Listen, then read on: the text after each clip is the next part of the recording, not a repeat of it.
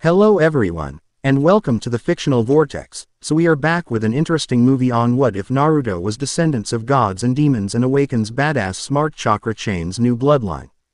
But before we start, I just want to remind you to please subscribe to my channel and hit the like button if you enjoy my content. Let's start the story. Chapter 1, Play Theater D, by Myth and Royd. It's been 13 years. 13 years since the dreaded Kyuubi incident that struck the village. The force of nature itself, the colossal nine-tailed fox regarded as a demon, struck a major blow to the village's military might as they suffered many casualties from it, but none hit them harder than the death of their strongest shinobi and Yondaime Hokage Namikaze Minato. But in its place the village might have gained something or someone far greater. And that something that was far greater was in the hands of one Shimura Danzo.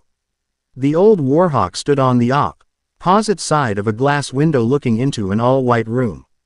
In the center of the room there was a pit filled with metal spikes, and dangling above it was a motionless figure completely hidden in a full body straight jacket, if not for the strands of golden locks that poked through the head wrappings. Two nondescript root shinobi entered into the white chamber, situating themselves on top of the spikes, fingering their tontos at the ready. Danzo nodded to the loyal shinobi before approaching the mic. "We will be starting test 123 of the container's advancement." The seconds ticked by as if the doctor ones were waiting for something to happen. Seeing that there was no change, they pointed their swords at the dangling individual. They were ordered to kill their target to the best of their ability, so that's the order they would carry out. Both leapt from the spikes they stood upon at a speed only a ninja could have, and held their swords to sever the figure where the midsection would be. Ey reached the figure almost instantly at that range. The moment their blades were within inches of the individual's body, it was like time slowed down as the figure's eyes snapped open through the bandages. Everything changed from what was expected by most at that moment. There was the sounds of various noises, screams, metal clashing, and finally crunching noise. All the while Danzo watched expressionless, though his eyes start to twitch, flinching when the window suddenly became coated in a spray of red from the bodily fluids of one of the unfortunate soldiers, or maybe even both of them. Another failure. Crash. One of the large metal spikes broke through the window and traveled to embed itself in the wall behind Danzo. "Danzo Ojasan, that's not very nice. You started another test while I was sleeping." The boy was sitting up on the side of the metal spike with his body still restrained except for his legs. The shocking detail would be those blue eyes of his that had a glow about them that betrayed the boy's innocent demeanor. The other shocking detail would be that not a speck of blood could be seen upon the boy's body, yet inside the room was a massacre that only took less than a minute to be created. "Uzumaki," Danzo uttered unreadably, while his other root agents just stood at attention while a few kept their eye on the boy. Uzumaki Naruto was the boy's name. He was 13 years old and had been working with Danzo since he was 7. The boy should have been a mindless weapon of his, but he was just too willful and unpredictable, along with the fact they had a certain agreement in place. 6 years ago. "Are you here to help me or hurt me like everyone else?" Danzo stood in front of a small boy who was dressed in nothing but rags and was holding a bloodied metal rod of sorts. He was covered in a few cuts and bruises along his arms and cheek, however one would say he came off lucky. There were a few civilians around him and a couple shinobi, and none were still breathing, some not even in one piece anymore. The boy looked tired and looked to have a wild look in his big yet exhausted blue eyes. The boy, despite the situation, gave off so much life that it was both eerie and inspiring. "I mean you no harm, boy. I simply wish to make you strong so that you need not fear what might happen in your lonely nights." The boy twitched and gained a look of hope for long enough for Danzo to catch. Long enough so that he could see it shift into a level of defensiveness as the boy's pupils turned into slits and his hair blew wildly. "I've been on my own long enough and betrayed enough to know when someone wants to use me." The ground under him started to shake and crack as small tremors were sent through them from the one hand he had flat to the ground. Danzo looked unperturbed despite being slightly unnerved by the boy and his overly aware response in general. "I won't, like, as it is indeed my intention to turn you into a weapon. The old man said that I should forgive everyone even after what they've done to me. Everyone has it out for me, and I feel like it has something to do with this." The boy pulled his shirt up and showed a seal show up on his stomach. Huff, it was fuzzy and flickered in and out like static, oddly enough. Danzo's eyes widened slightly at seeing the boy even away of the seal. The boy grinned widely at seeing the man surprised. I'm a kid, but I'm not stupid. You were on the old man's old team, right? You know what this seal is all about, don't you? Is that why you are here? You come at a moment when I'm weak to give me an off. You probably also waited till I should enough promise. Danzo started to discreetly pump chakra into his other eye in preparation. This boy was too smart for his own good. There was no way he would be able to harmlessly convince the child this time. The boy stood straight and pointed the rod dead at Danzo. Hold on, you don't have to use any jutsu on me, you haven't even heard my answer yet. Danzo almost visibly stumbled at getting called out. He could sense my use of chakra. If he was more knowledgeable, then he might have even been able to figure out that existence of my recently acquired Sharingan. What is it, boy? He pouted at Danzo's tone. My name is Uzumaki Naruto, not Boy Databeo. I'll become this village's weapon if on the deal that you explain what this thing on my stomach is and that you give me some kind of compensation, whether it's food or money, so I can live better. Danzo thought it over, believing it was simple enough, but frowned. That's a simple trade-off, but I can just as easily destroy your mind and make you a loyal drone of mine by force. Naruto looked downtrodden, hearing that before. His expression showed furious backbone as he looked back up at Danzo and stood strong, sliding into a more offensive posture. Fine then, just try to control me. I promise it won't be easy for you. I'm all alone, so I have nothing left to lose. If I can't even decide my future, I might as well die now. He snarled as his fangs sharpened. Danzo couldn't believe his eyes when an almost invisible doom of energy formed around Naruto and the traces of a chain made of chakra started to emerge out of his neck. This boy is like a caged animal, and he can even has the potential of the fabled chains of the Uzumaki apparently. Investing in this boy could definitely be a boon. Fair enough. Naruto blinked as he lost his threatening presence. I will give you a safe haven. But I will break you down and gauge your limits and break your body down, and if your mind breaks, you will be controlled by me. However, if you make it to graduation age, I will allow you to become a shinobi of the leaf. Of course you will continue to attend the academy to keep Sarutobi unaware. Naruto looked at him with his big blue eyes holding traces of hope, suspicion, and loneliness. Someone was willing to work with him. Deal. Of the numerous tests the boy passed all of them one way or another. The boy was a prodigy and even had a semi-passive bloodline that he believed was unique to him alone, along with the Uzumaki chakra chains. A Kekai Josho of a literally magnitude. The failure was on my part.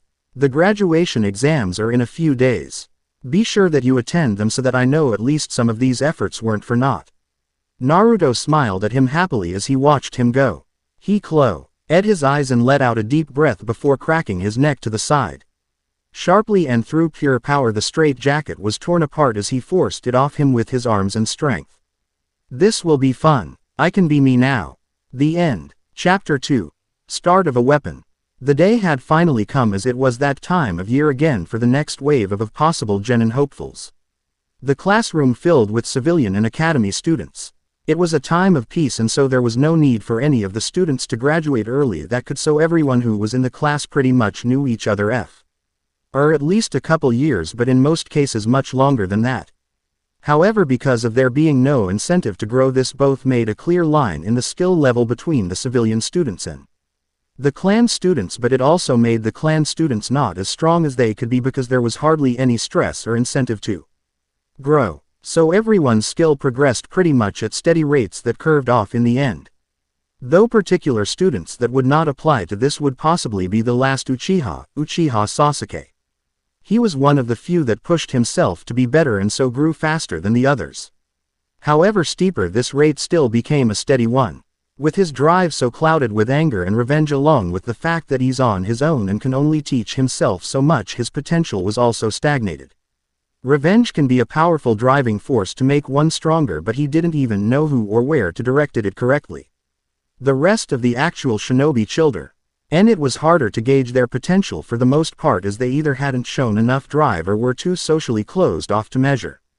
Some, however, were so socially open that it made them an eyesore. I'm sitting next to Sasuke-kun forehead. Ah, the blonde Yamanaka heir. She was a pretty one for sure and had a thing for fashion. However, though she was from a prominent clan and an heiress, he couldn't be discerned much from a civilian student outside of her clan techniques. She was just too distractible and had quite the mouth on her. One could only hope that will change. Move it Ino P. IG Sasuke is much better off being next to me than you. Sakura Haruno, a civilian of unimportance but rendered important because of her loud-ass voice and pink hair. The other students either watched or groaned in annoyance as the two went at it again. The sound of a stack of books hitting the desk echoed through the cloud as Iruka's eyebrow twitched in irritation. You two be quiet and sit down. They flinched in fear as Iruka's head grew to a comically large size for a second as if to emphasize his irritation. He looked around to see the classroom die done and nodded with a smile only to know Tyson other eyes or I mean student wasn't present. Has anyone seen Naruto? The door slid open as a figure walked in slowly. Sorry Iruka-sensei, I was running late but then I decided to just mock. A belated entrance like a common cliché in other fanfiction stories. A cliché in what? Wait Naruto. His eyes widened while most of those in the classroom did the same to varying degrees. They all knew the Naruto who wore the I'm special, one size 2. Small orange jumpsuit that with a few changes could easily resemble a onesie a baby would wear. The one in front of them was largely different, though still had a certain oddness about him personality. Wise appeared much more in control of what he was doing and aware. Some of the girls blushed as not only did he look good in his clothes but he actually looked a little older and a lot more attractive in general. Naruto. Yes, that's me. He closed his eyes and smiled as everyone bombarded him with questions. Why are you taller? I'm just standing straighter. Why is your face and voice a little more mature now? I'm going through puberty. Since when? Last night. Why is your hair like that? I finally washed it, but it's like several inches longer. I know, right? Naruto obliviously responded in a happy tone, causing several to grow frustrated. Seeing that they wasted enough time, Iruka coughed into his hand. All right Naruto, it's great to see you can perform the henge that saves time. Now please go to your seat so we can get through the rest of class. He tilted his head in confusion. But Iruka-sensei, this isn't a henge. He turned to the sides and a poof of smoke erupted before the old Naruto they were familiar with who was shorter was seen. My old appearance has been a henge for the past 6 months I guess. 6 months. They were all shocked and not all of them believed them. Iruka believed him but was dumbfounded as to how he didn't notice. Since I'm already here I can do the other jutsu tests as well.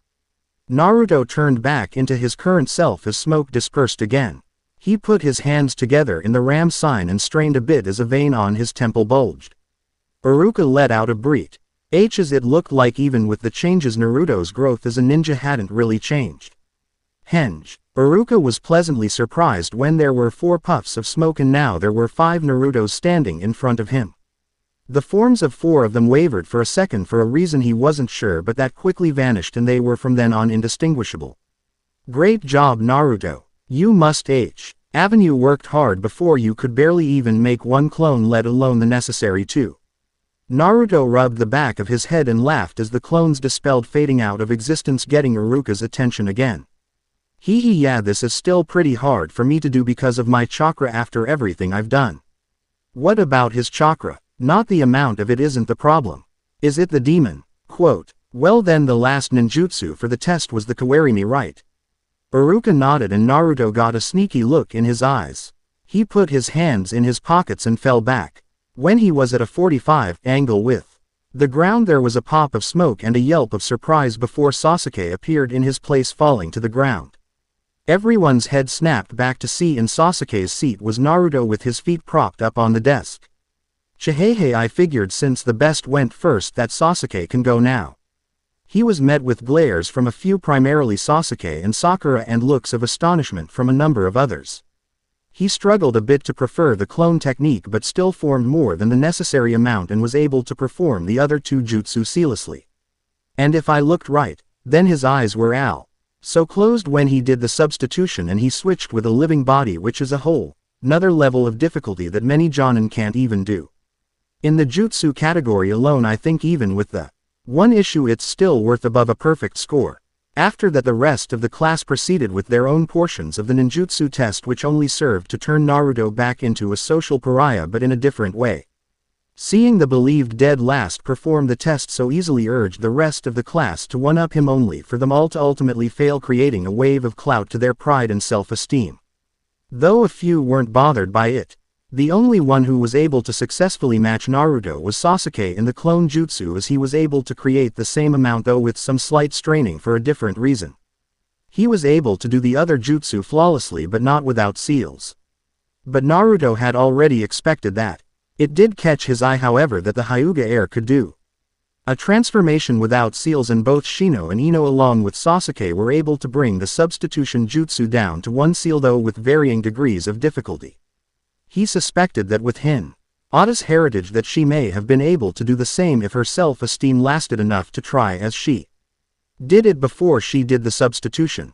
So really the only objects of potential strength he saw in the class overall were the Uchiha and the Hyuga for the specific category. Naruto held up his headband and let it dangle from his hand as he stared at it curiously, letting catch the light. Aston was a major upset to the rest of the class. They expected he would boast and brag about it too, but what further confused some of them was the fact that he just looked on in interest, as if it didn't really matter to him either way. His grades prior were almost completely trash. In fact, he was actually failing. His performance on the tests today were the complete opposite, however. He had a perfect score on the ninjutsu portion. He earned an above perfect score on the physical tests as well, and a high grade on the written tests. He also scored perfect on the projectile test, even though he somehow accidentally threw some of the kunai were flaws and rough marks throughout all that he did, but the things he succeeded in he far outpaced a majority of the rest of the class to where it didn't even matter.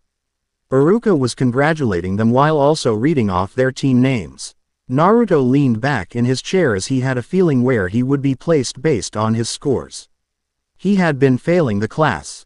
He only passed because of his performance in the test, so he was still the dead last. Team 7 will consist of Haruno Sakura, Uchiha Sasuke, and Uzumaki Naruto.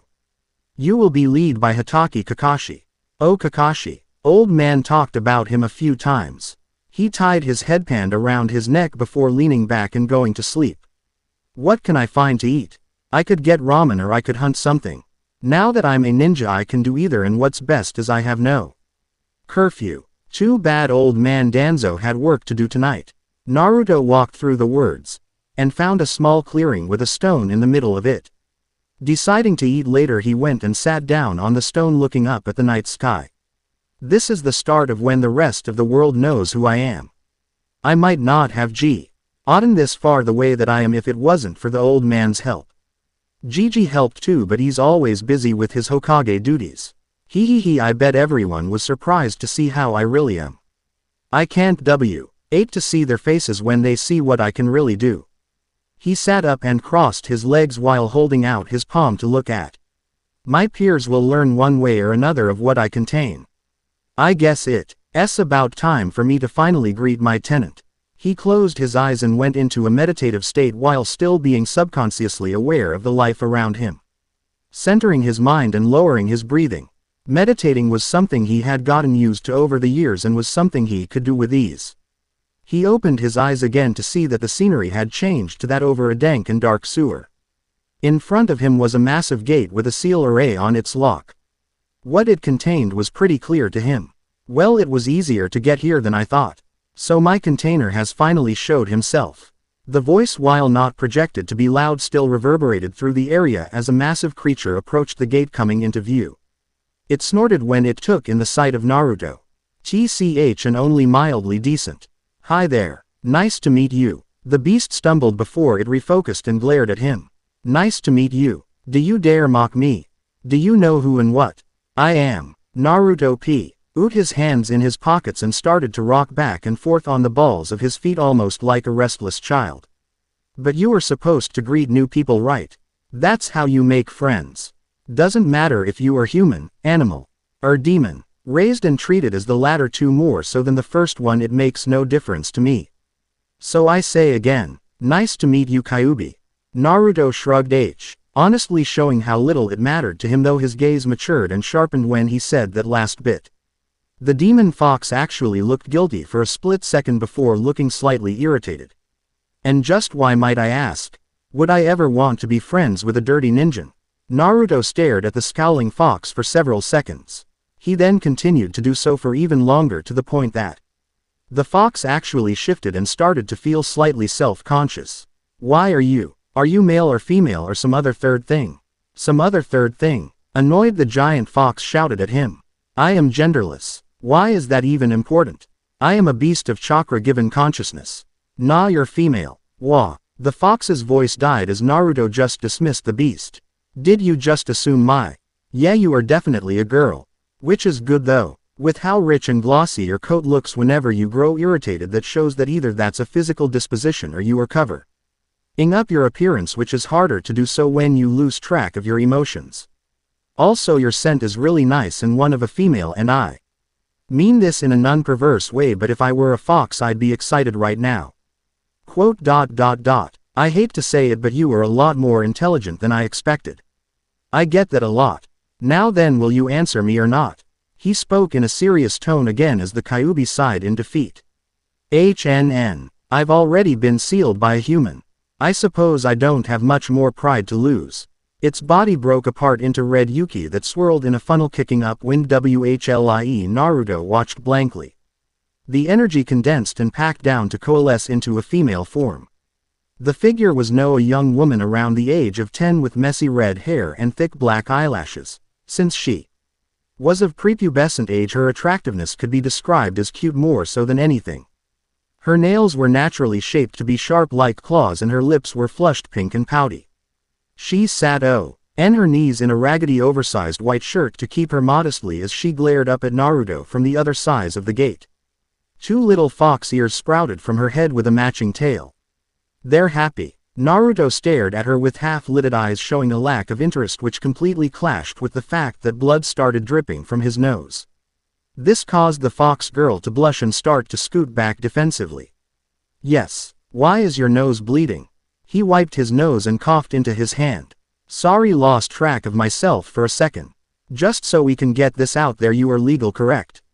Quote.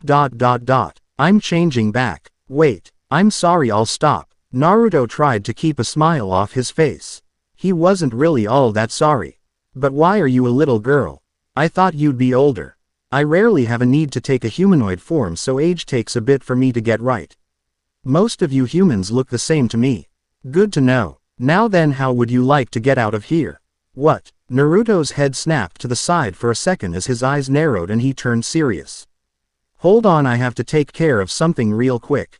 He vanished from the mindscape in a burst of wind, causing the small girl to cry out. Wait, you can't just say that then leave. Naruto opened his eyes as a figure jumped out of the trees to land in front of him. From their breathing he could tell they had been traveling a bit. Seeing the white-haired Chunin, Naruto looked on confused as they tried poorly to hide their contempt for him. Mizuki-sensei. I mean Uzumaki-san, what are you doing out here? I always wander the forests here. I feel at home in nature, especially since I never really felt at home anywhere else. Naruto answered with a degree of innocence. The answer filled Mizuki with a sick joy, while deep inside Naruto the fox stirred uncomfortably. So the demon brat really is all alone. As he should be. The perfect scapegoat. Hey Naruto-kun, congratulations for passing your test so spectacularly. I am here to award you with this scroll of jutsu.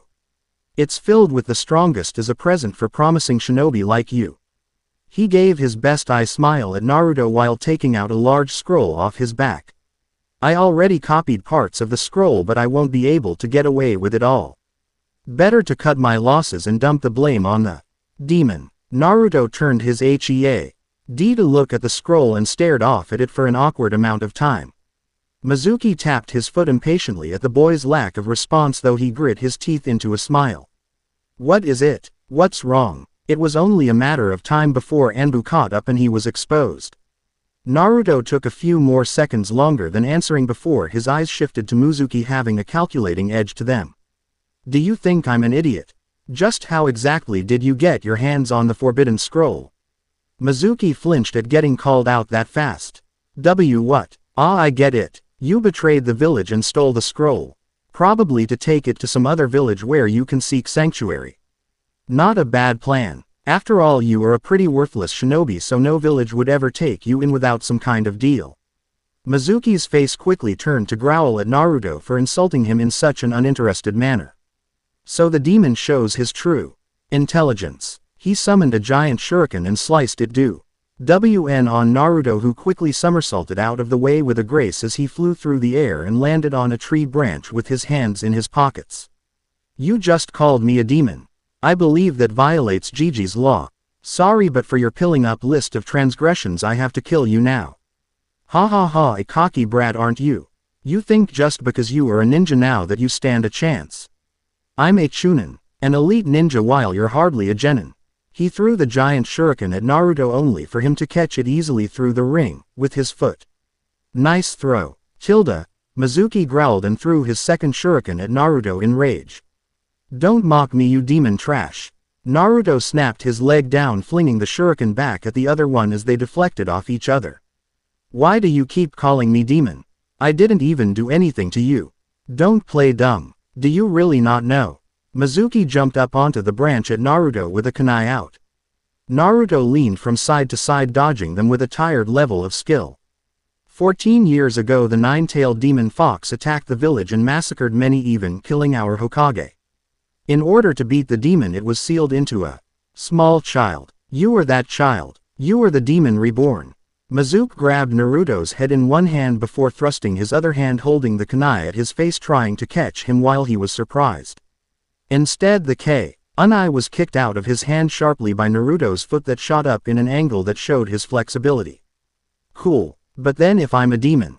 He snapped his leg out again, hitting Mizuki's arm and shattering his wrist, causing him to scream out in pain. Naruto's eyes slitted as his hand shot out his pocket and grabbed Mizuki around his neck, choking him. Naruto jumped up in the air before spinning and throwing Mizuki down to hit the ground in a cloud of dust. The man coughed before he vomited blood when Naruto dropped from the air and drove a knee into his ribcage with enough force to break the bones and crack the ground beneath him. If I'm a demon, then how could trash like you ever even stand to me, let alone be worth fighting? Gargling in his own blood, Mizuki spat at Naruto. Why, you monster? Naruto's head tilted as his face shadowed and all that could be seen was two glowing slitted pupils baring down on him. A monster? You might not be far off with that one. Naruto grabbed a hold of Mizuki's shirt and threw him smacking against the base of a tree. He tried to raise his guard, but fear overtook him as he heard a buzzing in his ear. Naruto slid across the ground at him at high speed, instantly on him in that short distance with his arm held out. Come back to life when you're worthy of killing. Naruto's hand zipped at Mizuki, and from a distance there was a small flash and an echo of a booming noise. So this is the Forbidden Scroll. Naruto held it in his hands now and looked it over. A few seconds later he tossed it carelessly behind him. I don't need it. As if they were waiting right there, the scroll was suddenly caught out of the air as a small squad of Anbu showed up. Naruto turned to them and waved happily. Good, you're here. You guys can take care of this then. Naruto walked past them as they felt the urge to shiver. The battle zone before them resembled the brutal murder of a man by some rampaging beast. The lower half of Mizuki's body was still resting against the tree trunk. The upper half of his body along with the rest of the tree was blown clean away to scatter the grounds behind it. Naruto-kun, you were this strong. Sarutobi's eyes air widened in shock as he stared at Naruto through the viewing orb. Oh, believe me when I say, Hiruzen, that the boy is a near invaluable asset. Sarutobi wheeled in his seat at Danzo's arrival as he glared at his old rival. Danzo, are you responsible for this? I knew I would regret not shutting down your operations. I swear if you have harmed the boy that I assure you that I have done nothing to the boy other than give him occasional protection and a place to grow, which is more than what you gave him. A confident weapon is way more useful than an unhealthy, socially broken one. Danzo snorted, and Hiruzen actually flinched in guilt. Naruto-kun may not be broken, but he didn't seem all that sound mentally either. He decided not to ask Danzo about that for now. I will let this slide on. Lee, because this benefited Naruto-kun, but don't think I won't be keeping an eye on you so that you don't brainwash the young boy. It is not as if I have not already tried, but the boy seems immune to such things. Danzo nodded his head with an unreadable expression. Of course. The boy after all is this village's future, and nothing is more important than securing this village's future, which brings me on to another matter we must discuss. She blushed a little and couldn't make eye contact while Naruto's mouth watered before he caught himself quickly and grinned. Are you trying to bribe me into because I have to say you're a natural? Naruto gave her a thumbs up while she growled at him, trying to pull her shirt down, which was now too small and so hugged her chest and had trouble covering her delicates. No, I'm just adjusting. And I rarely have a need for clothes, so I'm not used to making them. Ah, okay. Naruto nodded as he looked around at the now dry dungeon that she was in.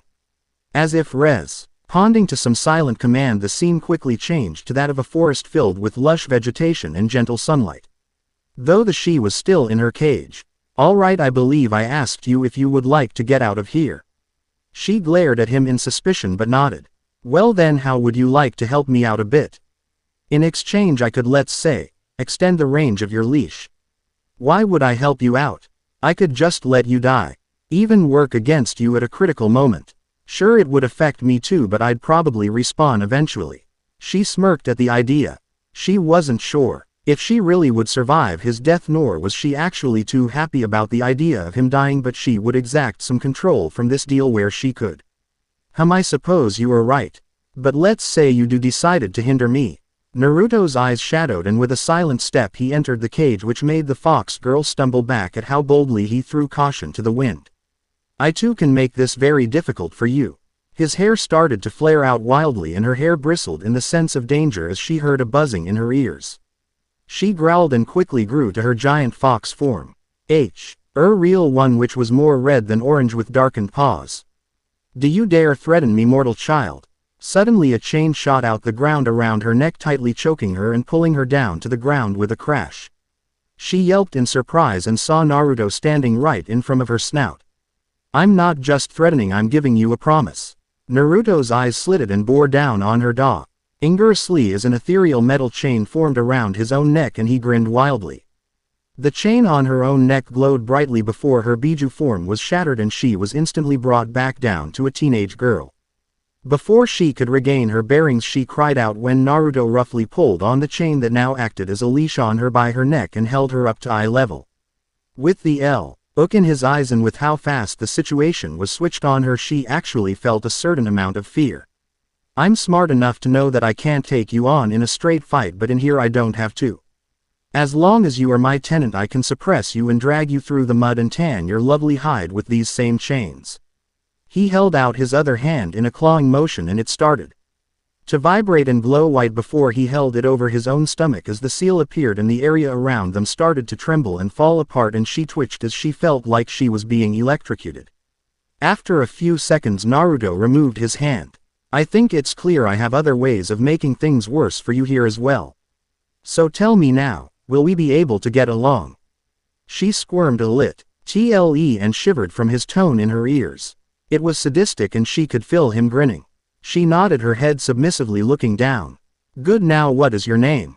Kuromi. Dark beauty. Cute name. Akami seems like it would make more sense though, but I like it anyway. He let go of Kuromi, who now loose stood a little shakily fingering the chain collar and looking nervous. He smiled brightly, dismissing the previous tension. Now then, I ask one more time, would you like to get out of here? She bowed slightly and was a lot more agreeable this time. Why yes. What would you ask of me? She felt disgusted with herself for her weakness, but at the same time she somehow for some reason enjoyed how her container actually had the balls to manhandle her like that. All I ask is that you be someone I can talk to. Her eyes widened and she looked up at him to see if he was joking. He gave her an eye smile as he rubbed the back of his head. I don't really have friends and you are the closest person to me, and you probably know quite a bit about me already. I don't care if you dislike me as long as you don't act against me. I'd like to at least be friends, but if you don't want to, then that's fine as long as I can still talk to you. He genuinely just wanted to interact with her. She would get a degree of freedom, and the only catch was to help him and be his friend, which she supposed might benefit her too. Seeing her think it over while she subconsciously rubbed her neck made him drop the chain and look apologetic. Anyo, sorry, I went a little overboard there. She looked at him oddly. Or a moment before she started to laugh softly into her hand.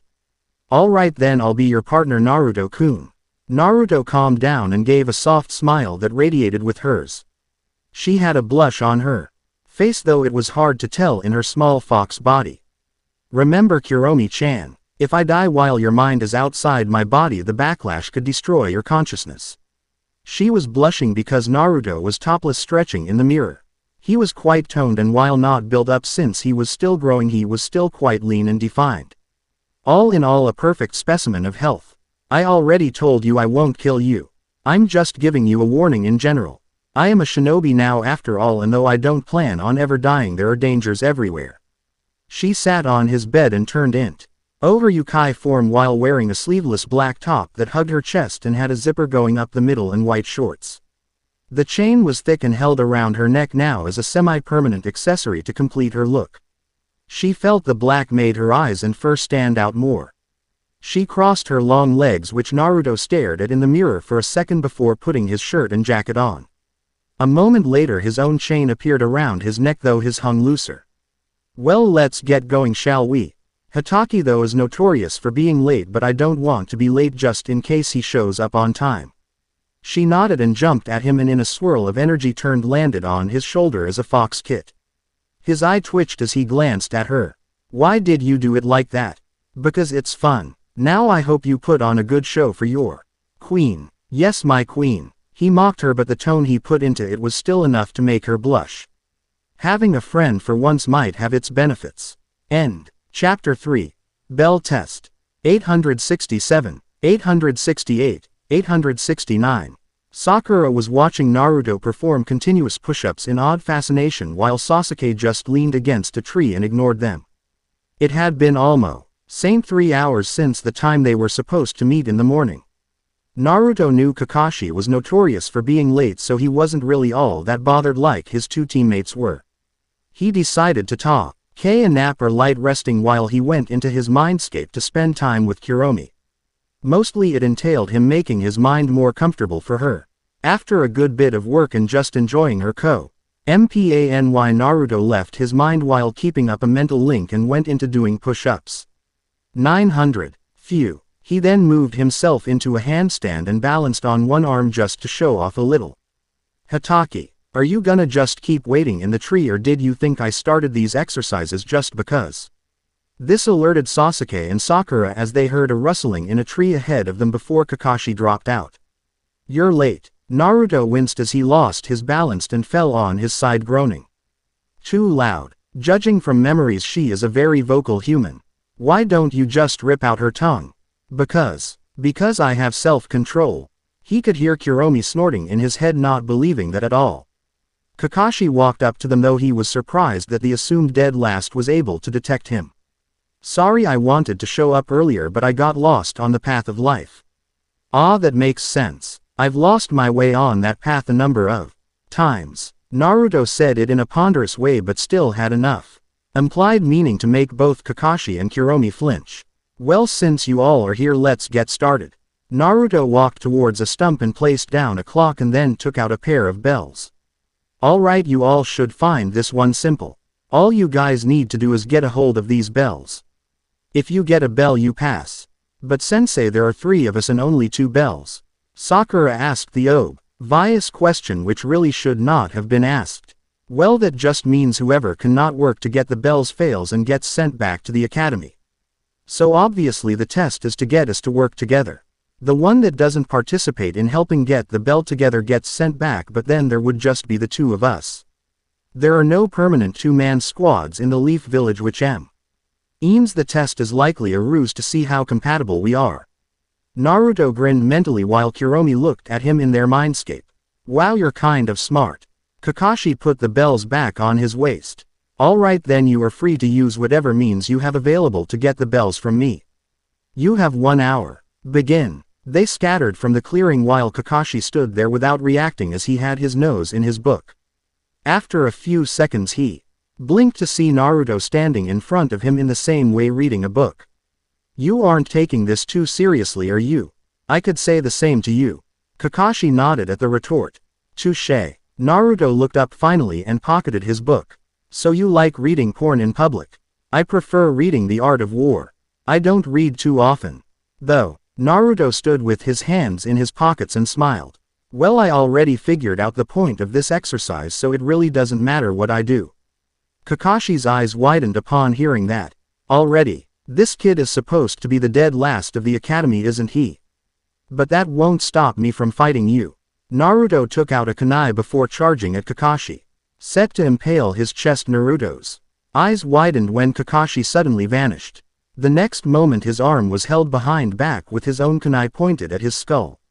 It's not very wise to charge head-on at a shinobi like that who far exceeds your own skill level. Kakashi droned out in boredom.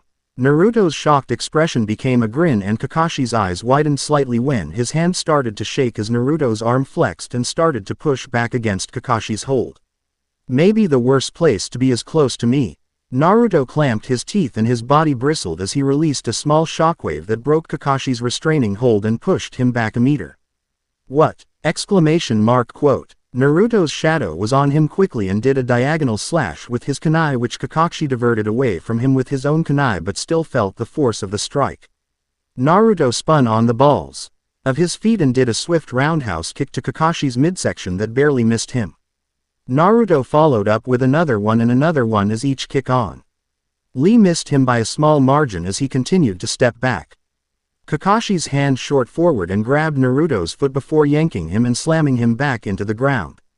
Naruto's hands shot out as he caught himself into a handstand. Kakashi stabbed straight down at Naruto with a kunai in hand. A moment later everyone's eyes widened in shock as Kakashi's body started to fall back when the kunai was now seen embedded in his forehead through his headband. From up in the trees Sakura and Sasuke's eyes were wide as it went like a blur to them. What? I didn't even see him move. Akashi poofed to show a stabbed log instead. Naruto stood up on his feet with his face shadowed and they noted the air about him seemed different as if the zone around him was filled with danger. Naruto's head turned discreetly as he searched for Kakashi. Left, right, behind, above.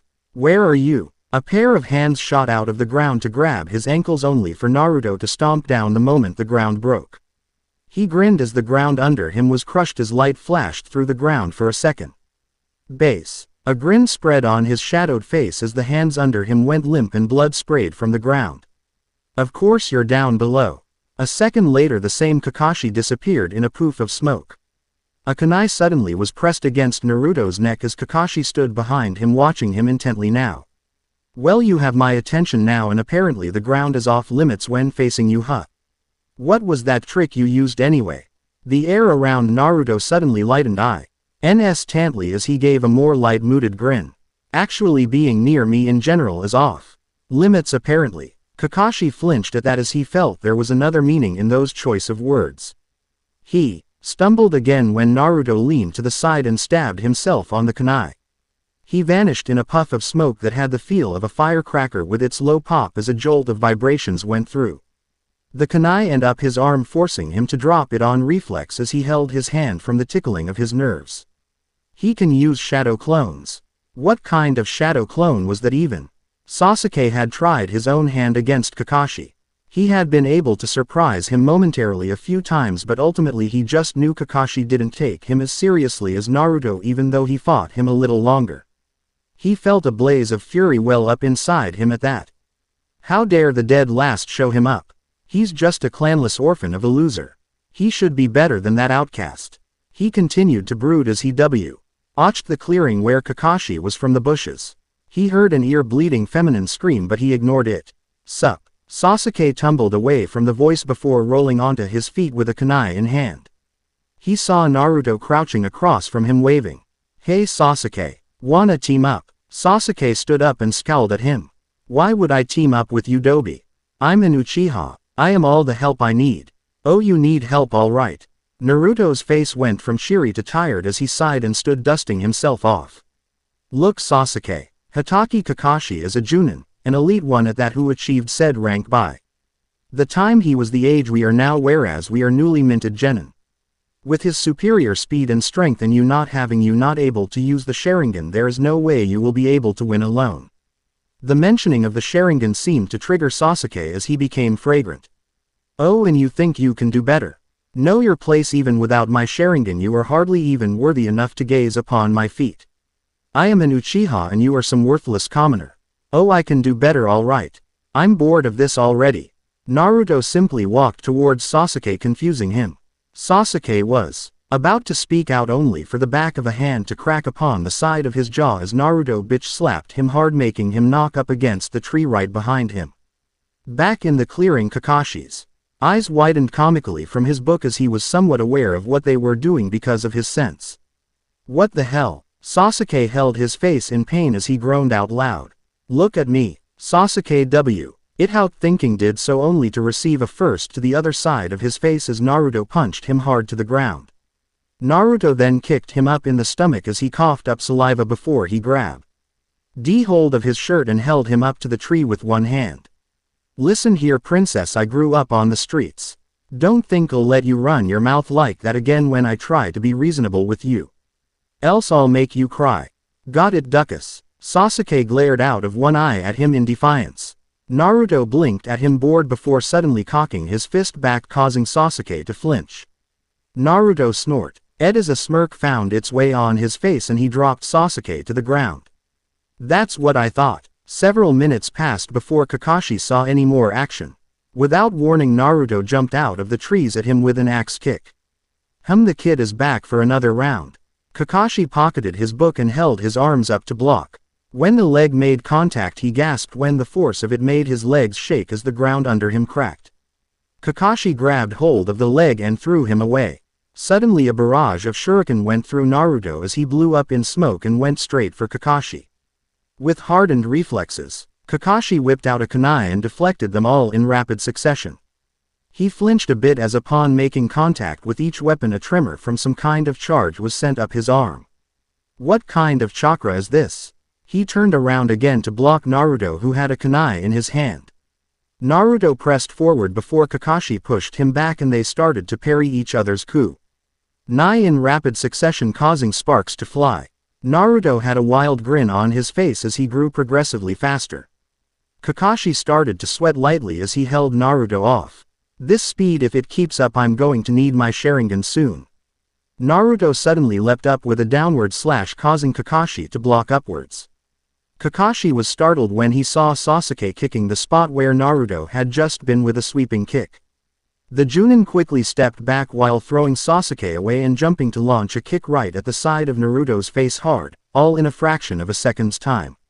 Sasuke rolled onto his feet while Naruto was sailing through the air away. Naruto twisted mid-air and touched the ground with his hands, performing a series of back handsprings. Naruto's fingers dug into the ground, leaving claw marks as he skidded back before dashing full speed at Kakashi, blurring enough to surprise him again. Naruto somersaulted forward with a double stomp at Kakashi's arms as he guarded, causing him to skid back a meter. You are very light and quick on your feet for a genin. Naruto's canines gleamed as he grinned widely as a trail of blood dripped from the corner of his mouth, showing. Gee, that Kakashi's kick did in fact connect. Thanks. Been a while since someone scored a solid hit on me like that.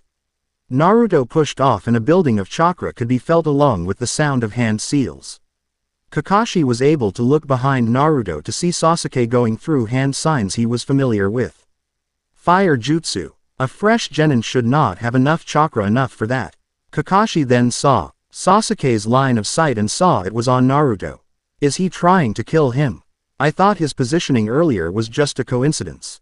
His peripheral vision detected movement as his eyes shifted back to Naruto, only to be surprised once again upon seeing him mimicking Sasuke's hand seals a split second after him. Is he copying Sasuke's jutsu? But that's a Sharingan ability. He looked into Naruto's eyes, which gleamed with mischievous, and while his pupils were a bit narrowed his eyes were otherwise unchanged. No, it's not the Sharingan, nor is he even facing Sasuke. Is he using the same seals simply by chance? Fire style. Fireball jutsu. A giant ball of fire spewed from Sasuke's mouth towards them, head straight for Naruto's back. Right when it was about to hit Naruto, he jumped over Kakashi in a flip as he finished his hand signs. Kakashi ducked under the fireball as it went up ahead behind him where Naruto Right when it was a meter from Naruto, his cheeks bulged before he let loose an instant shockwave from his mouth. Defying logic, the size of it was equal to the size of Sasuke's fireball, and the pressurized ball of vibrations had the effect of being augmented by Sasuke's fire.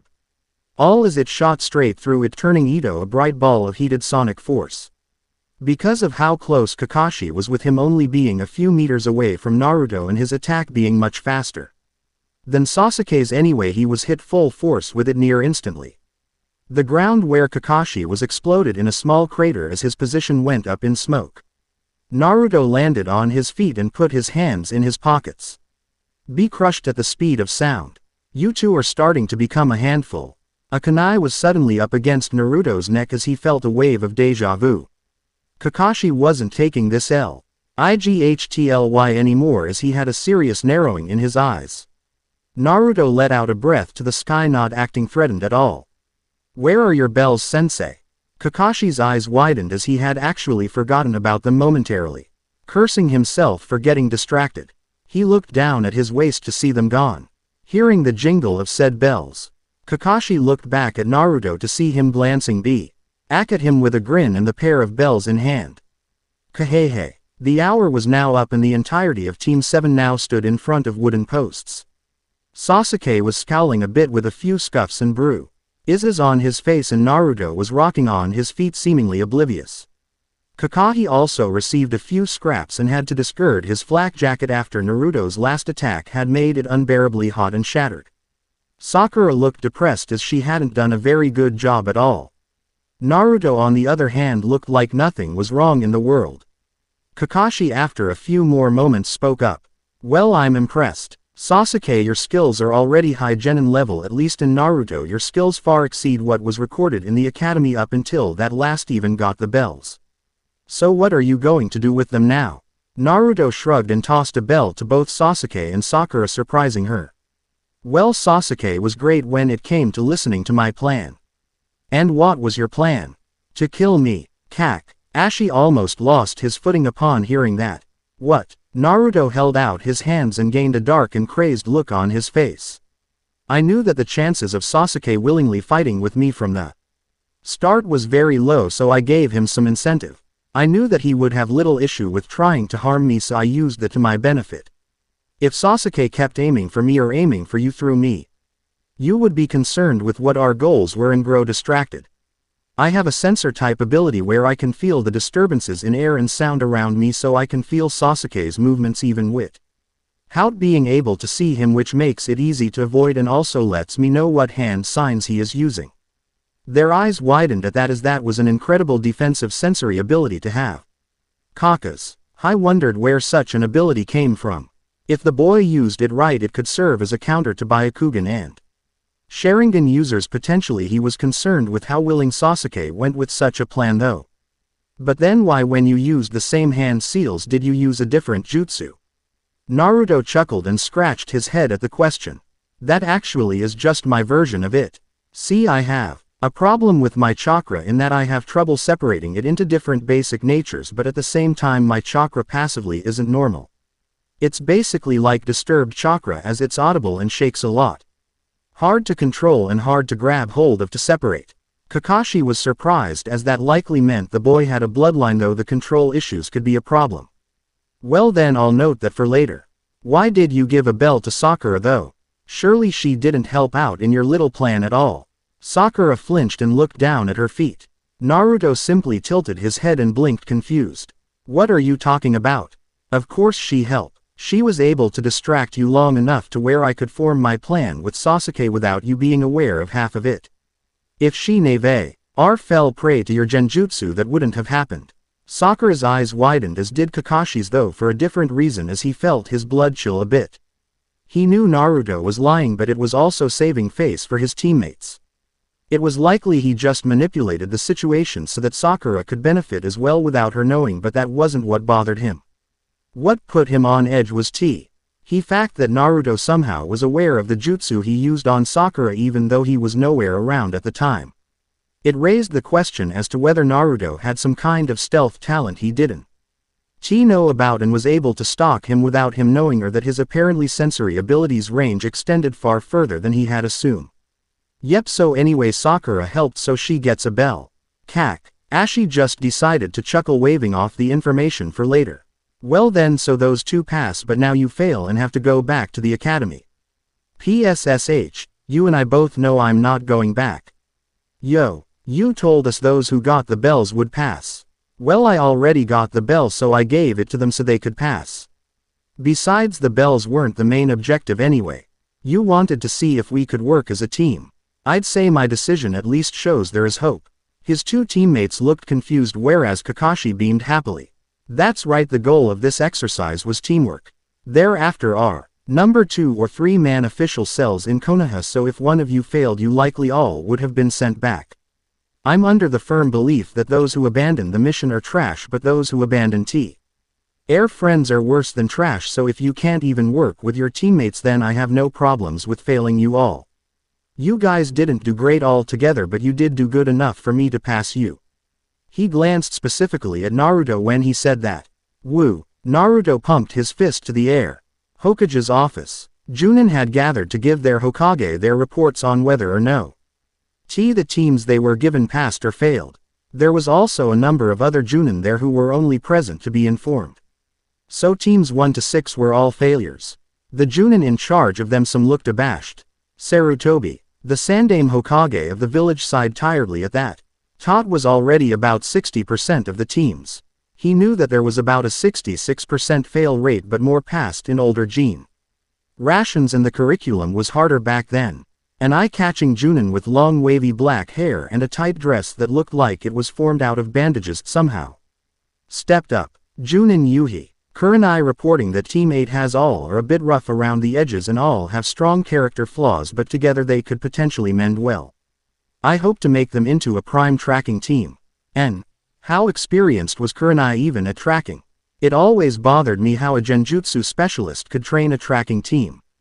A man a few years older with a scruffy beard and a lit cigarette stepped up to the side of her. Chunin Sarutobi Asuma. Team 10 passed. Ino is a bit bossy, but otherwise I didn't have any big problems out of my team. Sarutobi nodded at his son with a smile. So it's Sue. NDS, like we might have 2 promising teams at least, hopefully. Team 9 is still in circulation. Hopefully Kakashi can be here soon with his own report. TCH, probably another failure. I kind of feel bad for whatever team he was given. Asuma took a drag of his cigarette, getting a glare from Kurenai. Many Chunin in the room sighed in agreement. Kakashi was notorious for being too hard on genin hopefuls. Danzo, who was standing to the side of Sarutobi, which put many of them on edge, but seeing their Hokage not bothered by it didn't say anything, kept silent. The door just then opened to see Kakashi walk in without his flak jacket and his clothes frayed. The hell happened to you? Asuma blinked when Kakashi came to stand up to the side of him. Kakashi simply turned his head at him tiredly before giving an eye smile and directing his attention back to their Hokage, who looked at him in interest. Hitaki Kakashi reporting in. Team 7 has some real issues. Sakura is weak, and despite her high grade in the academy on tests, it shows that being book smart does not translate to talent as a shinobi or kunoichi, and she's a fangirl. That last word bothered Kurenai. Then there is the Uchiha, Sasuke.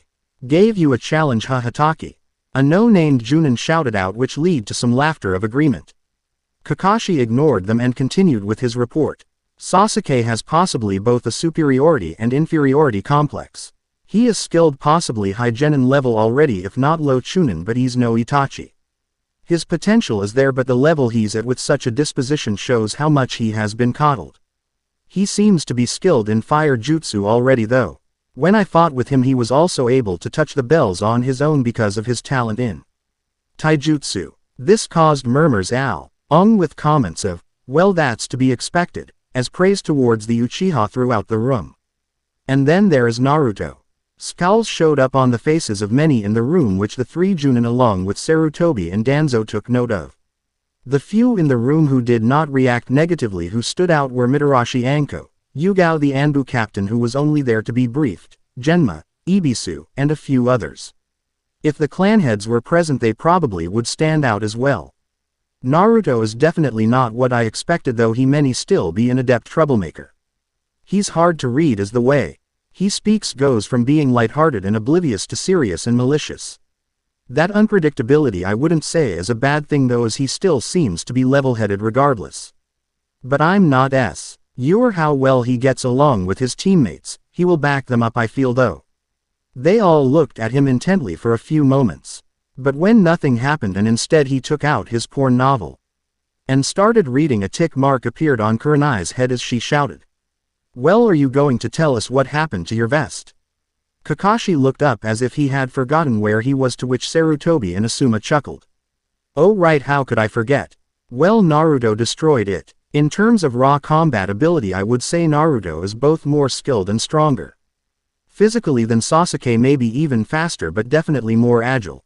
He was able to hit me with a booby-trapped shadow clone of some sort, which he apparently can also pull off easily, and could exchange in a kunai duel with me at IGH speed to the point I almost need to use my Sharingan. The boy also has some sort of sixth sense. When I tried to get him from underground, he simply stomped and the ground under him impacted and cratered. It was a good thing I used a shadow clone for that." Everyone's eyes widened hearing that. The dead last was actually skilled. He was even able to get Sasuke to work with him to help get the bells from me. Though how he did it was basically physically beating Sasuke into submission via repeated punches to the body and face, I believe. People didn't know how to react to that, as that was just so unexpected. Anko and Asuma, however, just started laughing to themselves. Well, he and Sasuke fought me. Naruto showed a recklessness for his own life as he basically told Sasuke to do what he cool D against me, even if that meant going through him.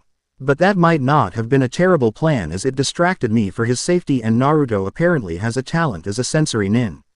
He apparently has an ability to feel all the vibrations and movement in air around him to avoid danger. Also, the boy may have a special ability or maybe even a bloodline, because with the uniqueness of his jutsu along with the sensory ability I mentioned, it all seems to be related to sound, possibly more. What happened to my vest was basically the result of Naruto expelling a shockwave from his mouth at almost point blank range that was enhanced by a fireball jutsu. Its speed was very fast and destroyed my vest and could have injured me a great deal. Its range probably isn't great, and it appears to have some defensive applications, because earlier in the fight when I tried to land a kunai on him, he somehow instantly reflected it back at me with an almost imperceptible but instinctive pulse that sent the kunai back at my skull. Once again, it was a good thing that I could substitute on reflex. Sarutobi resisted the urge to look back at Danzo as he could feel a wave of indifferent smugness on his back. So Danzo was right about Naruto-kun being more than he appeared. I have to make sure he didn't sink his claws in him though. Well, that was pretty easy. Naruto laid on his bed as he played with ninja wire between his fingers. Kuromi was sitting at his desk in front of a mirror in the room combing her hair. "I guess you performed well. Compared to the other two children, you definitely seemed to stand apart from him." He held the wires loose in one hand and ran his hand over them with his other hand, and through some unseen force they began to grow erect and rigid like needles. "Yeah, well, Suk was thought to be the best in the class and they all thought I was the worst. Even if I might not be stronger than Kakashi when he uses his Sharingan, I still did good enough. But all I need is an opponent to get too close to me and I might be able to win one way or another, regardless how strong they are, except maybe Akages and elites. Well, not much of the test really mattered to me. I liked when you beat up the Uchiha though." He could feel her grinning as her tail wagged behind her. "Yeah, I bet you did." He threw the wires in his hand straight up to watch them embed themselves in the ceiling before going lax a few seconds later. He turned his side to look over at Kuromi and blinked. "What are you doing?" Her fur bristled before she looked back at him in frustration with several combs stuck in her hair. "I'm trying. Do you want some help?" She didn't verbally answer, but her silence was enough for him. He had her sit at the foot of the bed as he held a comb in one hectare and ran his fingers through her hair with the other. There was a large amount of static and his hand vibrated lightly as it went through her hair with a dull hum. "Your hair really is beautiful and glossy." She blushed at the praise but just pointed her nose up and huffed. "Well, would you expect anything less from the queen of the Biju? Hard to believe that despite its appearance it's so matted. Like the only thing you've ever used to comb it was your tongue." That sent her crashing down as her ears drooped and she glared at him with teary eyes and a blush from embarrassment. I don't NK, those are things you should say to a woman. I've always been in my Biju form, so I don't have much experience grooming myself in this form, okay? She stopped yelling when Naruto smiled while putting a hand on her head and started stroking her. There, it's okay. Her tail wagged from the feeling as she tried to keep her glare as he body felt weak. Saint, stop it. Let me spoil you at least this much. She sighed in defeat, as it wasn't that she didn't like it. It was more an issue of pride than anything. If no one could see them, though, she supposed she would allow it. She would ask him later how he was detangling her fur and hair so easily, though.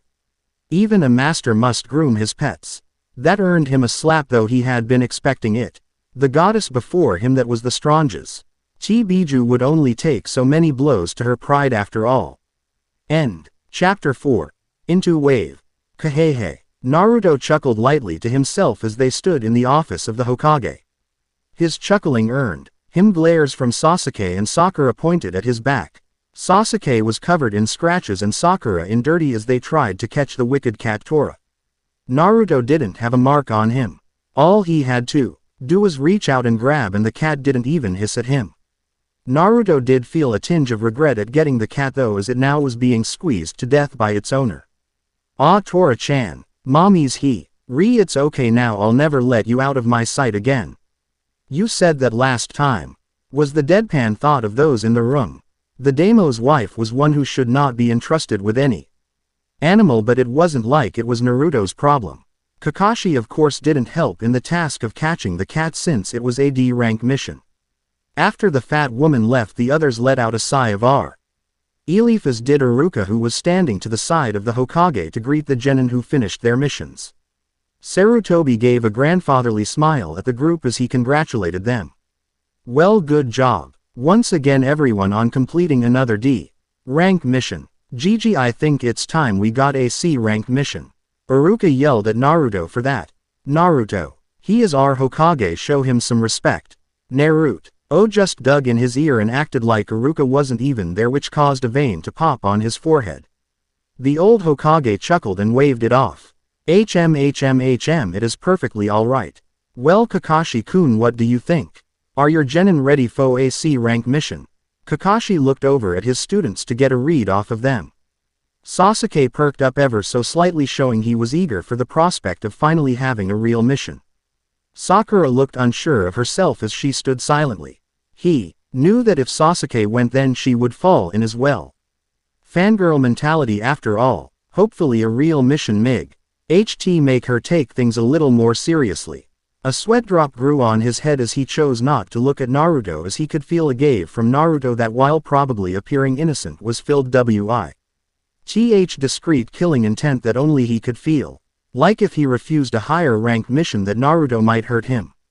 He had no major reason to not take a high mission with his team anyway. My little genin are more than ready for a C rank. Hey, well, if Naruto-kun thinks he can handle a C rank, then let's get him one. Bring in our guest. The Hokage directed his gaze to an Anbu by the door, who nodded his head.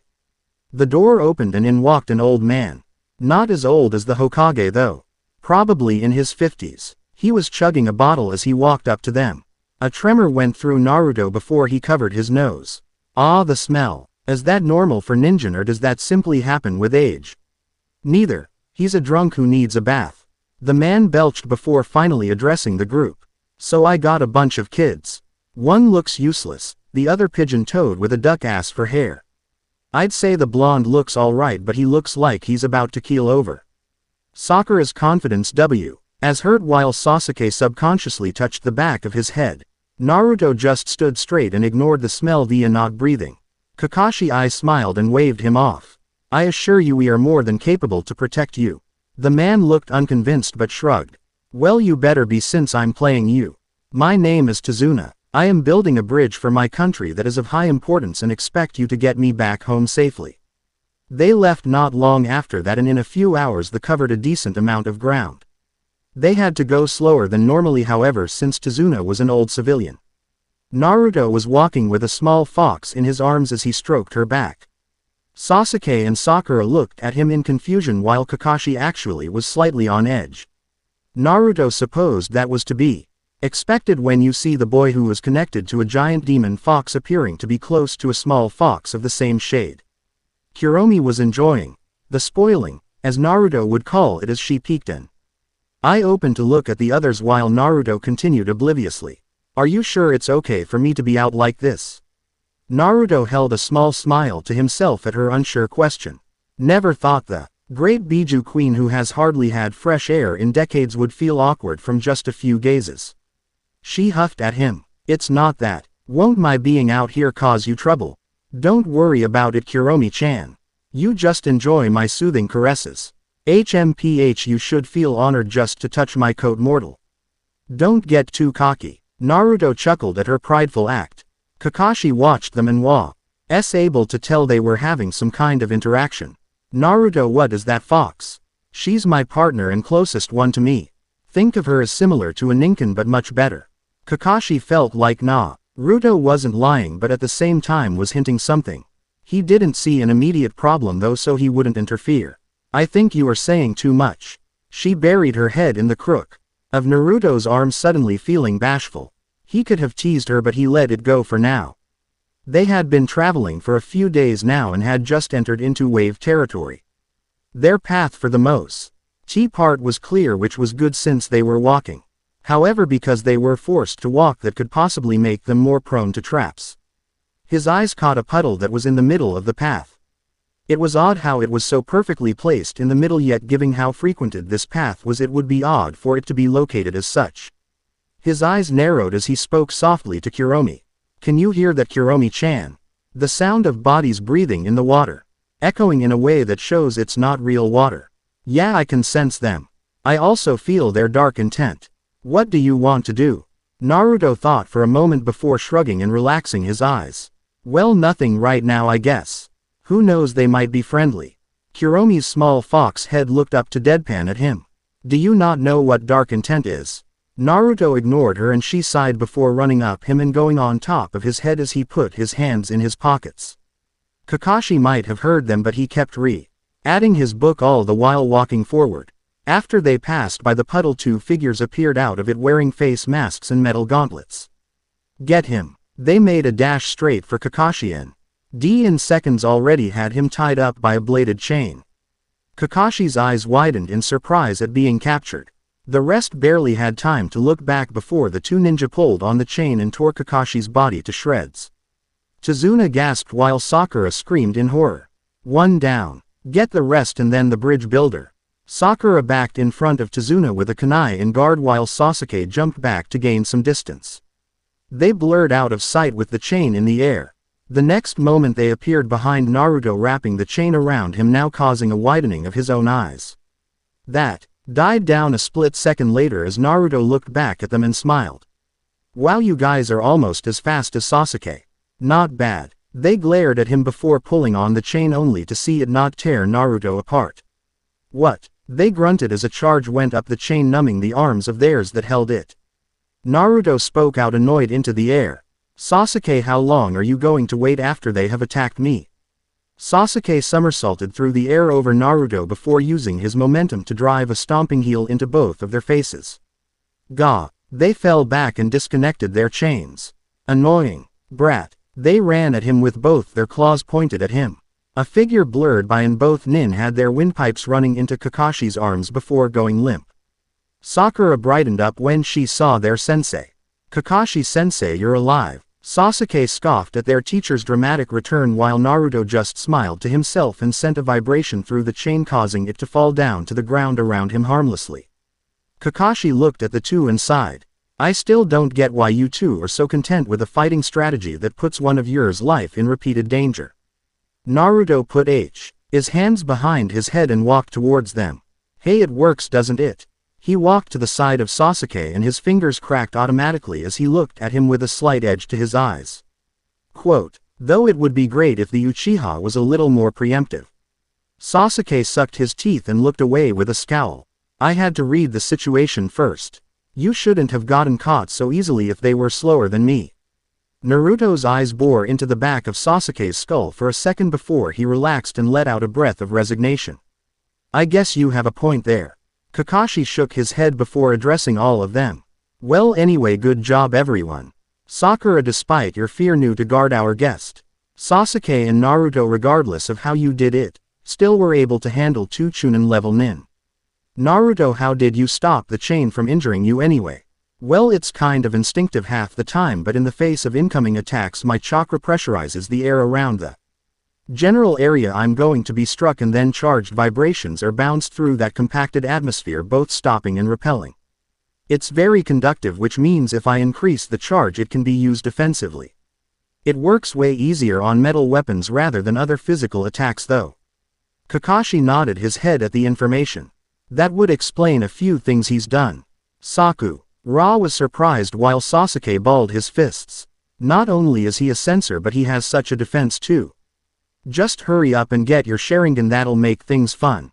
Naruto smiled, catching Sasuke's thoughts, which widened when Sasuke kept ignoring him. Kuromi finally moved off his head to bite his ear, causing him to yelp. Kuromi, what's wrong? That was boring and I hate Uchiha, so that was your punishment for encouraging him. But he's my teammate. And Kakashi was just confused as he watched them, as he only understood what Naruto was saying and not the fox. He turned towards Tazuna. Ho looked nervous and spoke in a serious tone. Tazuna, those 2 were Chunin from the Mist Village, the demon brothers. Kuromi scoffed at such a name, causing Naruto to snicker at her. They knew you were the bridge builder and aimed to target you. We believed that this was a simple escort mission and maybe we would have to protect you from a few bandits. The fact that there are actual ninja after you could potentially elevate the rank of this mission and put my team at risk. Tazuna sweated at being caught before just coming out and telling them the problem. He told them about Gato and his 2WN and how resources were scarce and those that they had were being drained. Well, this is definitely a B rank mission now at least. Kakashi stroked his chin, thinking about what the course of action should be. I say we keep going. This is my first mission outside of the mission. I won't be too happy to have it go on record that my first real mission ended in retreat. Naruto shrugged. Well, that's how you feel, but what about the others? Kakashi looked at his other 2 genin to see their responses. Sasuke nodded as well in agreement. As much as I hate to admit it, I agree with the Dobi. An Uchiha can't afford to have such a mark on my record either, so I say let's continue. Sakura was the only one who looked unsure of herself but agreed because everyone, mainly Sasuke, did. Kakashi clapped his hands. Well, I guess today is your lucky day, Tazuna. They had gotten much further into wave after riding a boat to where the landscape had gradually changed. Now the air was more humid and a thin mist started to build. Naruto started to become slightly jittery, which made Kuromi look at him in concern and gain Kakashi's attention. Naruto, what's wrong? Just not used to this. His eyes darted around as the mist slowly thickened. I've gotten used to my 6th sense and the environment I use it in. You know how I sense through air and vibrations. Well, sound is basically vibrations moving through the air to be perceived by the ear. Sound moves 4 to 6 times fast through liquid. The air here is a much higher water content than back in the land of fire. My sense expands out similar to a sphere from my body. It's still going out normally, but where it hits the moisture in those areas my sense speeds up and expands. It causes it to fizzle about like static and is kind of dizzying. And what makes it worse is the mist is getting thicker, which will make it harder to wait. This mist feels thicker than normal water particles. This is someone's chakra. Kakashi's eyes widened and ere the end of that, and as Naruto finished, a whirling noise came at them. Everyone get down. They all dove down with Kakashi tackling Tazuna. Naruto ducked down in a crouch as a giant sword flew across above him where his head had been. It went on to embed itself in a tree in front of them as a tall man appeared standing on its hilt. Kakashi stood up, as did the others, as he locked eyes with the shinobi. So now we have to deal with Rogue Mist Nin Momoichi Zabuza. Naruto stood up with his arms drooping as he sweated lightly with a grin on his face. So he's a rogue nin, huh? That means if he's killed by us there will be minimal to no political fallout with the village he is native to. Well, yes, but ho ho ho. So even the great copycat Kakashi knows of me. That kid of yours has some spun. Ki give him that, but he looks like he's about to pass out. Kakashi glanced back at Naruto to see him sweating with a slight quiver. Shit, what's going on? Everyone just stay back and protect the bridge builder. I'll handle this, but I'll have to use my Sharingan. He lifted up his headband showing the red eye. Sakura's eyes widened in surprise while Sasuke was shocked. Why does he have that eye? Oh, I get the Sharingan right off the back. I guess this means you won't just give up the bridge builder and be done with it. Sorry, but no can do. Kakashi took out a kunai and tightened it in his grip. Though his lower face was covered in bandages, they could feel Zabuza smirk. Well, looks like I can get some more enjoyment out of this then before I kill you all. Zabuza pulled the sword out of the tree before vanishing from sight. Hidden mist jutsu. As the voice intoned, the mist around them thickened rapidly until they had near zero visibility. Pretty soon the mist made it so they couldn't even see Kakashi, who was a few meters in front of them. Tazuna was fearing for his life as the genin guarded him. Sasuke's eyes darted around trying to spot any danger. Sakura had worry present in her voice upon feeling the unease. Who is this guy? There are 8 points. A chill went down their spine upon hearing Zabuza's voice. Naruto shook slightly as a cold sweat covered him. He's an A-rank jonin. Larynx, spine, lungs, liver, jugular, subclavian artery, kidneys, heart. All ways to kill you. He specializes in both assassination and the execution of multiple targets and is a master of the silent killing technique. Shit, the thickening mist is oversensitizing my sensory abilities.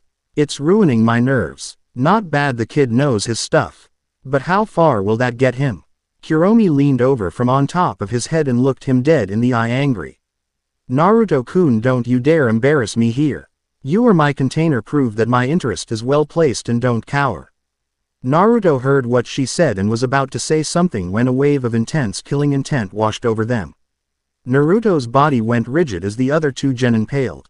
The lack of sound made worse when Zabuza suddenly appeared in the middle of them and all they heard was his voice. Getting distracted in the middle of a battle will cost you your life. Moving automatically, Naruto pushed Tazuna back and kicked Sakura and Sasuke away. A split second later, Zabuza's giant blade tore through his midsection and bisected him. No! Kakashi cried out, not getting there fast enough, not having anticipated Naruto moving like that. Before the body could fall, it destabilized and in a burst let loose a pulse of vibrations and an electric charge that hit Zabuza's blade and went up through his arm. What? Zabuza's arms were stunned to the muscle as his blade shook in his hands with the sword out mid-swing. Before Kuromi in her small fox form could fall to the ground, a hand reached out and grabbed her around the scruff of her neck before she was pulled back and turned face to face with Naruto again.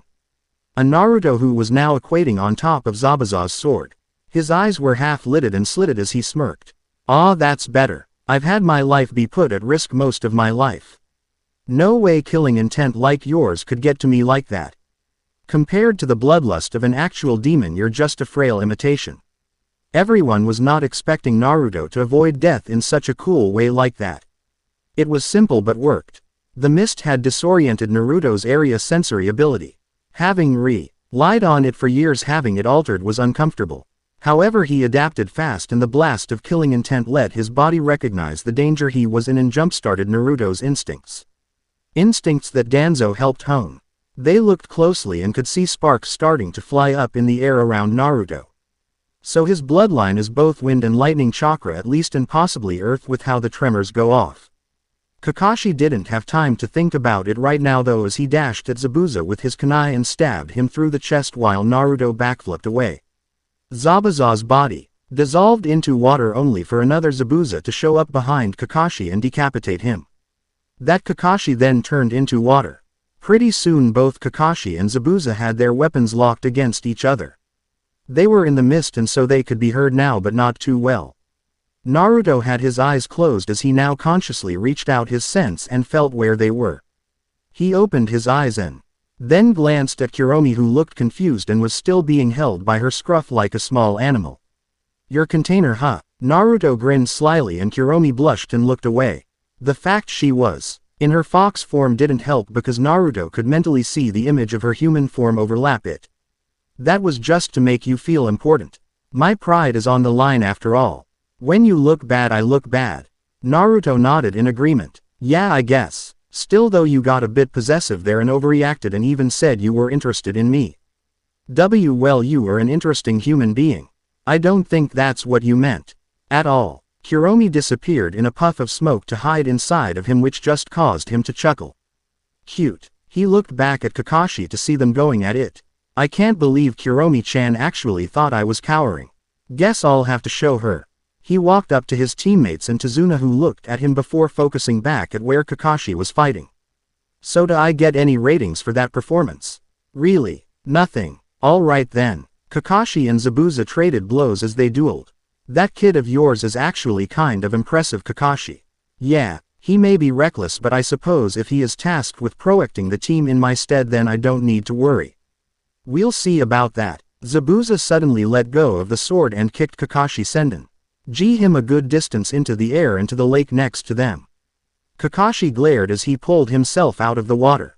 Damn it, he surprised me. Why is this water so dense? Because it's a trap, dumbass.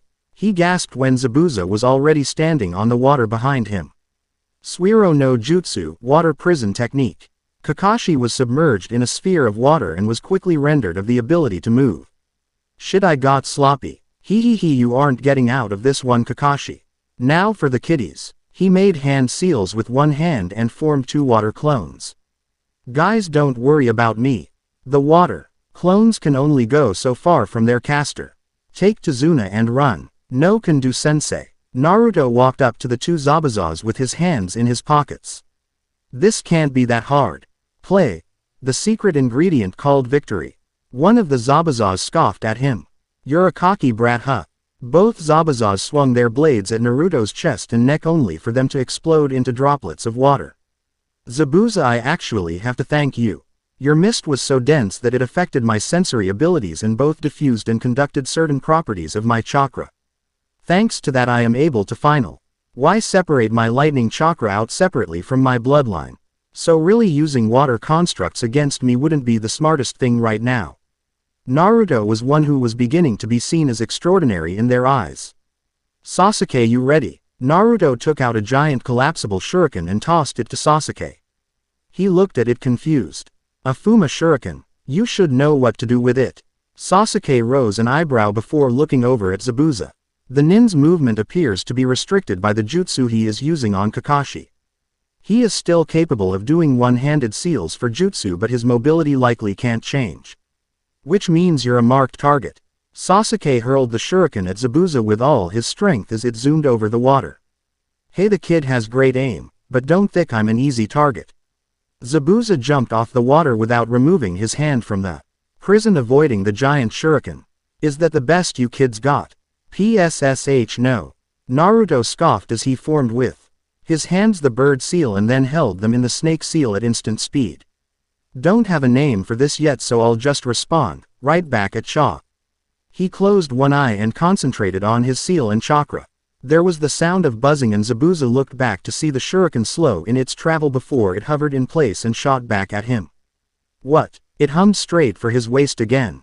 Zabuza backflipped in place without ever removing his hand as it was skillfully dodged. The same childish trick won't work again. Naruto let go of his seals as he stood straight up and with one H.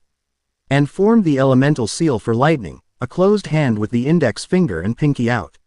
With that seal he pointed it straight to the ground in a directness and level of calm that could be described as cool. Even my childish tricks outsmart you. When Naruto's hand seal pointed down, the shuriken that Zabuza dodged went straight down, sticking halfway into the water where he had been standing and spun like a buzzsaw. Zabuza landed and looked down at it surprised. It started to shake and glow before it destabilized. For a split second it took on the outline that was reminiscent of Naruto before it expanded in an electromagnetic bursted. Gah! Zabuza's body seized up as it stunned him and he let go of the water prison. Losing his balance he fell down into the water. Kakashi gasped as he was now free of the prison and was crouched on top of the water. The others let out a sigh of relief while Sasuke smirked. Naruto put his hands behind his head and relaxed as he walked to step in the edge of the lake. Well, that was fun. Not that hard though. Clearly Rouge Nin just aren't ready for me yet. You. The water erupted in front of Naruto, destroying the calm and alerting the others. Again, as Zabuza had his sword held high with murder in his eye, he cleaved down to split Naruto in half. It's the braggarts that die early. Zabuza's eyes dilated as his blade was blocked by two palms holding it at the sides. The ground cracked under Naruto from the force of the swing. He looked up dead at Zabuza, blasting his own killing intent with finely slitted pupils. Sound travels 4 times faster in water. Zabuza pushed down harder as Naruto's arms shook and he grinned excitedly. A second later, Zabuza's eyes bulged as he gasped when something thick and metal hit him sideways in the midsection and he was knocked away. He skid back on the water holding his stomach.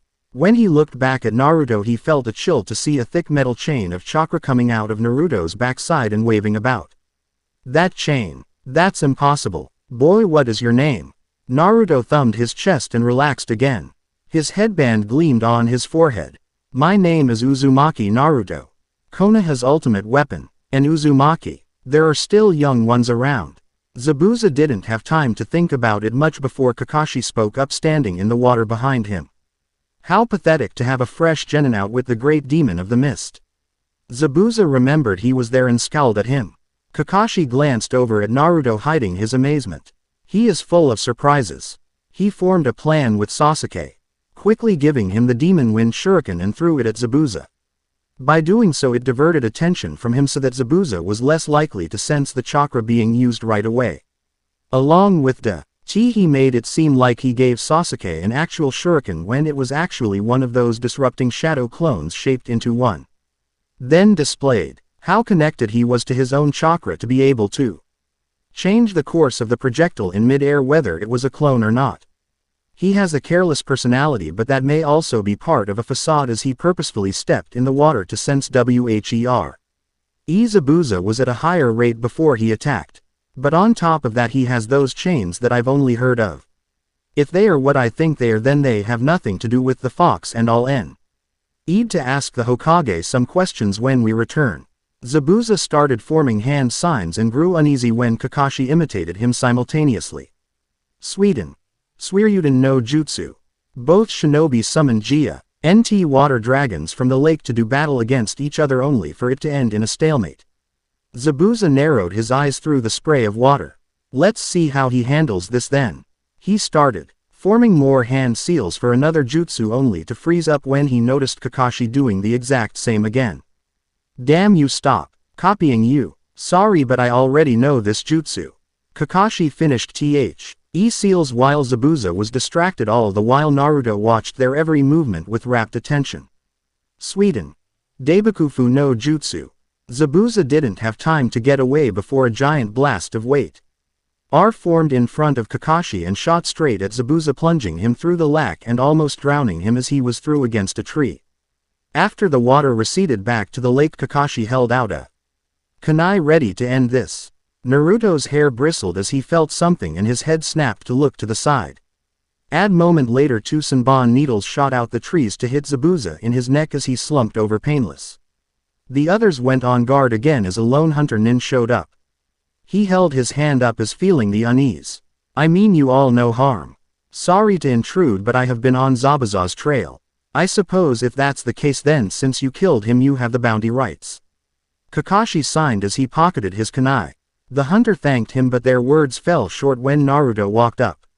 His hands were still in his pockets and his posture relaxed, but the threat in his aura that he gave off caused the hunter to respond the same as tension built between them.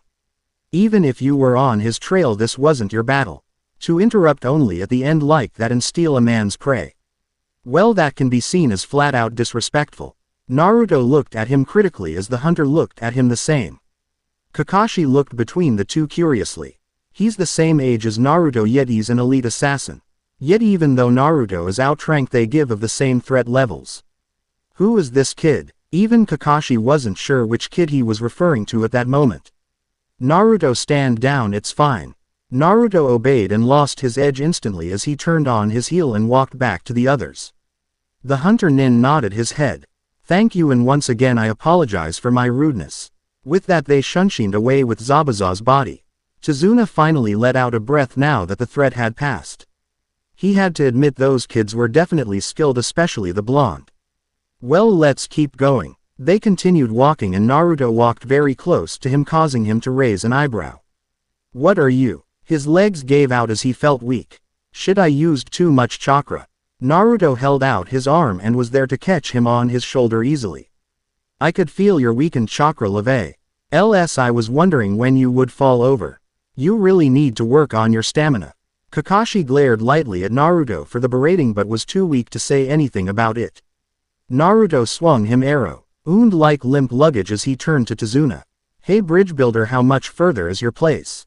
I'm gonna need to drop Kakashi-sensei down somewhere so he can rest. You all are welcome to stay at my home.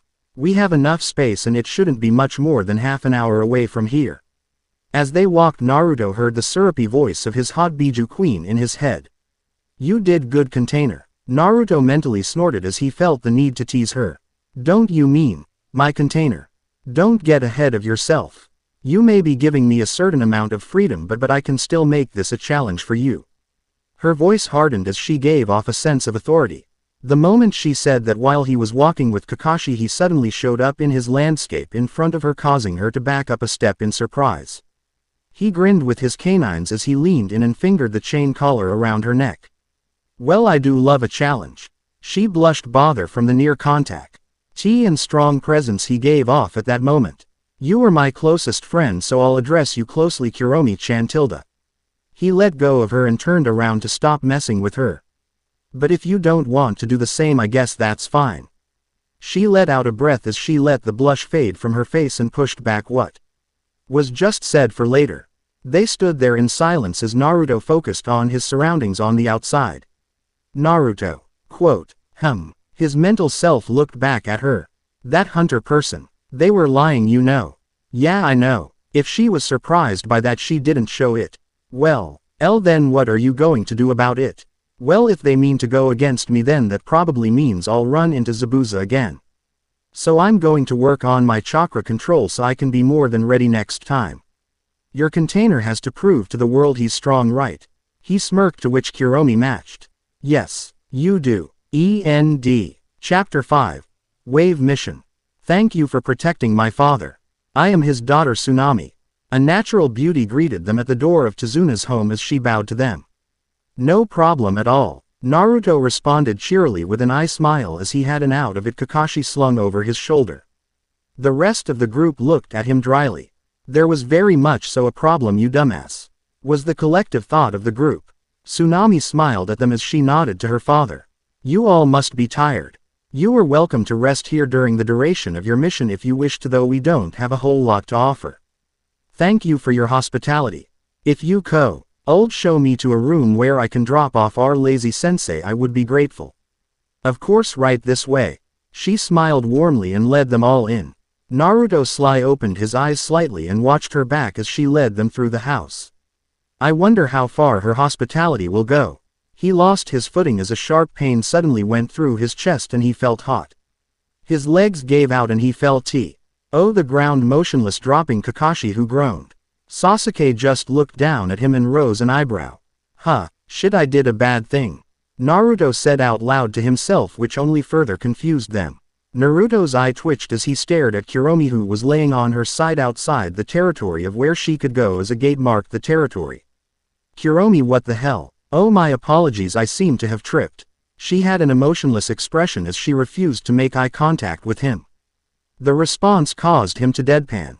Outside the seal. Accidents do happen. He stared at her there on the ground for a little longer. Sighing, he moved and picked her up bridal carry, causing her to blush. Reaching a small lake with a waterfall, he formed a couch, not caring how out of place it was, and dropped her roughly in it. Hey, you're all right. He left his mindscape to rejoin reality to see that he had been dropped off in a guest room. Gauging his senses, he could tell where everyone was in the house. Kakashi appeared to be resting in another room while everyone else was mostly in the bottom of the house. Naruto gathered his unique chakra in his hand before moving it over the seal on his stomach. In a poof of smoke, Kuromi appeared on the futon. What is it? Naruto, without saying a word, sat down behind her and gentle grabbed her tail as he brought out a brush. She shivered a bit when he started to brush her fur. She rose an eyebrow and looked back at him amused. Oh, spoiling me again. Yeah, well, you seem suddenly jealous of our hostess. She turned her head away trying to look oblivious. I'm not sure what you mean. Naruto just shook his head and chuckled. I'm the one trying to get you freedom and yet you're the one clinging to me. There is more to freedom than just no person having proprietary rights over me. Besides, I'm just being protective of my container. Who knows what diseases you could catch from the woman. That's an oddly specific piece of information you have, but that doesn't matter. I still don't want you getting too close to that female. Better safe than sorry. Yeah, you're jealous. He gave a sneaky grin at her neck as her ears twitched and her eyes shone in irritation. Just hurry up and finish grooming me. She felt compelled to punch him if he said anything else. She squeaked when Naruto's arms her shoulders to cross in front of her and pulled her in a deceptively intimate grasp. Don't worry, Kuromi-chan, I am your container after all. I'll continue to spoil you as long as you allow me to do so. I don't believe I actually gave you permission to do anything beforehand. Naruto's smile dropped for a second as his eyebrow twitched at her.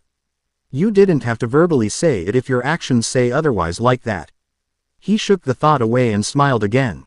Still, though, having the Biju Queen herself allow me to hold her this close. Well, I'd say that makes up for my childhood, at least a little. This CA used her to grow somber as she looked down at the futon. Naruto's smile grew soft seeing her reaction to mentioning his past. If it weren't for me, your life would have been better. I'm sorry for He put a finger under her chin and turned her head to him. One thank you is worth 100 sorries. I can't say my life would be as interesting without you, so if anything I should be thanking you. She lightened up and returned his smile. Thank you for allowing me to be your Fryan MMPH. Her eyes widened when Naruto planted his lips on hers. It was soft and sweet and lasted long enough for her to regain her thought processes. And in a blur her tail grabbed him and slammed him down onto the floor.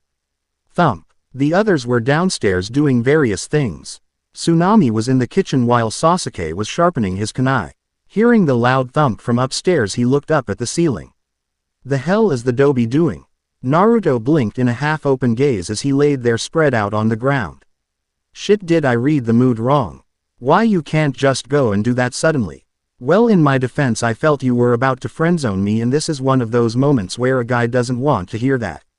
I don't know what any of that means, but it still sounds like a terrible excuse. Okay, fine, next time I do it just stop me, okay? Next, Tim, you're moving too fast. Time is short. I am a ninja, so who knows how long time will favor me. He looked up at her as she stood over him. Her cheeks puffed out at him in frustration. For a Biju Queen, you sure do get flustered like a school girl pretty easily. But I find it cute. Quote. She glared at him for a few seconds before there was a poof of smoke and she was seen in her fox form again. She laid down on the futon and closed her eyes. Why? Oh, you have permission to continue grooming me.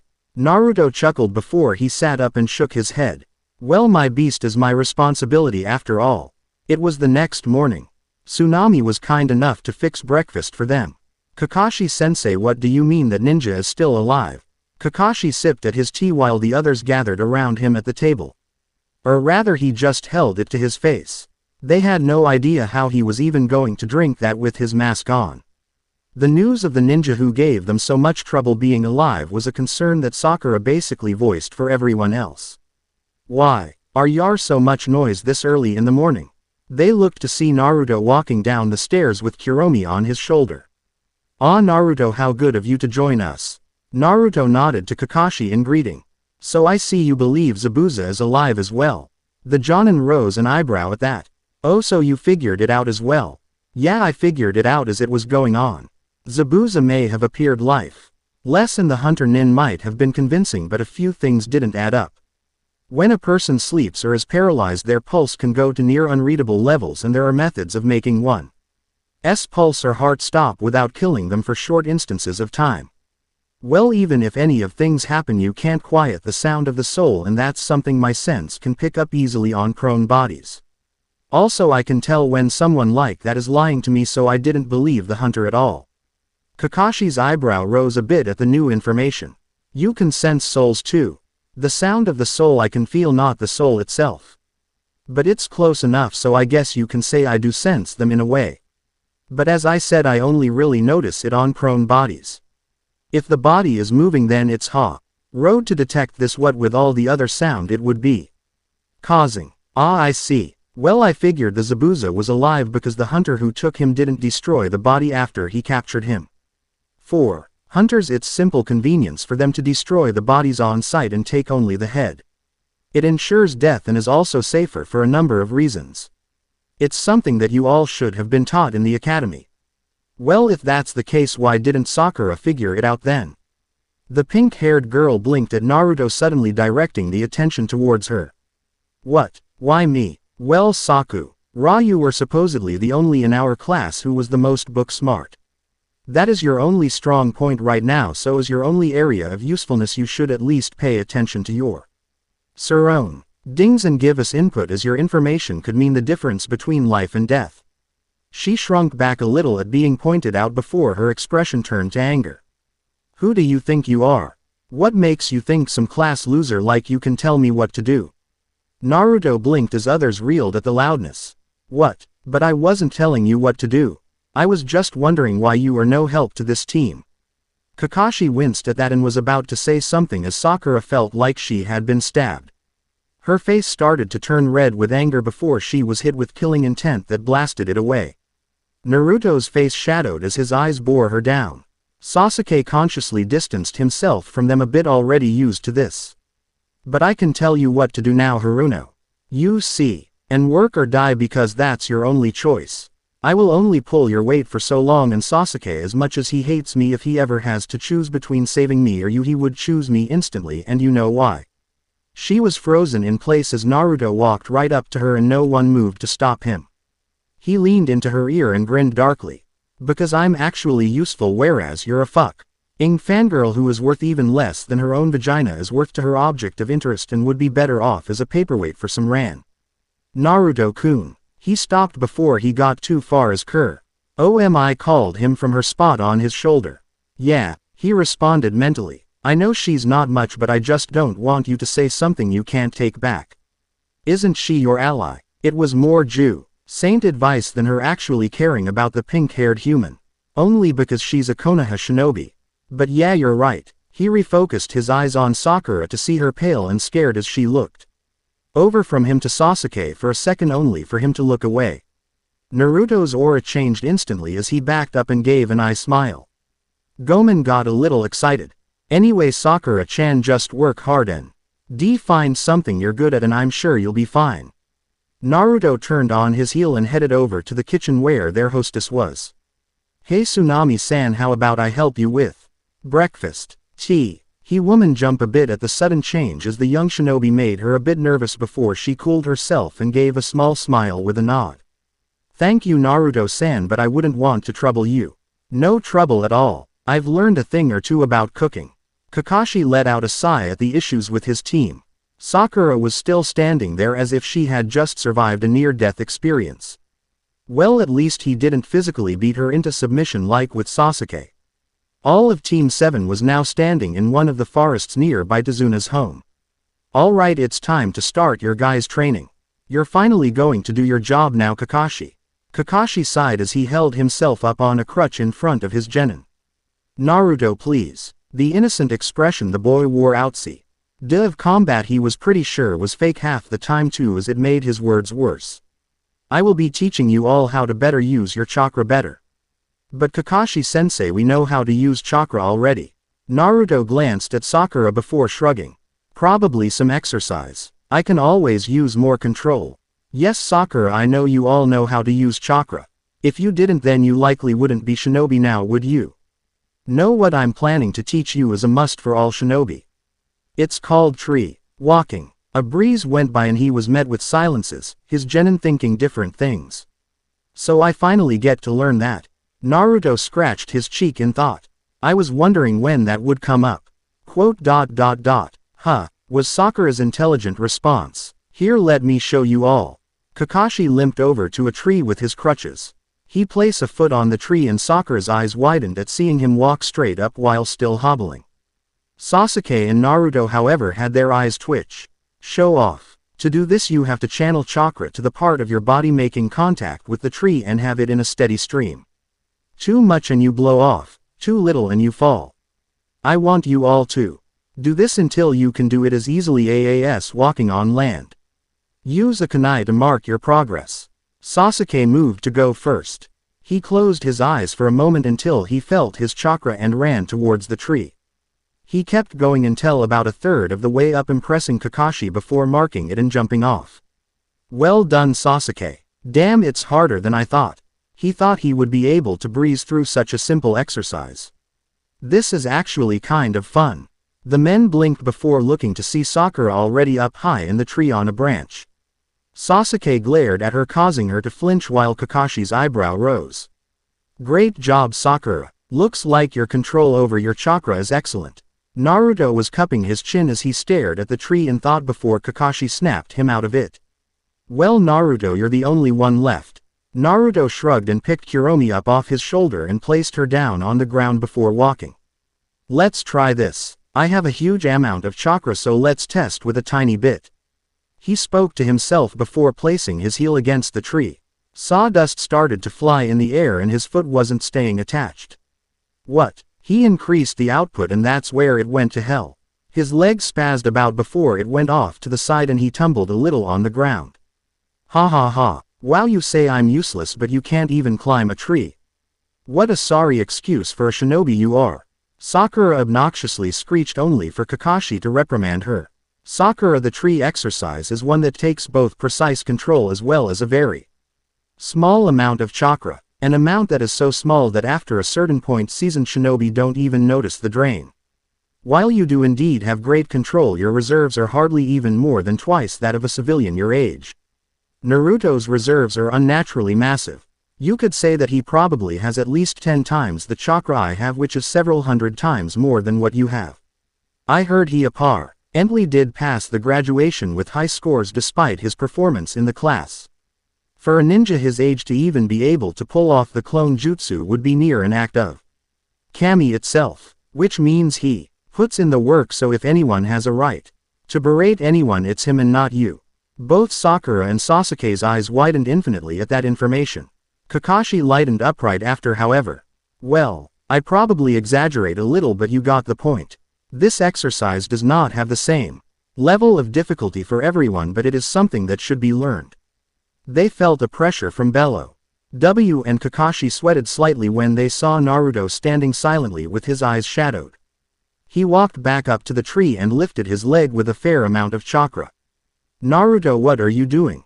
A sinister gleam showed through the shadows of his face for a second before his leg whisked through the air and struck the tree hard. While not enough force to do a whole lot, the interaction of his chakra with the wood was an interesting sight.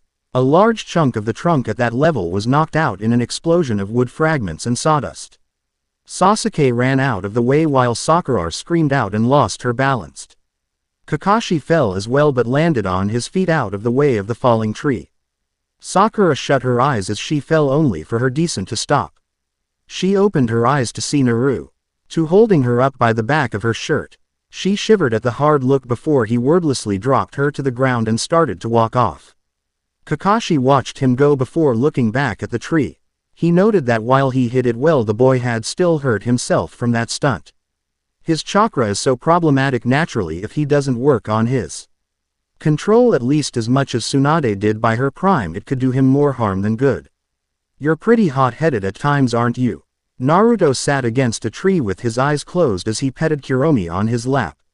He hadn't even been gone maybe 10 minutes before Kakashi showed up. Are you here to lecture me? Now don't be like that. Here. He tossed a slip of paper to Naruto. Naruto caught it between his fingers without reacting. There. Was a fizzing noise and Naruto opened his eyes to see the wisps of something in his hand before it vanished. What was that? Kakashi was very startled by what he saw. The moment Naruto touched the paper, it was like it went up a dematerialized dust. That is remarkable. Naruto, during the fight with Zabuza you learned how to use a lightning affinity, right? Yeah, more like I figured out how to separate the lightning out of my chakra. That's what I thought. Here, this time suppress your lightning nature as much as you can. He tossed another paper to Naruto, who did as he said and caught the paper confused. This time his eyes were open to catch what was happening. The paper rippled as if waves were going through it before it exploded into smaller pieces and those pieces then burned up. That was cool. I can't believe it. What I just gave you was chakra paper used to figure out a shinobi's affinities. We already know about lightning and I suspected wind as well. But from that show the paper you definitely have a fire affinity and I believe earth, but the way they interact with each other is in a way I've never seen before. Cool, well I already knew about lightning and the wind aspect. But how does that help me right now? Well, I'd say you can become even more powerful in your bloodline if you both learn how to use it and learn to master the individual elements that compose it, thereby gaining better control as a whole. Then maybe you won't have to deal with the backlash of using your own chakra. He glanced down when he saw Naruto's leg twitch. As for your tree walking, I don't know. Maybe you just shouldn't use chakra. Naruto narrowed his eyes at Kakashi as he walked off, or rather hobbled. After Kakashi was well and gone, there was a puff of smoke as Kuromi entered her fox girl appearance. She held his leg gently and closed her eyes as he read chakra envelop the limb. Honestly, can you not be so reckless with this body? I still live in it after all. Along the lower leg there are small fractures. Well, if you'll be my nurse whenever I get hurt, then I'll stare any threat in the face without flinching. You kicked a tree out of spite and almost shattered your leg. The details aren't important. She sighed, and after a minute she set Naruto's leg down and walked to a tree looking up at it. She scratched her head for a moment before shrugging. She closed her eyes and walked forward. She kept walking for a time. She stopped when she felt Naruto's eyes on her back. She opened her eyes and looked back to see Naruto looking up at her dumbfounded. What? She was standing on the trunk of the tree a good 15 meters up, looking down at him over her shoulder. How did you? She med and looked down at her feet connected to the tree only to lose her traction. She squeaked as she fell back down. Naruto quickly stood up and caught her, though he was a little ginger on his injured leg. Well, that clears that up. She blushed at Naruto holding her like that before she stood on her own. Well, I am at my base a mass of chakra with a consciousness that evolved over time, so I have a godly amount of chakra. And I know how to use my body, which is chakra, intuitively.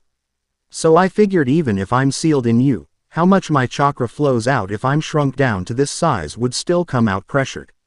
So I decided to just go on instinct. Naruto's eyes widened as he thought back at what Kakashi said. Single quote. Maybe you just shouldn't use chakra. Was he giving me advice? I have a lot of chakra that's always flowing out, probably more than what people use for tree climbing, but because it's passively slipping out it also clings to me for a time. So wow, I didn't think you were one, but you actually are a genius. Kuromi-chan. Before he could stop him, he moved to kiss her on the cheek, causing a blush to spread over her nose. Moo, what do you mean you didn't think I was one? She swiped at him but hit air as he had already moved towards the tree. The fur on her animal appendages bristled as the air around him went dead and his eyes zoned out, with his arms back at his sides slightly behind him. In seconds he made it the same distance as Kuromi had up the tree. He blinked and refocused. Well, that worked out great. He slipped and fell to the ground but managed to catch himself on the ground. The moment I think about the action of tree climbing is the moment I lose balance. Oh yeah, I wasn't thinking either. Naruto looked at her dryly. I take back my genius comment. He ducked out of the way hastily as Kuromi's knee landed where his head had been, hitting the tree behind him and shattering the bark. I was joking. Wow, you guys sure are hungry. Tsunami smiled softly. Kakashi ate normally. Somehow. Sasuke ate fast, and even Sakura ate at a faster rate to try and regain their strength and fill their empty bellies from their training. Kakashi sat back and thought out loud. I wonder where Naruto is. Zuna took a swig of his alcohol from his chair and glanced over at Kakashi. Was he not with you guys as well out there training? He was, but shortly after being shown what we were doing I think he got a bit irritated then walked off. I bet he's somewhere goofing off after having given up on tree climbing. It matches a class slacker like him. Sakura huffed as she finished eating. Oh really? A chill went up her spine at the voice behind her as a hand gripped the back of her chair hard. Naruto's slit eyes stared from the side at her. Oh Naruto, you're back. Naruto flawlessly switched back into his light-hearted demeanor. Hey Kakashi-sensei. Thanks for the advice with my training, it helped a lot. What advice? You know when you said to not use. The words died in his throat as he thought about it again, and his face shadowed as he glared at Kakashi. The Chunin sweated as he held up his hands. Ma, calm down now Naruto, it was just to egg your determination. He wanted to punch Kakashi but decided not to for now. I don't even know why you all bother, you're gonna all die anyway. The group looked over at Inari, Tsunami's son. Naruto chuckled, waving it off. Hey, you worry too much, kid. Besides, we are all going to die eventually anyway, so no point worrying about when it's going to happen. Go on and die then. Gato has an army, there is no way you can stop him. And I'm the ultimate weapon. Or deterrent depending on the situation. An army really doesn't mean a whole lot to me. That's very egotistical. Naruto could practically hear the thoughts of his teammates but chose not to look at them. Naruto's lax demeanor only served to infuriate Inari more, however. Is this some kind of game to you? You probably had such a spoiled life to be able to think like that, T. Hat, you don't know what it's like to suffer. Oh, I don't. Tsunami was about to step in and reprimand her son for his rudeness, only for everyone to stop as Naruto gained an edge in his voice. Though his carefree body language stayed the same, you could see the hardness in his eyes. Naruto walked over to a picture on the wall and stood in front of it. It was a picture of the house's family but with one person torn out of it. Naruto stood there for a long pause, not saying anything, until finally he looked back at Inari with a small smile. You lost someone important to you, didn't you? Maybe even a father. The family, especially Inari, all flinched visibly. Naruto saw it and kept his soft smile. You're a good kid, Inari. You've been through a lot and you don't want others to risk their lives and go through the same pain you did. That's why you don't want us here.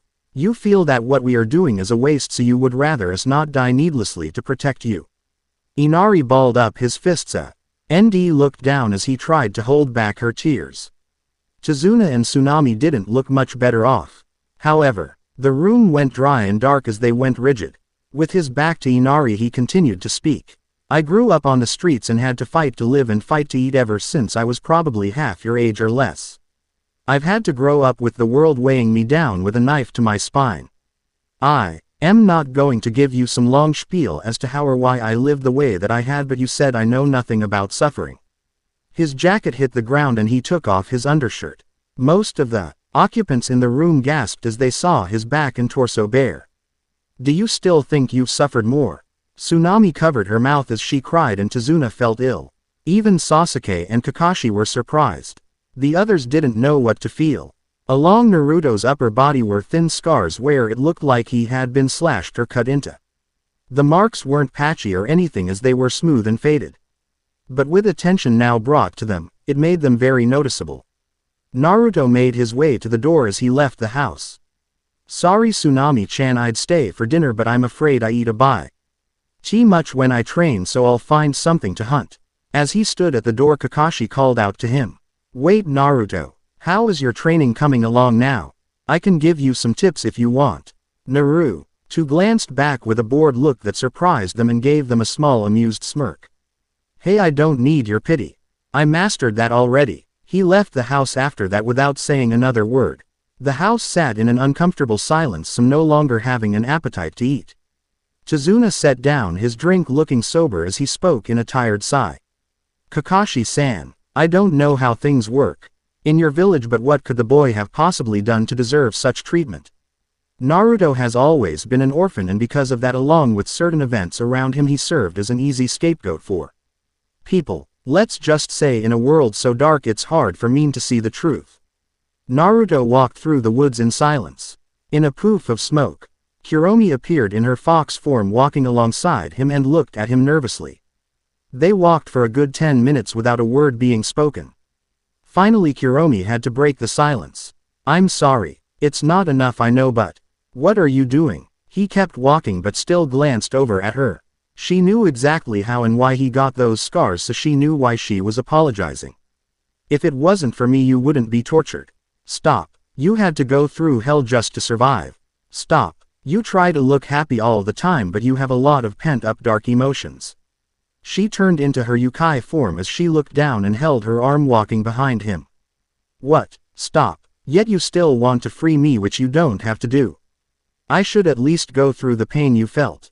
But it still wouldn't be a suitable payment for what I've done. I said fucking stop. He turned on her and yelled at her, causing her to flinch. He roughly grabbed her arm and pulled her in.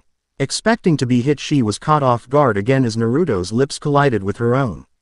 He hungrily kissed her as she tried to regain her bearings. His other hand made it down to the small of her back and pulled her in. She moaned into him as she tried to speak. She put her hand to his chest, trying to push him back. Why are you MMPH?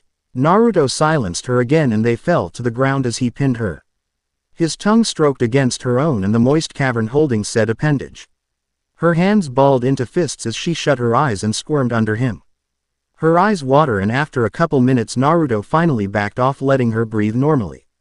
Ah, I feel so much better now. I told you already I'd rather you not apologize for what has already happened. She was about to cry from embarrassment as she covered her red face with her hands. What's wrong with you? Please put your shirt back on. His body had scars, but it was also toned to the touch. He shook his head and laughed to himself. That's cute. I'm starting to question how people ever found you scary. She stopped shaking and moved one hand down as a slitted red eye stared at him darkly. He sweated lightly and went on with his training. Yar, I was joking. He walked eye from her and pushed his headband down over his eyes. Okay, let's do this again. He vanished from his spot and landed on the trunk of a tree several meters up to the side. He jumped off in a blur and started to bounce back and forth between trees with his sight blocked. Kuromi sat up and smiled softly, watching him go. They could see well in the dark, but it was like a sense such as sight no hardle. Why mattered to Naruto, so nighttime training didn't slow him down at all. He started ricocheting faster and faster between trees. It was at the moment that Naruto decided to use his chakra actively that her eyes widened at what she saw and she had to shield herself. A young woman made her way through the woods alone. Looking for something in particular, she stopped when she saw a boy in the center of a clearing under a tree. He appeared to be sleeping soundly as his headband rested over his eyes. His upper body was no longer bare, but he was still decorated with dirt and scratches. The split wood around him and shattered trees showed that he had likely been the cause of it. The girl was strikingly beautiful with long dark hair and dark eyes and was wearing a pink kimono. Approaching the boy, she gasped when she saw his face. She crouched down and slowly, as if lost in thought, started to creep her hand towards his neck. I wouldn't get any closer if I were you. She froze when Naruto spoke out. How did he detect me? She decided to appear disarming as Naruto sat up and took off his headband from his eyes. Yawning, he squinted as his eyes refocused to the morning light. Resting his eyes on the girl, he whistled, lighting. Wow, just woke up and already greeted with the sight of a pretty girl. Today must be a good day. She gave a small smile at the compliment but internally stayed on guard. She somehow could still feel eyes piercing into her. Naruto looked up and spoke at the tree. Calm down, Kuromi-chan, it's fine. The girl looked confused and looked up and her eyes widened. In a nervous fear, seeing a panther-sized orange fox crouched on a branch above them, growling at her as if ready to pin her down and rip her apart at any moment. She jumped down, landing next to Naruto, and locked eyes with the girl before ignoring her with a huff. Naruto petted her head as he laughed. Ha ha ha, sorry, she's a bit of the jealous type. But I didn't introduce myself. My name is Uzumaki Naruto, pleasure to meet you. She nodded to him with a friendly smile. Nice to meet you. My name is Haku. Haku, that's a nice name. So tell me, what is a beauty like yourself doing out in the woods so early in the morning alone? She blushed lightly before answering. Well, I'm actually just collecting herbs around the area for a friend of mine. Herbs? Yes, you see, a friend of mine's was injured, so I'm helping him recover. Luckily he wasn't hurt as badly as he could have been. What are you doing out here, if you don't mind me asking? Well, you probably figured out already that I'm a shinobi. I was training out here and decided to rest when I was done. Oh, I see. So is there a reason why you're training? After all, looking at the damage around us, I would say you are strong enough. Nah, I've set the bar high for myself. I will be the ultimate weapon, so of course I will be strong. It doesn't matter how strong or skilled I am, that still is a long path to walk. So you have a goal, but is there any other reason? Do you not have anyone precious to you? I think for one to truly be strong they should fight for the one that is most precious to them. Quote, well, I don't think that is the only way to get strong. Looked over at Kuromi and smiled to himself. But I would say I do have at least one person important to me. Well, anyone. He stood and dusted himself off. Well, nice talking to you, Haku-chan. Tell Zabuza they'd waiting. This put her on edge as she fingered the small needless. He started walking out of the clearly as it took a bit Haku to get what was said. END. Chapter 6. Wave Mission Part 2. Previously. So you have a goal, but is there any other reason? Do you not have anyone precious to you? I think for one to truly be strong they should fight for the one that is most precious to them. Quote, well, I don't think that is the only way to get strong. Looked over at Kuromi and smiled to himself. But I would say I do have at least one person important to me. Well, anyone. He stood and dusted himself off. Well, nice talking to you, Haku-chan. Tell Zabuza they'd waiting. This put her on edge as she fingered the small needless. He started walking out of the clearly as it took a bit Haku to get what was said. Naruto whistled through the forests as he walked away. It didn't take him longer than a minute before he spoke out. Stop. A sharp needle stopped against his neck, which was held by Haku behind him. But he wasn't talking to her. He was talking to Kuromi, who while still in her larger fox form had her jaws open behind Haku's neck, causing the girl to shiver nervously. Naruto turned around, not at all bothered by the needle, and looked at her bored. Not very smart to attack me. I'm pretty sure I did nothing wrong. You know of my connection to Zabuza and that he is still alive. So you pose a threat that I must eliminate for my master. Naruto motioned with his hand and Kuromi backed off from Haku and trotted to his side but kept an eye on the girl. My entire team knows Zabuza is still alive and that you are likely his ally. Though I'm the only one who knows your actual identity, but that's because of my senses. I'm letting you go to give Zabuza a heads up. To be ready, but also because I prefer to give women a chance. She slowly lowered her weapon but kept a trained eye on him and the fox. Don't assume my gender, I'm male. Come on now, that shit again. He sighed and glanced over at Kuromi, who looked away for a second before he focused back on Haku. I'm sure there are all kinds of reasons to lie about your gender, but I can't be tricked. You smell like a woman, though that's not always a 100% proof to go by. But I also have a sense where I can feel every curve of your body and I can tell you're female. She blushed and tried to cover herself with her arms. I didn't do anything perverted. She decided that for simplicity it would be best to believe him.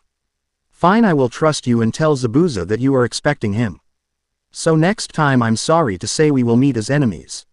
She formed a hand seal and vanished in a swirl of mist. Naruto spun on his heel and walked away from the clearing with Kuromi. Just because I didn't kill you, don't think that means we weren't already enemies. I tell you, boy, your help means the world to me, Tazuna said to Naruto as the boy carried beams of wood across the bridge. Tazuna was short on workers and so the bridge building was taking longer than usual. Naruto volunteered to help, which Tazuna entirely refused, saying that Naruto and his team was already doing enough for them. So Naruto pretty much forced his way into helping. The boy was strong enough to lift wooden beams that would take 2 to 4 grown men some work to lift, and he did it tirelessly. When Tazuna asked him why Naruto was doing this for him, the boy simply responded, sometimes you have to show people you're strong, especially when they think you aren't. Because when you show you're strong, you don't get pushed around. That response wasn't his answer, but him giving advice to Tazuna for Gato. Naruto's words and actions served to inspire the remaining workers to stay in some over the week's time to even come back. To the wave civilians' amazement, Naruto even used shadow clones to speed up the production. He only made around 10, but with Naruto's stamina and strength, all the workers had to do was the carpenting and the ticks, which made the job way easier for them and faster. Tazuna didn't want to take the young shinobi away from his training, but stopped complaining when Naruto said all the work he was doing was working his muscles, so it helped him anyway. Or at least that's what he said. Really, it was just to keep Naruto's hands busy. The entire time he was also controlling his chakra discreetly. The seal is degrading nervously fast. Naruto rubbed his chin as he looked at the seal on Kuromi's cage in his mindscape. Is that bad? Kuromi wondered as she laid down in the grass away from him. For you it's OT at the way it is now you can probably use half your chakra. That's scarily fast. My chakra's natural properties is breaking down the seal. While you will be free like I promised, the seal might be decreasing faster than my body can adjust to. Sorry that it's causing you trouble. Don't worry about it, I'll figure something out, but you are getting out of here soon regardless, don't worry. Shish. Turned over to look at his back and smiled softly. You'd better keep your promise. But I'd rather you not kill yourself in the process of fulfilling said promise. Say Kuromi. Her ear perked up at him in attention. How are the other Biju's relationships with their containers? I'm not completely sure since I've been sealed for a lot of the time since Jinchuriki were known. From what I've gathered since waking up in you other Biju for the most part have either an indifferent or angered relationship with their containers. There are a few that are more friendly with their containers. The Hachibi and its host being a prime example. Why? Just wondering what I should expect is all. I would imagine not other Jinchuriki have the relationship we have. Our situation is definitely not a common one. Though I would be careful if you do happen to meet another container. Why is that? Well, simply because you are my host, you are automatically placed at the peak of the hierarchy. You outrank other Jinchuriki, which is to be expected since you're mine. Naruto snorted, causing Kuromi to blush as she corrected herself. My container. But that might also cause a few of the other Biju to be at odds with you. There is also the likely chance that other Jinchuriki can use their Biju's power to some degree. Well, that's good to know. Still, it would be cool to meet others like me. Naruto then went into silence as he continued to inspect the seal in her presence. She sat up and watched him for a few minutes. It would be hard for her to saw it, but she really did enjoy being around him.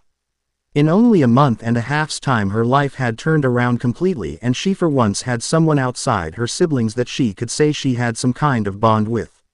The Fae Ellings she felt, though she wasn't sure what all they were, or rather didn't want to acknowledge the state of them. She fidgeted a little before letting out a breath and biting her lip. Naru container. Naruto turned to look at her, curious at being called. Kuromi-chan. There he goes with the familiar addressing with her. Yet she allowed it for some reason. Well, if you want, you can use my power. You know when you are in trouble. It would be inconvenient for me if you were to die too soon after all. Nah, I'm alright. What? She went blank for a second before getting a little irritated. Do you know what an honor it is for me to allow you to? I didn't mean to hurt your feelings, Kuromi-chan. I just never planned on using anyone's power other than my own. I grew up with my own power. I survived through my own power. The only time I would say I used your power was when the seal kept me from dying as a child. At least I think it was the seal. Her mood instantly dropped. As was the trend whenever he mentioned the harshness of his childhood. He saw her ears droop and smiled as he turned to her. If you wanna fight with me though, I guess I can use your power with the exception that you use me as well. Is that okay? She smirked and tilted her head up away from him. HMPH, as if I would ever need anything from you. But okay, I accept those conditions. Naruto chuckled at her act. Cute as always. He leaned in and gave her a quick kiss on the cheek before she could react and left the mindscape, vanishing as she blushed shyly.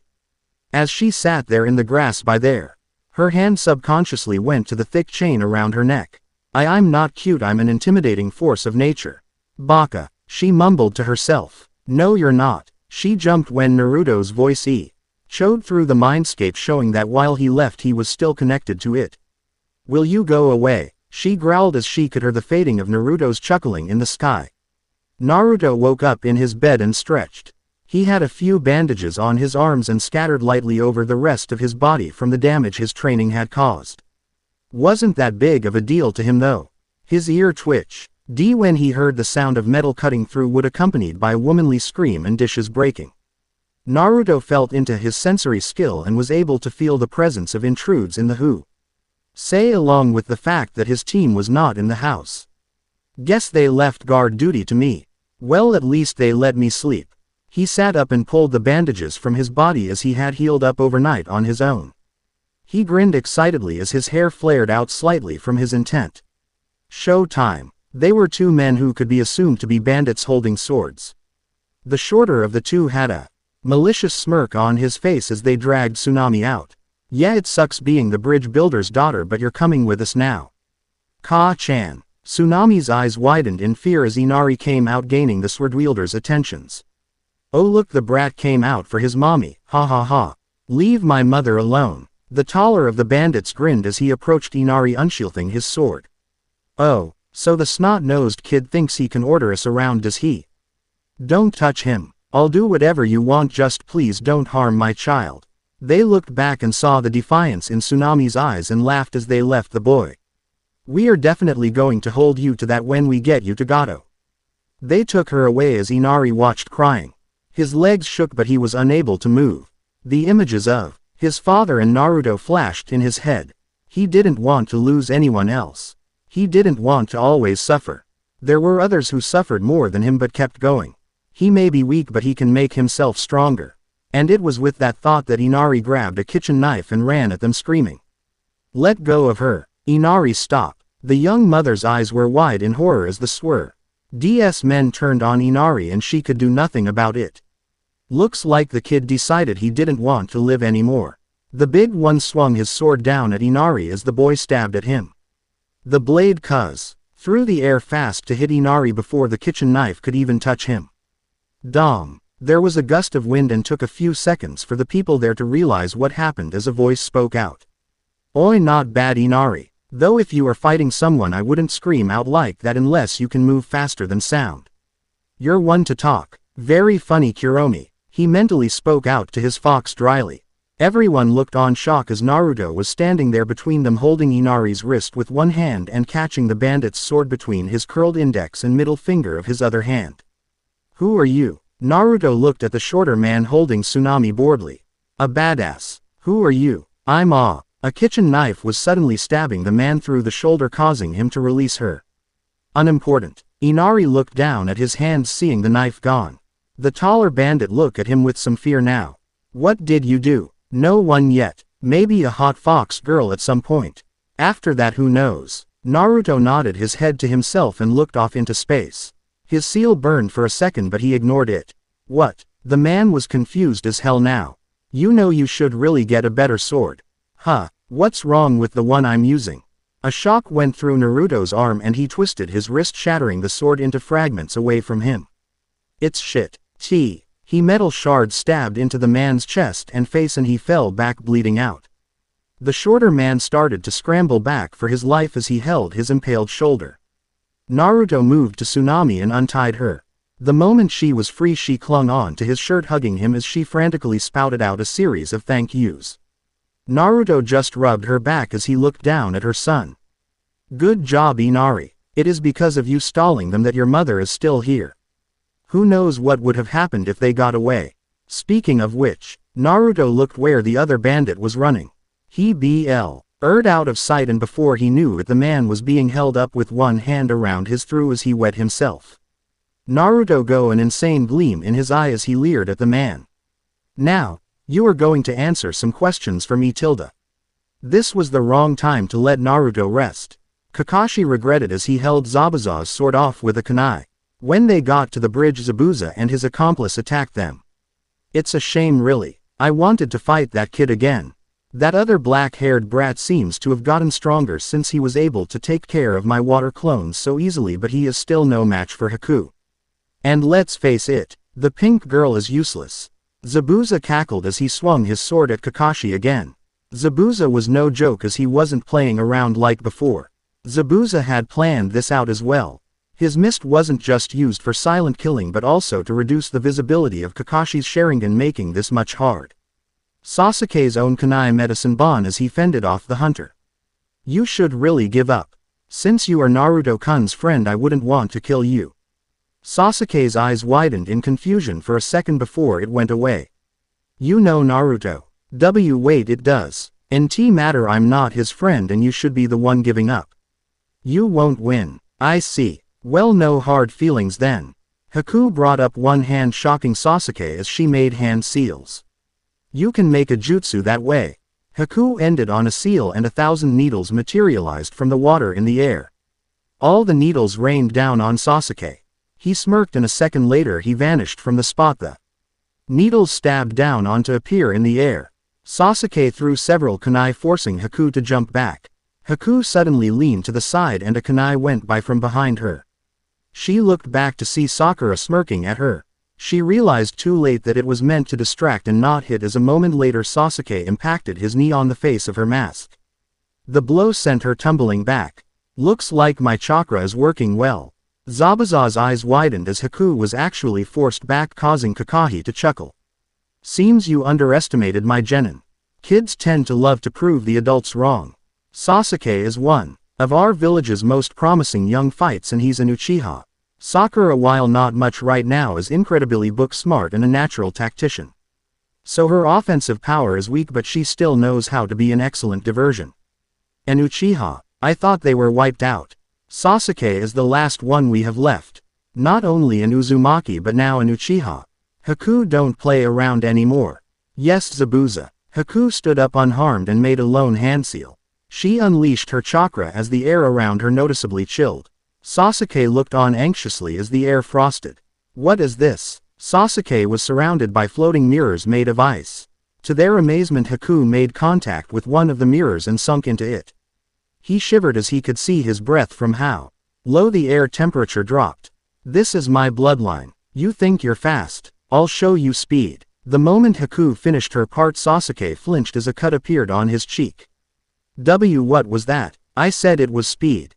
This jutsu lets me move at near the speed of light. The voice echoed around him before he felt pain from all sides as he was cut up. Sasuke! Kakashi shouted and ran to help him only to be blocked off by Zabuza. Not so fast Kakashi. Go for Haku and I take out the bridge builder and that pink chihuahua of a student you have. Kakashi glared but forced himself to leave Sasuke and hope he could handle himself as he dealt with Zabuza. After a few minutes Kakashi was not able to push the advantage. He was out of shape and practice from what he used to be. He knew that now and that could cost him Espec. Ally since Zabuza hadn't been as injured by their first battle as he had been. Zabuza planned against his Sharingan and it worked well and yet Kakashi had neither a plan nor the reserves to counter him. Zabuza laughed out at Kakashi as he started to sweat. Ho ho ho, that boy is probably down on his luck by now Kakashi, and pretty soon you will be next. It's a shame really, I was hoping for that other kid to be here but I'll find him after I drop your body in this sea. Someone call me. Both veteran shinobi's eyes widened at the shout. Sasuke's knees were weak as he was bleeding quite a bit. Of his wounds were that deep but the pain and blood loss would get to him soon and the lowered temperature was already draining his stamina. He was able to see the blurring paths of Haku's movements. But not much else and so was not able to really stop her. You have good eyes if you are even able to notice me but I'm afraid I'll have to end this here. Don't stop yet, the main act has just arrived. Haku looked up from her place in the mirror at the voice surprised. They heard the pelting of footsteps and a second later Haku cried out as she was knocked out of her mirror as a knee strike fro. Behind shattered it in a burst of static. Woo! Everyone's eyes widened, even Sakura and Tezuna's, as Naruto dropped down into the dome of mirrors as broken ice fell down around him. Arcling and he posed with a finger to the sky. The ultimate weapon is here. Kuromi giggled in his head. You love theatrics. Naruto relaxed his posture and looked over at Sasuke who was almost on the ground. Wow, you look like shit. Sasuke glared as he momentarily forgot his injuries. Now isn't the time, idiot. This ninja has some strange bloodline that lets her use ice and merge with it moving at high speeds. Naruto shrugged boredly. You are saying it like it's that big of a deal and I haven't already figured most of that out since most of that is currently present right now. I'm assuming if you are crying about it then your fire jutsu isn't working on the ice. It hardly does anything and the damage it does she quickly repairs it. Naruto looked over at the mirror he broke only to see it suddenly reform itself. He glanced to the side as Haku got up quickly and flipped back into a mirror. Hey Haku-chan, we meet again. Naruto-kun, it's nice to see you. I don't suppose I can convince you to not fight. If you guys back off we won't kill you. Sorry but we have a job, even if Gato is a terrible person we must complete our task unless Zabuza-sama decides otherwise. That Bine. G said I don't think you are in a case to kill anyone. Whoosh. Naruto's eye fluttered for a second as a cut appeared on his cheek. He stared at Haku another second before rubbing his cheek with his thumb showing the cut gone. What was that, Sasuke? It's another part of her jutsu. She said it lets her move at lightspeed. Lightspeed, huh? Well then Sasuke, you're at my back. Sasuke stood up and had his back to Naruto's. Now form a fire jutsu, I have a plan. Sasuke sucked his teeth but listened as he formed hand seals. The moment he did there were blurs all around him as Haku grabbed his hand. Sasuke's eyes dilated as Haku pulled back a handful of ice Senbon. She felt killing intent and saw Naruto move over Sasuke with his leg swinging and a blank look in his eyes.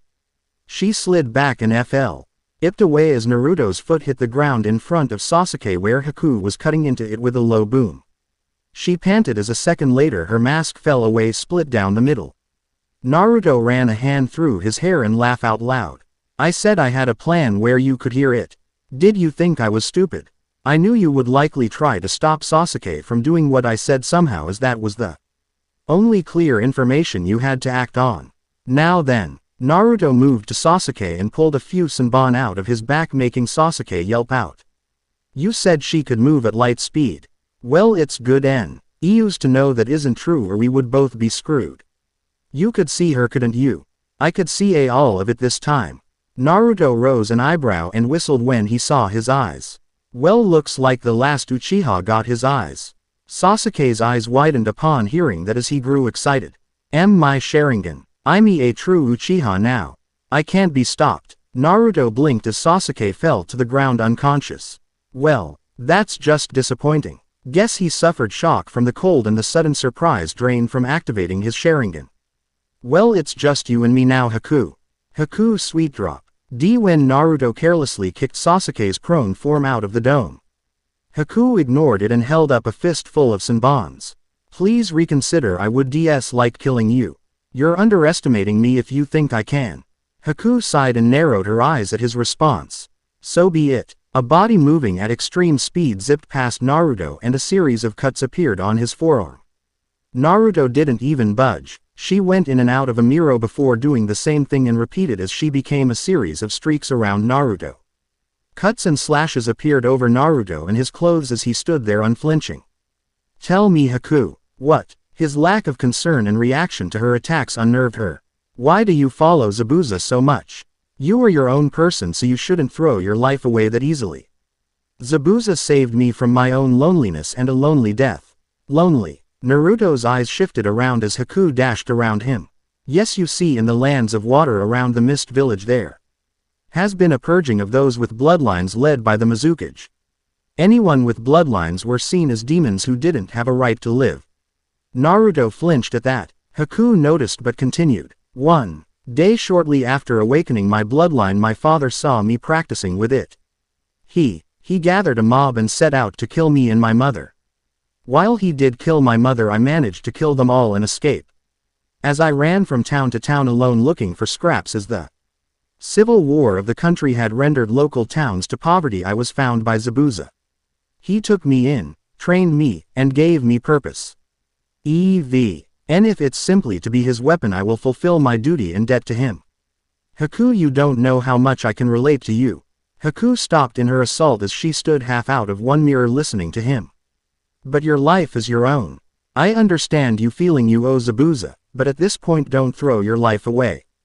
If you have no reason to live without Zabuza, then find another reason.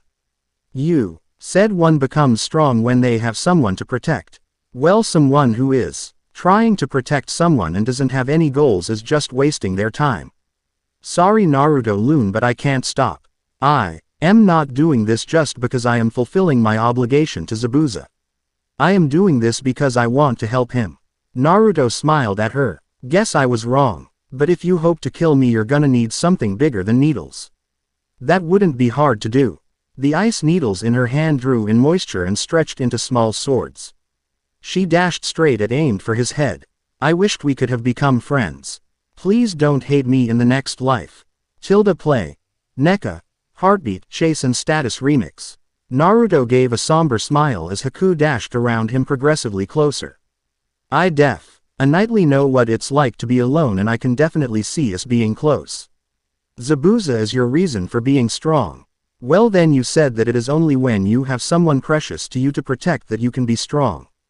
Well then Haku, what if someone who is already strong finds someone precious to them? The one precious to me neither you nor Zabuza can compare to. Haku zipped behind Naruto with her ice blades held to run through his back. She felt a dark glare on her and she froze as a chill went along her back as she backed off quickly. She panted slightly as she looked at Naruto warily. This feeling of unease. She tried her luck again and dashed at Naruto from the side. The moment she got close again the dark presence actually warped her vision as she saw Naruto.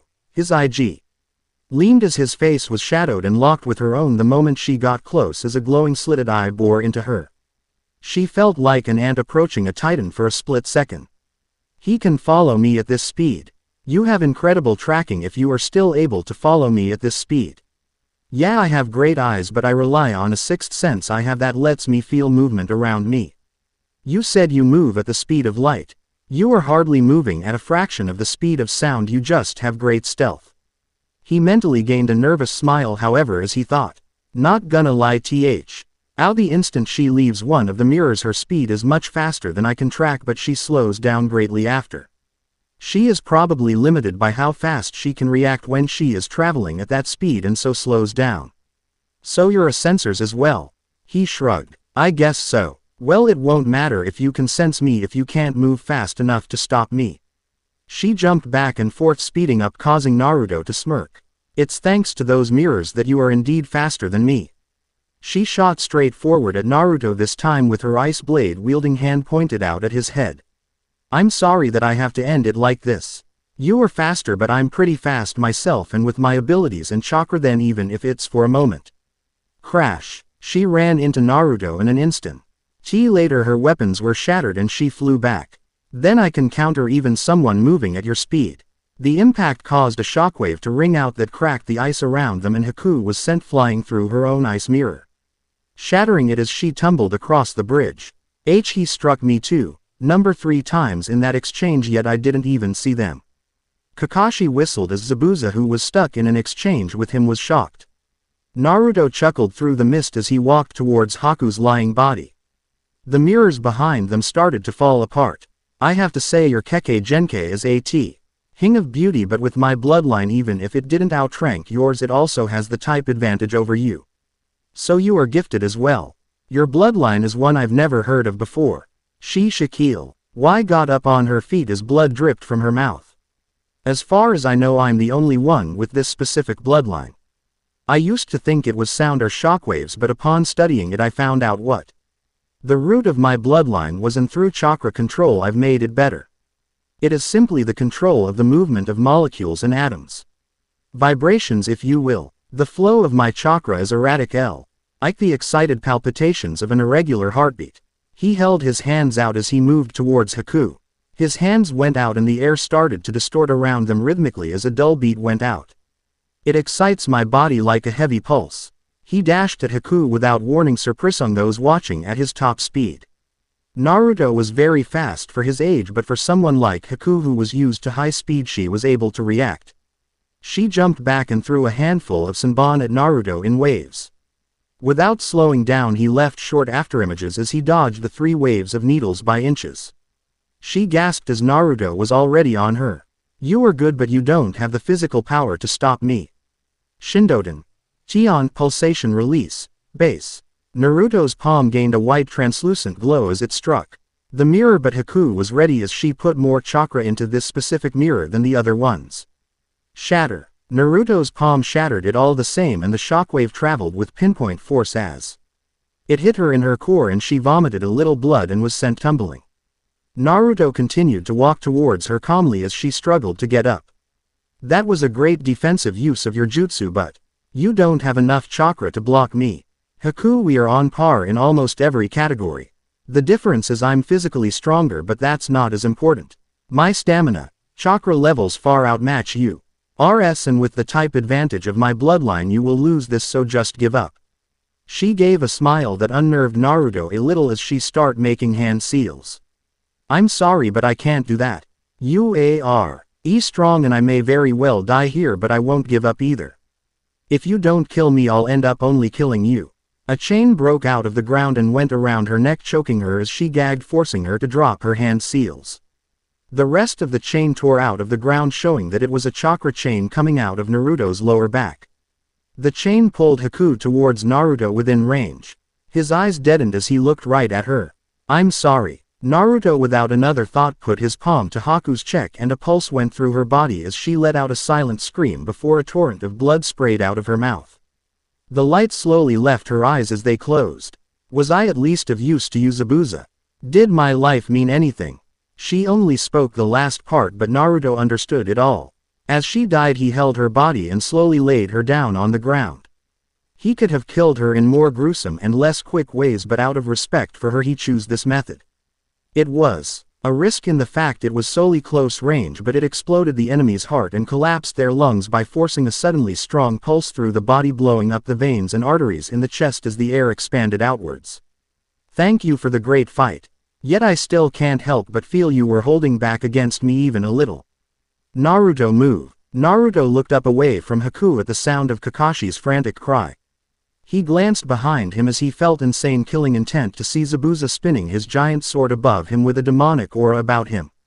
It was thanks to Naruto's instincts coupled with his sensory skills that he was able to sense Zabuza's actions. Naruto turned around as Zabuza brought the momentum of the blade down diagonally at Naruto. Naruto instinctive attack. Ked moving his arms at the same frenzied speed as when they met Haku. A clash issued for a second before a result was made. Blood flew as a cut opened up on Naruto from his shoulder to his hip's arms. Moved fast enough to break the sword's blade up on contact with the impact of his chakra strikes. It didn't stop him from getting sliced though. Naruto winced as some of the metal shards from the blade he had broken off in his body, making it harder for his wound to heal. "Haku did her job, but you will pay for what you did." Naruto jumped back as Kakashi came to his aid and smirked with a slight grimace as he held his wound. "So you did care for Haku. It makes me feel better knowing she didn't completely waste her life." "Come on, Kakashi, I was expecting you to take care of him." Kakashi had the decency to look embarrassed as Naruto stood up straight on his own. "Sorry, Naruto. He fights too well in this mist, so he got away from me." "How are you doing though? Both with your kill and injury?" Naruto scoffed morbidly at the question. "With the kind of childhood I've had, if that was my first kill I would either have to be dead or retarded. As for the injury, well, I've had worse." Naruto looked eyes with Zabuza, seeing the man was angry at him, which wasn't surprising. Naruto only smiled at that, which angered the man more. "You have my respect, Zabuza, but you are on your last legs. Kakashi may not have been able to finish you off, but you weren't going to last much longer, were you? It doesn't matter what state my body is in. To go out fighting fits someone like me. I can understand, but it's a shame really. The way you are now, I bet even a genin with some skill can beat you." Naruto sweated lightly as that caused Zabuza's intent to spike and the demonic aura behind him to take shape. "Naruto, what are you doing?" Naruto raised up a hand to stop Kakashi as Zabuza held his sword out at Naruto. At a quick speed where he vanished, Zabuza made his way towards Naruto. Naruto, however, made a simple ram sign with one hand as he calmed his breathing. A split second later, Naruto recoiled as Zabuza appeared before him and struck him with his sword. It hit Naruto's neck with a clang. The blow hit the chain around Naruto's neck, protecting him, though he still felt the impact as Naruto couldn't breathe. He wheezed but didn't fall as he brought back up his hand sign. "You are like a raging bull right now. If I threw myself in harm's way, you come running." Naruto's chakra became visible before it became sparks, and he pulsed it outward like a wave. Zabuza's body seized up as half his body was paralyzed on the side holding the sword. Before swordsman could back up, a giant chain stabbed him through his chest. "Why, you damn Uzumaki." Naruto grinned before his slitted eyes dilated and he felt a wave of dizziness and pain. "Shaw." Naruto vaguely registered the screams in his head and around him. He vaguely knew who the screams belonged to, but that wasn't what his mind was on. His mind was handling the paint of metal fragments erupting out of his body wound, draining and feeding on his blood. Zabuza gave out a hoarse laugh at his final act. "It took a bit, but my sword's hidden ability finally came through. The Kubikiribocho is the blade that will never die. It rebuilds itself. from the blood of its victims, and each broken piece retains this ability. Even those small fragments you managed to chip off that fell into your wound. You threw your life away. For a plan that might work. For a plan that wasted enough time for me to fatally injure you. You and Haku are the same. You both were just looking for a place to die. The both fell to their knees as their injuries caught up with them. Naruto's injury specifically was like the most painful form of cancer, as the metal cells just kept growing. Wow, the little demon of the mist done in by some brat, how pathetic. The shinobi on the bridge looked to the end of it to see the small portly man that was Gato standing there smugly with a small army of bandits behind him. Zabuza managed to muster enough strength to glare at Gato. Gato, what the hell are you doing here? Well, obviously I'm protecting my investments.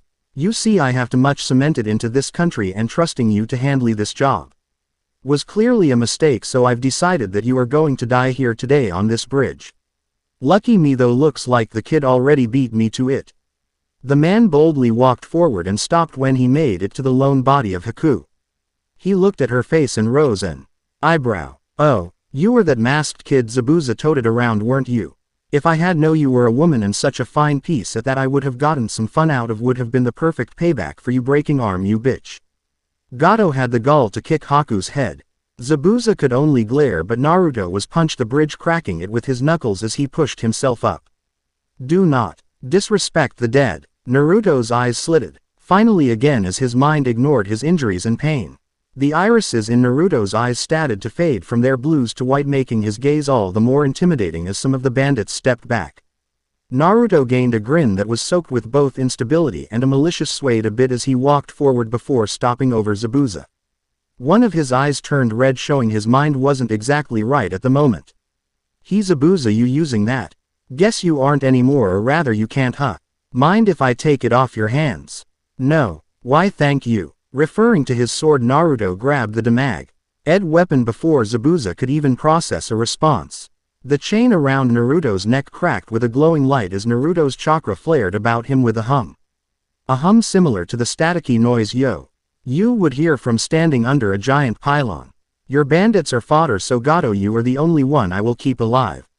Fully bypassing the pain of his own injuries, Naruto vanished from sight as he shot forward. With each long stride he left a cracked impression in the bridge from where his foot made contact. A second later, a man to Gato's right was bisected.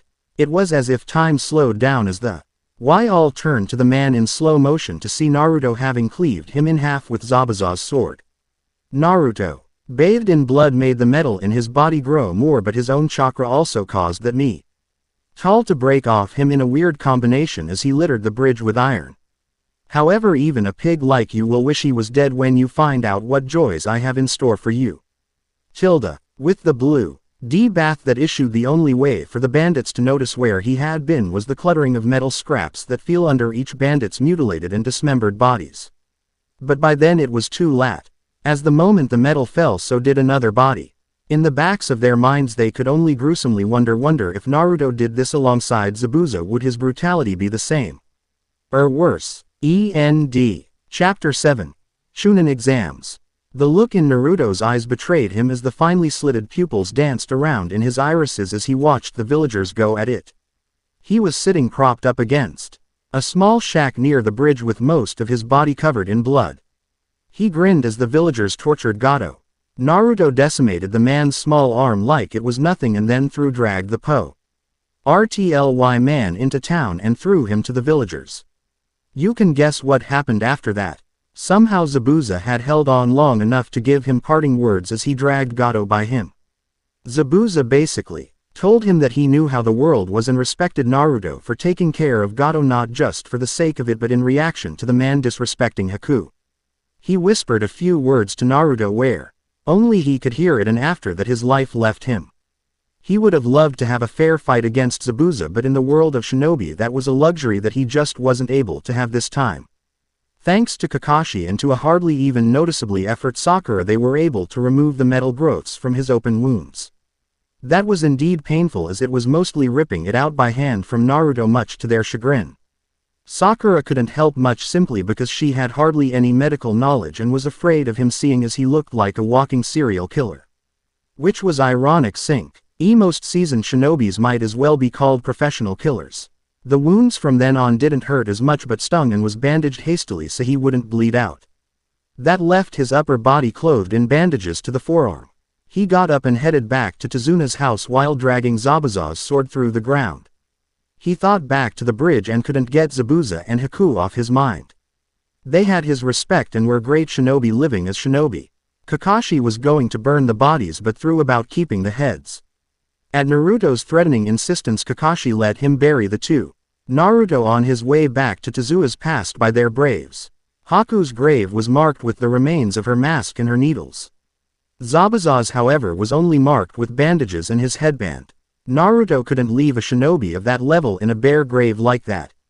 Naruto, in a display of strength even in his fatigued and injuries body, lifted the sword up in the air with one arm and stabbed it into Zabuza's grave.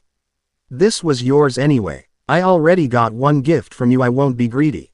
He gave his respects before putting his hands in his pockets and walking off.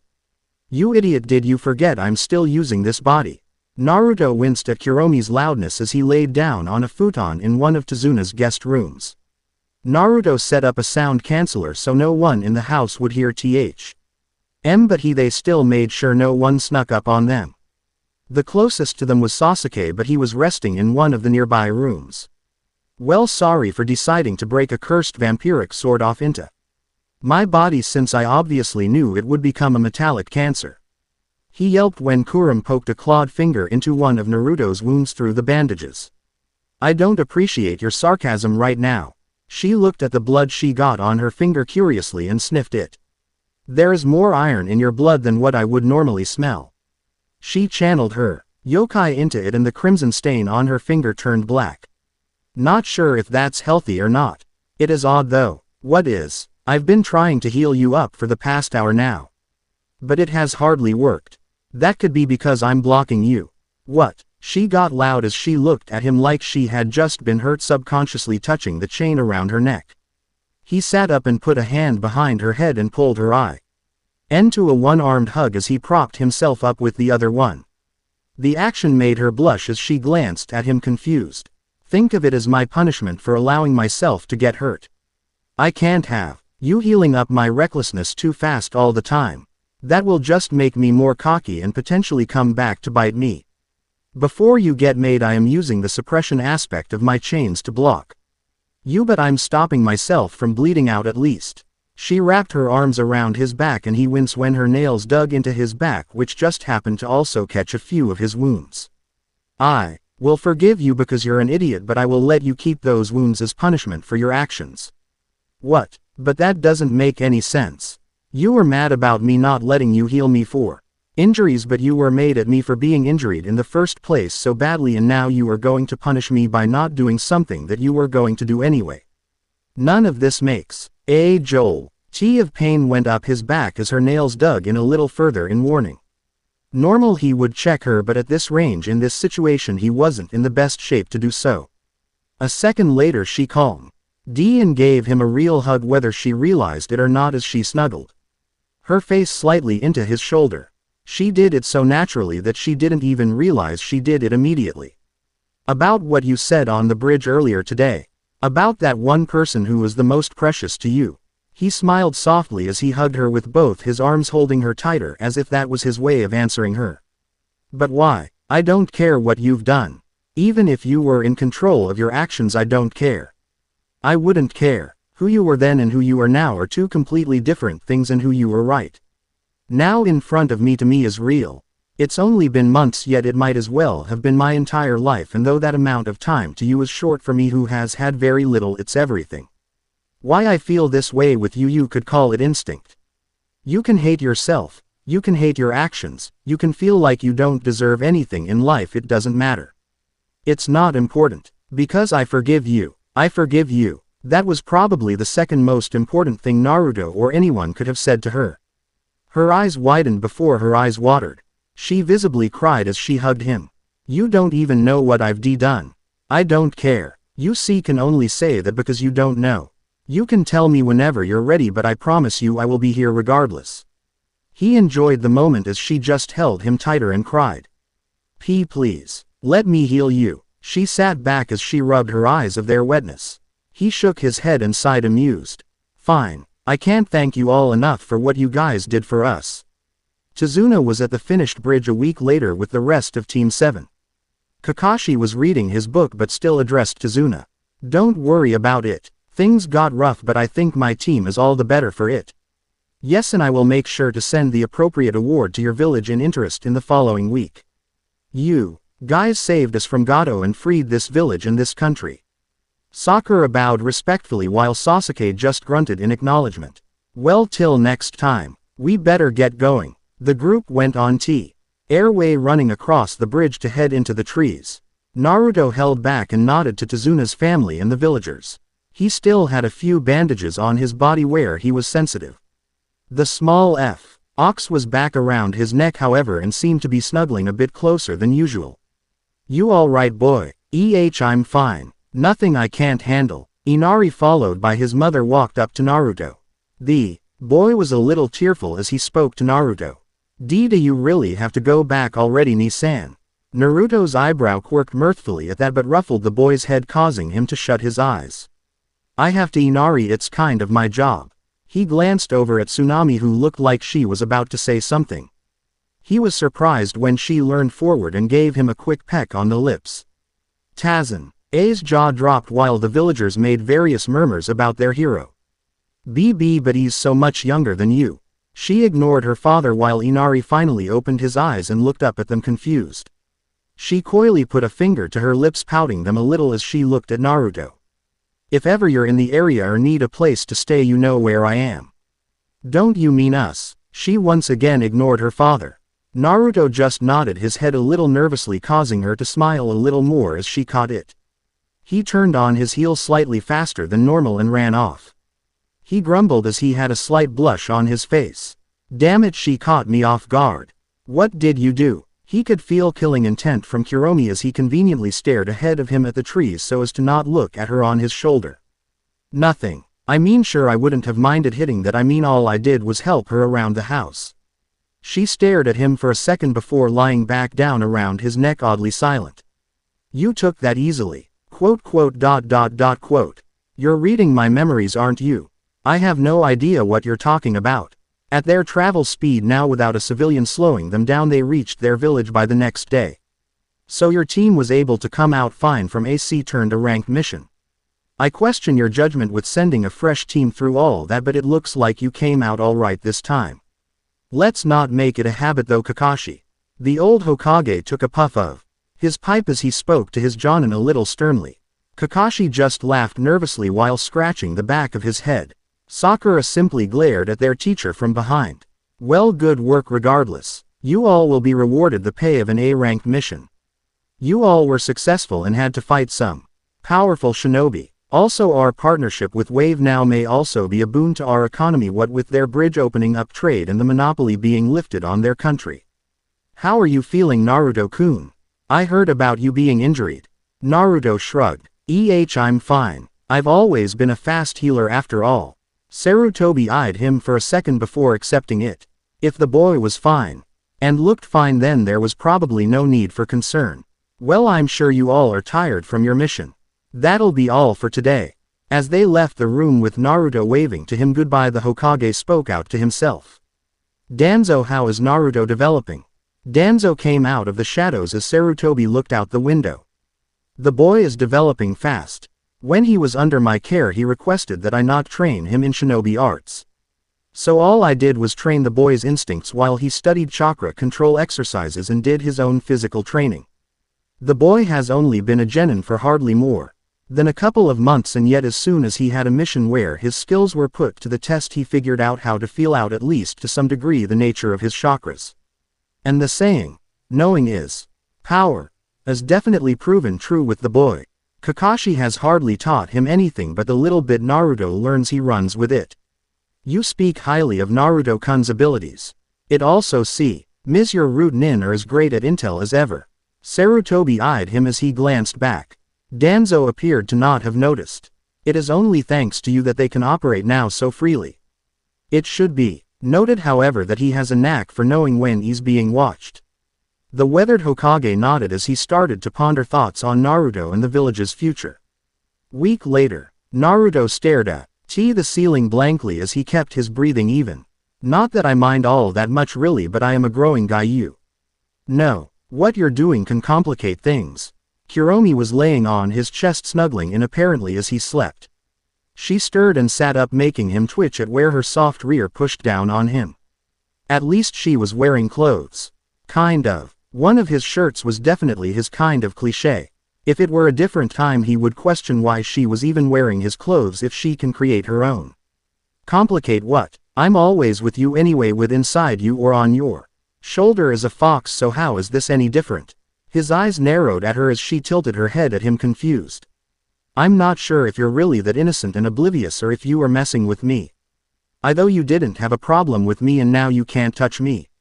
I don't understand you humans. Were you lying to me about forgiving me? That has nothing to do with. He stopped as her ears drooped. He sighed and pulled her down into him and held her. Fine, I'll just ignore your complaints then. She didn't fight his embrace this time as she laid pressed against him and they enjoyed the morning. I guess getting the Danzo's lackeys to build you your own room was pointless. It was his gift to Kuromi that he had built while they were gone at Wave. It was a simple room, but the bed had red and black silk sheets and was of a higher quality than his own. She loved the bed, but ever since they got back from Wave she had been kind of clingy. You can sleep there with me if you want. Naruto kissed her forehead, making her blush lightly. If that's what you want, my queen. It's nice to hear you say that. She grinned as she pushed back a little and gained a mischievous glint in her eyes. Would you like to do that thing again? What thing? She grew bashful again and couldn't make eye contact with him as she fumbled with her words. Why, you know that thing you people do with your mouths. Oh, he smirked, and before she could say anything else he put a hand behind her head and brought her down to mash her lips against his as she squeaked in surprise. It instantly became a heavy makeout as Naruto made the intensity as such that Kuromi tried to struggle to move back, but Naruto kept her head in place and her squirming only spurred him on. He stabbed at ND, swirled his tongue around in her mouth. She made short moans as her eyes glared back before finally blood ran out her nose. A little bit later Naruto was stretching his arms and glancing amused at Kuromi, who was laying on her side on his bed in fetal position with her tail wrapped around her and her hands on covering her face as she whimpered. Why, you're cruel. You shouldn't have encouraged me then. Besides, seeing as you got so excited you gained a nosebleed, I'd say you liked it too. I may have acted a little naive, but you could have let me have my fun. Her voice was small as she was too embarrassed to look at him. And deprive myself of this moment. If you acted less cute or looked less hot then maybe. She didn't say anything after that, so he would take that as his win. Oh, come on, let's get you washed up. I have to go meet the team soon. I can wash myself. He made his way towards her menacingly as she turned to look at him. But it's my job to pamper you. Before he could react, her tail slapped him into the floor hard. He groaned as she glared at him and tried to cover herself as if she were more exposed than she already was. I was joking. Team 7 was now standing out on a bridge in the village waiting for their teacher.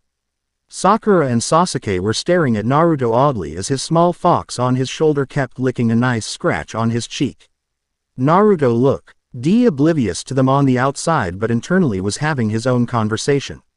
You don't have to lick my wounds, you know. I kind of deserved it. You might have deserved it, but I should have had better control of my emotions than to lash out like that. Single quote. I tried to take you for a walk and have you take a shit in public. Though your appearance is a fox and I was joking, it was pretty crude. Why yes, well, I'm already stopping your healing, so that's punishment enough. Naruto thought about her words for a moment before something clicked. Wait, did you stop my healing just so you could lick my face? And no, I would enjoy it better if you licked me in your Yukai form. Next time I'm bathing you for sure. Maybe a lit I will bite you. Naruto grinned nervously and went blue in the face as she opened her small mouth near his neck, showing that even if she was a small fox currently, her teeth were still razor sharp. Feeling an unusual silence, they looked around them to see Sasuke and Sakura looking at them a little disgusted. We started talking out loud, didn't we? Masochistic furry. Perverted, wait, she can talk. ignoring his slightly bruised ego and Sakura's questy. On nor denying their accusations, he was grateful that Kakashi chose that moment to show up. Okay, Naruto's fetishes aside, Naruto's eyes now turned into slits on their sensei, which he waved off. Glad you all are here. Holy shit, you're on time. Did you find your path of life and find out it was really short and disappointing and that's why you're here sooner? Or did you remember you were supposed to not be a terrible role model for aspiring genin? Sasuke smirked while Sakura wasn't sure if Kakashi was really there. Naruto's words stung a little, but Sakura's reaction, which was innocent, struck a bigger blow. Ma, you guys know how to hurt a guy's feelings, and here I was thinking you guys might want to become Chunin. Naruto's eyebrow rose as he scratched his chin. Oh, it is that time of the year, huh? Kakashi had Sasuke's attention now, seeing as this would be something that would make him stronger. The Chunin exams. But sensei, we've only been genin for a few months, we aren't ready. What do you mean we? Speak for yourself. Sakura felt like she had been shattered as Naruto and Sasuke dismissed her so easily. It was made worse by the fact she was pretty sure the fox was snickering at her. Alright everyone, be nice. Yes, I feel you all are ready to take the exams. You have all come a long way since the academy, and even if you aren't ready to become a Chunin, being up against other shinobi that may be your age and maybe even stronger than you would be a great learning experience. Kakashi let that sink for a moment before turning serious. But make no mistake, this won't be a game. There will be shinobi from other villages, and the risk of death is always a thing, so if you feel you aren't ready, then don't take it. You guys have until Friday to decide, so that's 5 days from now.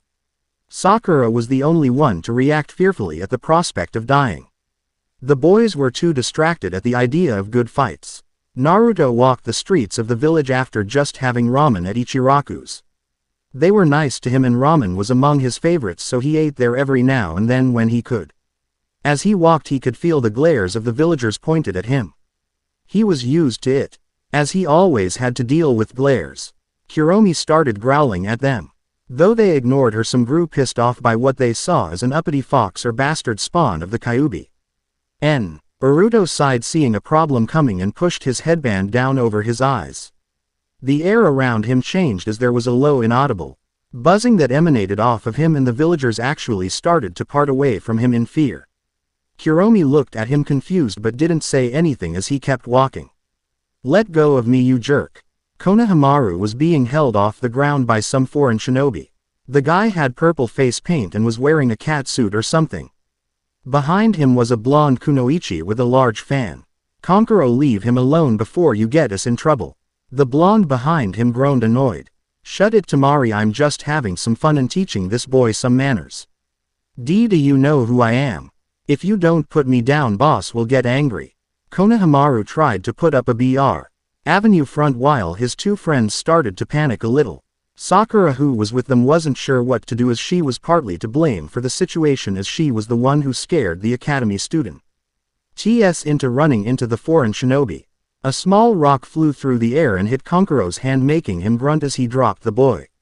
Always in trouble, Sakura. Everyone followed the sound of voice to see Sasuke sitting in a tree tossing a pebble above his hand. Sasuke-kun. Oh, he's a hottie. Tamari thought to herself with a smirk, ignoring her brother.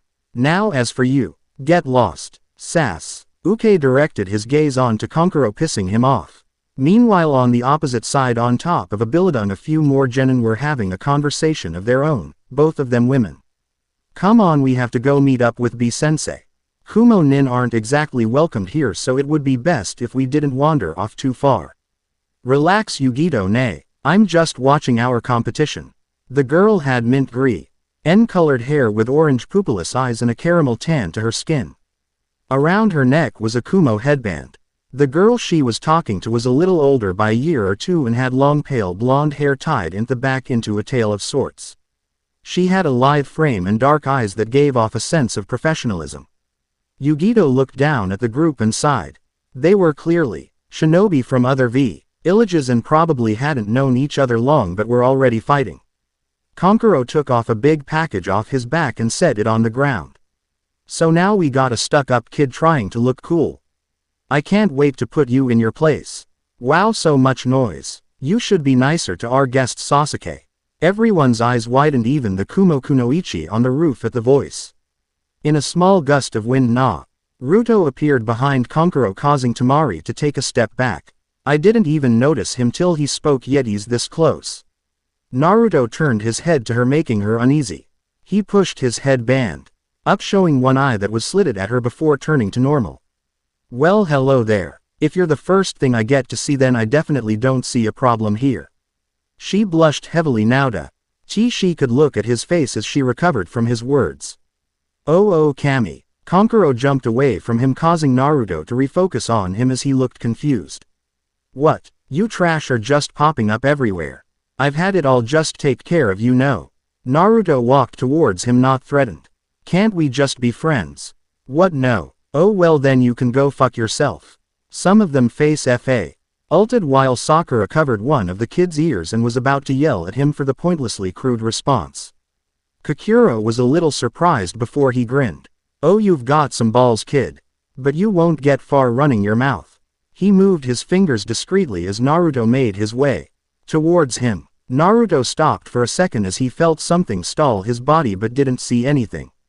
He shrew GGED and kept walking, breaking through whatever it was which unnerved Kankuro a little. As he walked close, a dark presence surrounded him and Kankuro found himself unable to move. Well, if I don't have a connection to you, then I don't care if you die. He was only slightly taller than Naruto was now, but for some reason it felt like Naruto loomed over him up close. Naruto paused and looked towards the tree Sasuke was in randomly. If you're gonna glare at me, you should at least have the stones to do it where I can see you. Sasuke looked confused before looking to his right and turning shock till as he saw a short redhead standing upside down on a tree branch. Pale teal-colored eyes locked with Naruto's, causing him to smirk. It was at that moment they noticed the fox around Naruto's neck, as it lifted its head up to nibble on his ear. Ah, Kuromi-chan, that tickles. What? 3 different genin all recoiled from the demonic mental voices in their heads, giving them headaches. Yugito rubbed her head as she groaned. What is it? Sorry kitten, I was just surprised as all. Though she probably wouldn't want us throwing her name around. Kuromi is the name of the Kyuubi who you know is also a fox. It's probably just a coincidence, nya. They saw the small fox start to make small noises as it spoke into the boy's ear and his eyebrow shot up. Oh really? Naruto pointed a finger straight at the red-headed boy, who flinched at the suddenness. Hey, I'm Uzumaki Naruto. Nice to meet you. According to my pretty little friend here, you're just like me. Naruto gave him a look that made his eyes widen in surprise.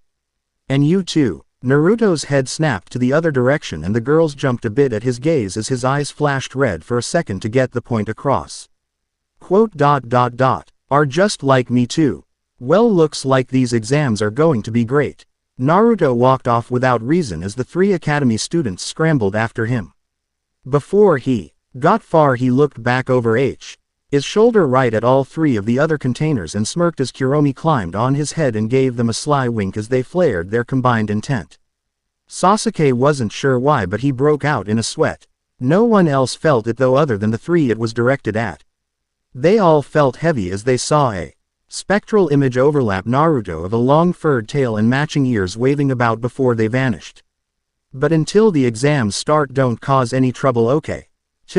Yugito gulped as he walked off, leaving the normal people confused. Did he just discreetly threaten us? I never thought I'd see it. That was definitely Kuromi Onisama. For an avatar of malicious intent, she sure appears to be oddly close to her jailer, nya. I don't know, maybe he's worse than her. Kitten, I really hope not. Humans are creative enough as is without being fueled by dark energy. Well, he's hot. What do you think, Nana-chan? I believe in a matriarchal society. Fu's brow scrunched in confusion. That's not what I asked you.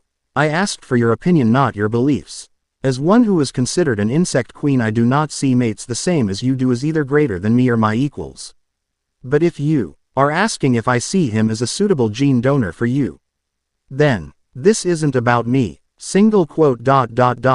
It's not. But didn't you ask me for my opinion on that male that belongs to Kuromi so that you could or validate and embolden your own opinion for said male? Yes. Then we are right back where we started. I swear you are making this difficult on purpose. Fu's face was red from embarrassment as she facepalmed in defeat. However, if Kuromi is familiar with him, you should probably be wary. Knowing her tendencies, the male could be controlled by her and unstable. Naruto walked down the streets with his hands behind his head. So Kuromi-chan, what do you think their impressions of me are? That's oddly specific. Are you speaking for them or yourself? Yes. Naruto's eyebrow twitched as Kuromi snickered at him. There was a poof of smoke before Kuromi was standing right in front of him with her hands draped around his neck. He was a little surprised and looked around them. Don't worry, there is no one nearby to see me transform. She gave a slightly coy smile which excited him a little. Now that some of my siblings have seen you, they know you are connected to me in some way. And probably are already figuring out that you are my container. Based on how we interact with each other in front of them, and their hosts may cause some of them to react more strongly. Cheese them, cheese you. Makes no difference to me if the end result is the same. He growled a little at that, causing her to giggle as she continued. You will be put on display, so make sure you outshine the other containers. Because you are my container, I expect you to become the strongest. And so you should be able to handle hosts that are at least your age adequately. And what do I get out of it? My continued respect and admiration. Well, that doesn't seem fair. What more do you want? I'm sealed inside of you, so technically I already belong to you. The only thing left is for you to seal the deal. He went rigid as she gently scratched her nail under his chin and winked before vanishing to go back inside of him. He stood them for a few moments before walking towards a wall and ramming his head through it. One thing was for sure. Things were about to get a lot more exciting. And he would have his revenge. Chapter 8. The First Exam. Wait, I was joking. Kuromi cried out as Naruto chewed lightly on one of her fox ears as he held her from behind. I'm sure you were on some level. He pinned her front to the bed as her tail betrayed her, whipping about. Then why are you mad at me? He licked down to the crook of her neck, causing her to moan out as her container did as he pleased. Oh, I'm not mad at all. It's more like I'm not holding back. He pressed his crotch against her rear, reveling in its softness as he started to massage the sensitive parts of her backside. Because of the nature of them, she wasn't able to get away as the literal spine-tingling pleasure made her want to stay in place. She buried her face into the bedsheets to try and muffle herself. He sneakily got to the knot of nervous right above her tail. Let me hear that lovely voice of yours. Shish. He cried out, but quickly shut her mouth to quiet herself. Naruto sat back and calmed down. If you don't want to do this, then this is one thing I won't force you to do. He was about to stop at her sill, ends before her tail wrapped around his waist and held him in place. Wait. She shyly spoke into the sheets. I want this, but I don't know if I deserve it. I don't think that really matters at this point. And also, well, I have never done this before. Naruto blinked, surprised. But, I mean, how could you not have? The fact you would assume such a thing, I think, might bother me. Her slitted eyes narrowed at him in warning. But really, how long have you been around? You're pissing me off now. He mentally shrugged and pulled her up till her back was against his chest. Kuromi's breath hitched as his hand found the zipper of her top in the front and slowly pulled it down. Still, it makes me kind of happy. It means I get to be your first and hopefully only. Her head turned to him as the finally shared a mutually initiated kiss. The two moaned into each other from the deep kiss. After a minute they let each other breath as her eyes glazed a little and she stared lovingly at him. Yes, my dear container. Be this Biju Queen's one and only king. I want you to mark me just like my seal marks your body. If he wasn't already going to that right, there was all the permission he needed. You don't wear underwear. I create clothes out of my own energy. I don't see the point for the added padding that humans wear. He nodded his head as that did make sense in her case, he supposed. His eyes then traveled to her neck where his chain was still present. His hand reached under and hooked the chain, causing Kuromi's eyes to widen as it began to slacken. Our hands grabbed his forearm, stopping him. Please don't, I can't control my actions if you don't suppress me. Worry shone in her eyes and her voice as Naruto smiled softly. Then let go. I trust you with my life anyway. With a quick tug, the chain around her neck shattered and she gasped as her mind clouded to an extent and her red eyes slit even more finely than ever. Kuromi-chan. He was a lit. Surprised when she suddenly grabbed him and held him down to her as she hungrily locked lips with him. He tried to brace a hand against the bed to get his bearings as Kuromi acted on her own and walked. Literally sucking the air from his lungs. Who knew that all this time her primal lust was being held back this much? He stopped worrying and just decided to counter her as his hands made it to her B. Our tits squeezing and needing them, getting moans of appreciation from her into his mouth. Her nails acted more as claws now as she dug them into his clothes and ripped off his jacket and shirt. While her arms loosened enough for him to back off her a little as she panted into him, a trail of saliva connecting their tongues. I don't know why I'm like this. I am a being of hate and a fae. Months ago I would have ripped you apart from the inside out without guilt despite all the pain I've already caused you. Yet here I am. What are you saying? There is an old human saying that hate cannot drive out hate. Only love can do that. I'm not that experienced with humans and these emotions are still new to me, but would it be wrong of me to say that I love you, Naruto-kun? His eyes widened as he truly hadn't expected those words from her. The smile she gave off reassured him of her sincerity, as it was so warm and bright it was as if the room was glowing. In fact, he was certain he really was glowing for at least a second or two. Nothing wrong with that at all. He cupped her face, which she held lovingly, while his other hand went down between her legs and cupped her there, making her breath hitch. He brought that hand back up to her face, causing her to look embarrassed as it was covered in her juices. I can see how much you love me. She would look back on this moment and note how swiftly Naruto was able to remove his pants as he now presented himself as bare as her. She supposed her not actually thinking about it added to the surprise, but now that his manhood as revealed to her, she now hated how he blocked certain memories pertaining to his girth from her.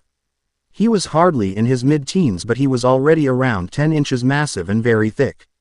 She was so surprised that she didn't notice the dark markings and new scars that were added to his body. Not what you were expecting. Aren't you bigger than necessary? If necessary were all that mattered, then I'd probably be only half or a third this size. No, I want to mate and pleasure you until you forget all else, so it's only natural that I would be born with the tools to make a Biju queen submit. Though I am still growing. He rubbed himself against her as she moaned. He pressed his engorged head against her small dripping snatch and noticed her tensing up. Just relax and let me do the work. She smiled softly and nodded.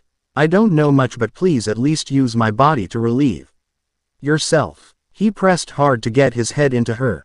He grabbed onto her hips and thrust forward hard. Her back arched as her spread her wide and deep. Neither of them ever feeling like this before. They had to adjust. Kuromi was hot, wet, and very tight. He definitely tore through her barrier, and he questioned later why an originally genderless former chakra construct would even have one, yet she seemed to be feeling more pleasure than pain. So thick. He got most of himself in her and already was almost knocking at her door. The feeling was incredible as her womanhood clenched like a vice down on him. Kuromi had her eyes clenched, getting used to the moderately painful feeling of being wretched, but at the same time had a small, sweet smile with her lips puckered that he felt looked extremely sexy. Not one to be slowed down, Naruto caught himself and slowly pulled out, making her whine. As she had just gotten used to the feeling of him inside her, or so she thought. He then eased back in, getting a feel of her insides as she let out a small moan. Quickly getting into it, he started going faster, being driven only by her voice and the feeling of him clenching on his manhood. She felt her release coming already. Just being with him was making her weak. Her body seized up as and clung to him on reflex, holding him in place as she came hard. Naruto shivered as the pleasurable grips of her orgasm made her squirt and coaxed his own release out as he came faster than he planned. Kya, she cried out as Naruto let loose thick amounts of his seed into her, filling her fast and causing her to come harder. It felt like he deposited a weight in her, it was so thick and made her feel full and warm. As she came down from her high, she mewed when Naruto lapped at the thin layer of sweat along her neck. Can you at least try to hold on? Naruto groaned as he gave her a slight glare, to which she gave a small apologetic smile. Gomen, I made you finish fast, didn't I? Don't insult me. He bucked his hips a little, making her moan a bit, showing he was still hard. He grinned at her as her inner walls clenched in anticipation. The night is still young and this is the final day before the exams start. I want to enjoy it with you. That was exactly what she wanted to hear and more. They both only had a taste of the pleasure and were feeling quite greedy at the moment. She gave him a sultry look that made his mind hazy. As you wish. I'm not going anywhere, my master tilde. Quote. Before he could stop himself, he started growling hungrily at her that would have made her submit to him if she wasn't already doing so. Naruto supposed it might have been his fault that she turned out so spoiled. For his pleasures and punishments, but after that night that was a fault he would happily take responsibility for. Good morning Sasuke-kun. Naruto. Are you okay? Sakura ran up to the two waving BU. She looked at Naruto oddly for his weird expression. He seemed to have a happy aura waving off him stronger than usually, and his eyes were open fully and shining as if he were on some kind of substance. Completely different from his clueless and tired expressions. What, Sakura-chan? I'm perfectly fine. Wonderful day we're having. Sun is out, birds are chirping, and now we can take our Chunin exams. I am feeling fantastic, thanks for asking. Nothing could possibly go wrong today. Now then, Team 7 onward to victory. Sasuke and Sakura watched Naruto march into the examination building, not sure how to feel. We're gonna die. Sasuke's first words, and already Sakura wasn't feeling too confident.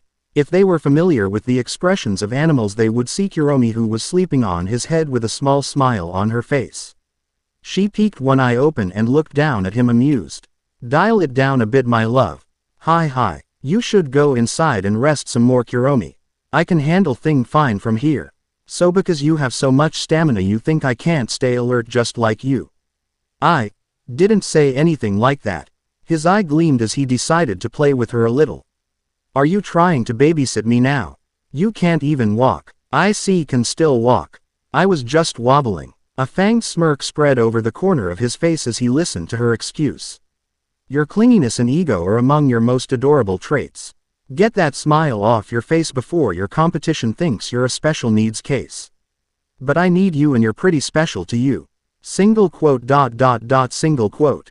This is where you're supposed to go. Single quote. Just shut up, go prove yourself.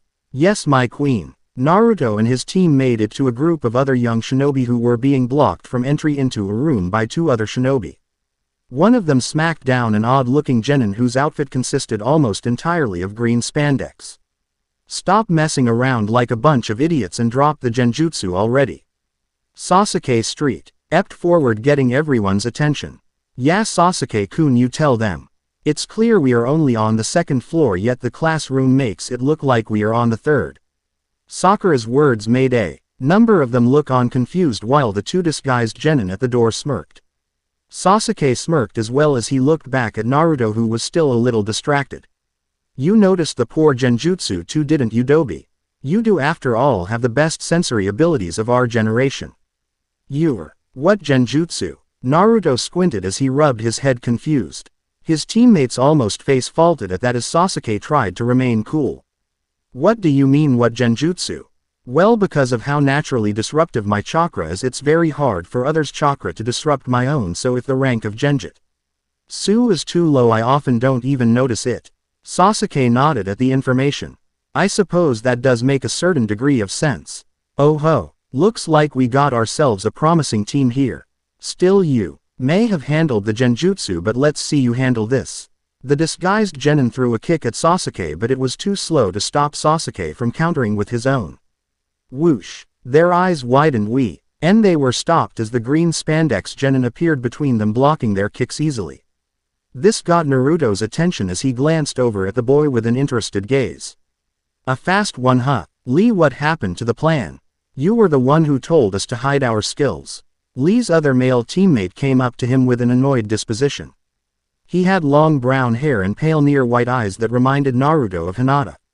I know, but... Lee balled up his fist and suddenly at random looked straight at Sakura. He walked up to her. My name is Rock Lee. Your name is Sakura, correct? Yes. Lee gave a thumbs up as his teeth gleamed in the light. Please be my girlfriend. I will protect you with my life. She looked sick and Naruto started to snicker. Absolutely not. What? But why? You look weird and disgusting. His confidence was shattered and Naruto started laughing loudly to himself. The other two on Rock Lee's team walked up to them. Hey you, what's your name? Sasuke looked at the pale-eyed man and scoffed. Where are your manners? You're supposed to give your own name before asking for someone else's. The guy ignored it and asked another question. You're a rookie, right? How old are you? I don't have to answer that. Sasuke turned and walked away, angering the man only for him to jump when he felt a hand on his shoulder.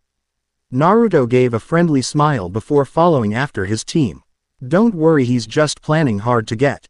Don't touch me. The girl behind him giggled as she watched Naruto and Sasuke go off with Sakura. Must be fun having a team full of cute guys. Lee kind of overshadows any appeal Neji has. Hey you with the attitude. Hold for one moment please. Team 7 was walking through a gym-type area and turned around to the voice. To see Lee having followed them. Need something? My name is Rock Lee. We know. We were there when you introduced yourself to Sakura. You said it was common courtesy for the challenger to give their name first. Well, I challenge you to a battle, Uchiha Sasuke. Sasuke smirked as Lee now had his attention. So you know me yet you still want to fight me? Sasuke. He flinched when Naruto called out to him in a calm tone. It is for that reason you will get your ass beat.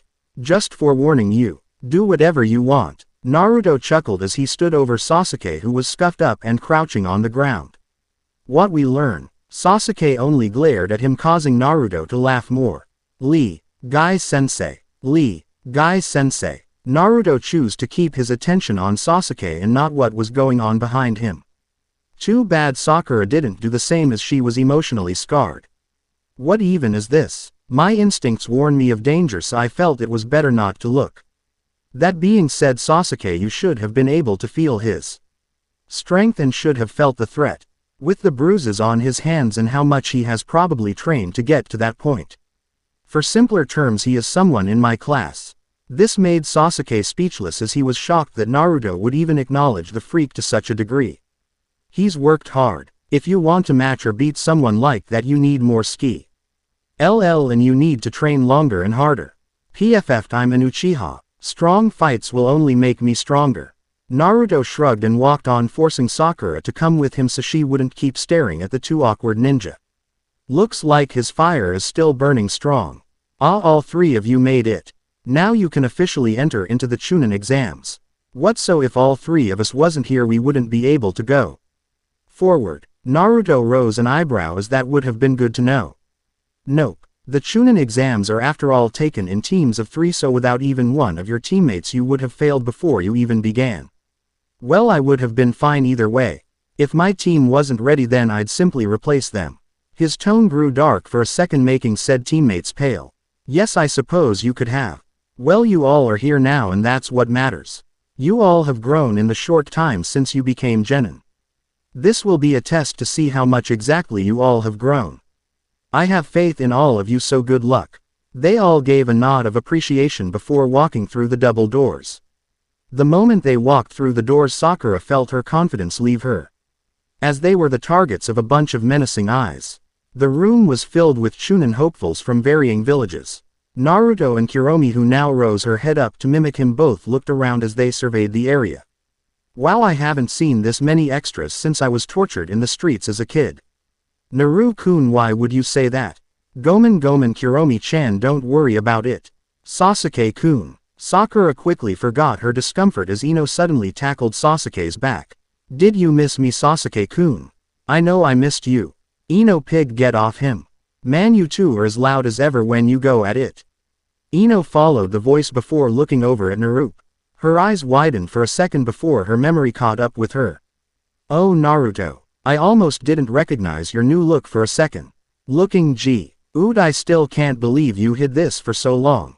She got off Sasuke's back and stood in front of Naruto to poke him in his chest. Yeah, well, a ninja has to have his secrets. He grew a little amused when Naruto kept poking his chest. Yeah, I guess so. She brought her fist to her mouth inquisitively as her other hand kept touching him now with more fingers as she started to go along his abs. Ino, pig, stop molesting my teammates. Sakura's graceful ape voice was sure to snap Ino out of her stupor as she kept her hands to herself. Man, what a drag, you guys are here too. Shick. Amaru lazed up to them with Choji following in tow, munching on a bag of chips. Yahoo! Gang's all here, huh? Kiba met them as well along with the rest of Team 8 Hinata and Shino. I don't know how you guys were able to make it with such a loser dragging you down. Kiba mocked at Naruto. He just grinned in a friendly manner. You'd know all about that, wouldn't you, Kiba? What did you say? Naruto was filled with mirth as Kiba growled at him. The little pup on top of Kiba's head, Akamaru noticed Kuromi on Naruto's head. His tail wagged a little as he barked. Arf. Hello. Kuromi simply turned her nose up at him. HMPH, don't breathe in my direction, wet-nosed mongrel. Ow. Akamaru looked downtrodden as Kiba blinked in surprise. Kuromi spoke out loud in her fox form so others understood her this time and were amused at the short interaction between the two canines, or rather puppy and vulpine. Naruto rubbed her head, which she closed her eyes and pressed her face into his hand and purred in a very cat-like manner. Now Kuromi-chan, be nice. He didn't mean it at all. Since when did you have a fox? Well, she's my partner and has been with me all my life. I've just kept her hidden until recently. Nice vague answer. Single quote. The others accepted that while Shikamaru seemed to eye the fox a little longer. Naruto pretended to not notice as he turned his attention to Kiba's two teammates. Specifically the little blank-eyed mouse behind him. Ah, Hinata-chan. Nice to see you again. Hinata Hyuga. She was of said noble clan and was a timid little thing. Very much like a mouse, but she was always nice to him. With her small frame, pale eyes with the faintest tints of lavender and meek demeanor, she was definitely a cute one. Hello and Naruto-kun. How or why you? She had a small smile simply because her crush was talking to her, but she couldn't bring herself to look him in the eyes. Kuromi eyed the girl before grinning in her own fox way. Oh, so the small mouse child wishes to mate with my container.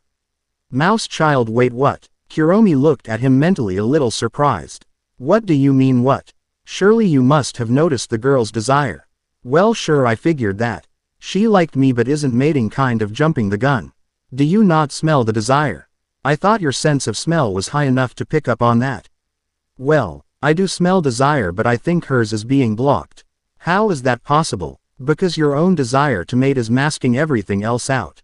His sweat dropped a little right before Kuromi's tail slapped him. Everyone eyed him weirdly as Ino whispered over to Sakura. What's going on? He stared off into space for a good 30 seconds and now his fox is ticked off at him. Sakura shrugged. It happens every now and then, just ignore it. Hey, you guys should keep it down, you know. The group all turned the voice to see a young man with gray hair tied in a ponytail and glasses walking towards them. You guys are the rookies straight out of the academy, right? I wouldn't be bringing too much attention to yourselves if I were you. Yeah, well, who asked you? Kiba barked at the guy angrily. My name is Yakushi Kabuto. But you guys should look around, you've attracted quite the crowd. The rookies looked around to see the entire room basically glaring at them, making them feel from all over the elemental nations were her, with the prospect of moving up in her were just some rookie babies taking it like it's some joke. Or at least that's how they saw it. Ah, don't worry, Kuromi-chan. You're still the most adorable one to me. Yes, you are. Naruto was nuzzling Kuromi's cheek as she was held in front of him. She grumbled a bit at the awkwardness as the actions caused by his stupidity and playfulness made her blush a bit. Naruto's oblivious act, in front of such a threatening presence, was enough to distract them as they regained their nerves. Well, he's a weird one. No harm, no foul, I guess, though. You all are, after all, just are Ukis, so you can't be expected to act like the rest of us. You actually remind me of myself when I first took the exams. Several of them caught the implications of his words, but Sakura was the one who would ask about it. Kabuto-san, this isn't your first time taking the exams. He looked a bit abashed as the older man rubbed the back of his head sheepishly. Well, actually this is my 7th time. Exams are held twice a year, so this is my 4th year attempting. Wow, you must be an expert at this then. Sakura exclaimed out, surprised. Oh, just complete trash. Sasuke added his own 2 cents that caused a few to smirk. Kabuto's sweat dropped a little but ignored the insult. He brought out a deck of orange cards as he explained. I might not be the best, but I've still gathered quite a lot of information over the years. Do you have information on specific shinobi? Sasuke stepped forward as the man now had his attention. I might. Do you have someone in mind? Yes. There is a short Suna. Nin with red hair that I believe went by the name Gaara. Then there is Rock Lee and Uzumaki Naruto. The last one surprised the ones there. Sasuke closed his eyes to force himself not to look at Naruto. Oh, who he was sure was grinning on his neck. Ah, Sasuke-kun, you could have at least taken me out to dinner first if you wanted to get to know me. Oh, so you know their names and one of them is even your own teammate. Well, that's no fun. Well then, first up is Rock Lee. He put the card on the ground and channeled chakra into it as information was revealed. Rock Lee, he's a year older than most of you at about age 16. He's done 20 D ranks and 11 C ranks. Over the course of a year that amount is decent. He has virtually no skill in any ninja art except taijutsu. But his skill in said field is off the charts. Keep your distance from him. His teammates are Tentan and Hyuga Neji. Hinata flinched at the mention of the name as Kabuto continued. Subaku no Gaara, I don't have much information on him.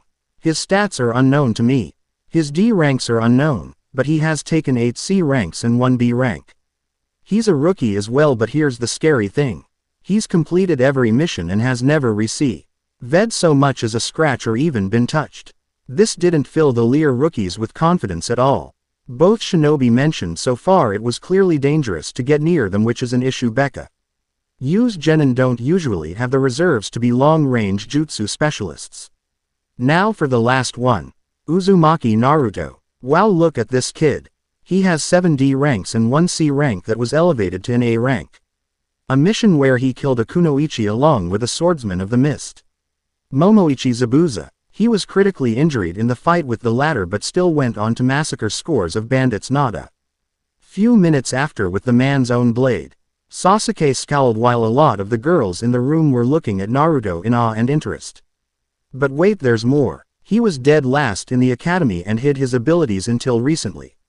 While his stats are unknown, none of them are lower than his teammate Uchiha Sasuke, who is a genius in his own right, and his chakra reserves and stamina are assumed to be his high points to an insane degree. He also has possibly 2 bloodlines, one of which is from the Uzumaki line and is possibly the rarest in the world after the first Hokage's Mokuden. He also has a few more C ranks than his teammates that were blacklisted in. Out of nowhere the card was crushed and the ground under it cracked. Naruto whistled as he rubbed the back of his head, confused. Quote, wow, that was quite the info dub you had on me. It's almost as if I'm the main character. That, or it could be the fact that you haven't been hiding your feats that well. Well, yeah, it could be that. Naruto's eyes slitted and his irises paled as the air around him became suffocating. But then again, some of that information a lowly genin would not have been able to acquire, and that fast too. And only think of a few people with the means to get such information so easily, and they are quite the snake. Kabuto backed up as he held his hands up nervously. Come on now, calm down, we're all friends here. I don't have friends. Kabuto winced a little at that. Wow, that's kind of sad. Naruto stopped in his step as they heard Kuromi making little animal noises towards him. Am I not your friend? Well, you're my best friend. More of a lover really at this point. Oh, okay then. Her tail wagged a little on top of Naruto's head. Naruto remembered where he was and looked around to see judgmental eyes. His peers didn't understand Kuromi except Kiba and Akamaru, though Kiba wasn't paying attention and the pup somehow saw it as normal. Everyone else did hear him though. Quote, ... I said that out loud, didn't I? Hey, everyone has their kinks. Naruto sighed and raised his hand towards Kabuto, causing his team to brace themselves as they grew apprehensive. There was movement through the crowd. That only a few noticed, one of the being Sasuke, as he felt the killing intent directed at them. 3 people from what he could tell were moving quickly and heading straight for Naruto. A man jumped above the crowd and threw several kunai at them. Kuromi lazily swiped her tail, deflecting all of them flawlessly, surprising the guy before he smirked, showing it was just a distraction. It was the meant right after they were deflected that Naruto was kicked in the back of the head by a kunoichi and took a punch to the cheek by a one-eyed bandaged man from the front. He had some odd gauntlet on his hand that rung the moment he made contact. The Konoha rookies all got on guard, some shifting into attack stances. The 3 ninja laughed before it died a few seconds later as Naruto just glanced at the fist on his cheek. He didn't budge at all. Well, that you guys sure aren't very friendly. The bandaged man scoffed but didn't remove his fist. You run your mouth too much. You shouldn't take his exam lightly or you may lose your life. A small undetectable pulse went out from his gauntlet, but instead of the affect he intended, a crack splintered on it, causing his eyebrow to raise surprised. Naruto glanced at the gauntlet another second curiously before his face shadowed and he directed glowing white orbs for eyes at the man, causing him to pale. As he froze in place from fear, he saw THE symbol on the man's headband and snorted. Hey Oto Ninja, did you just try to use sound on me? Naruto started to slowly move his hand that was still pointed at Kabuto towards the offending man in front of him as small visible shockwaves started to distort off of it. Someone like me might feel insulted by such a piss-poor display of noise.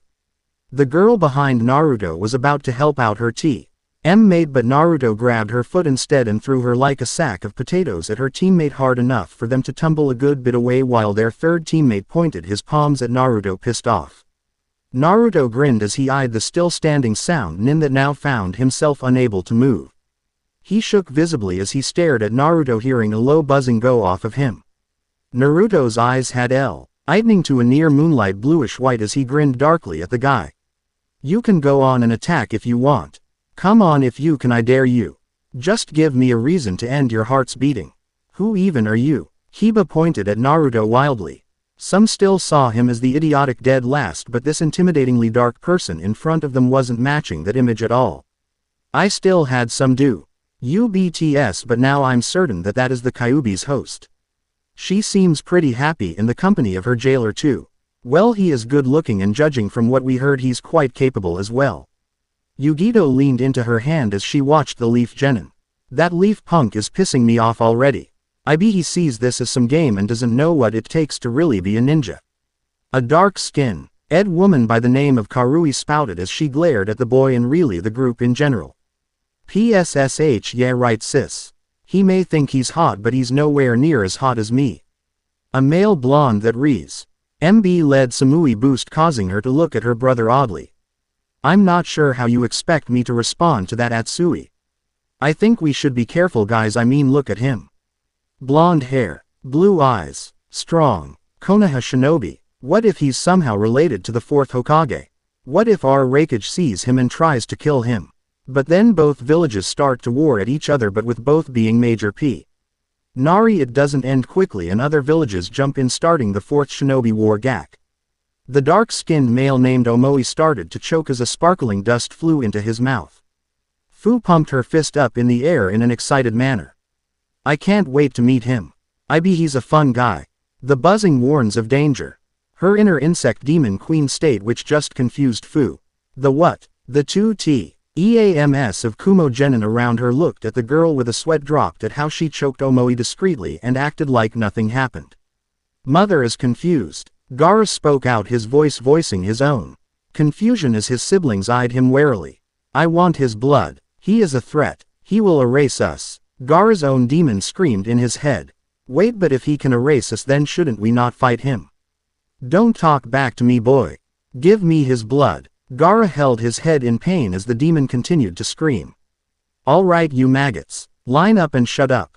An eruption of smoke happened in the back of He room as a scar-faced man made himself known with a collection of Chunin standing behind him. I am Morino Ibisu, your Jonin Proctor for the first part of the exams and your worst nightmare. Candidates from Otogakure and Uzumaki. If you all can't control yourselves, then I'll kick you from this exam so you can take it outside. Got it. Naruto just put his hands in his pockets and chuckled lightly, which annoyed the man. Yeah, I can just find them later if I want.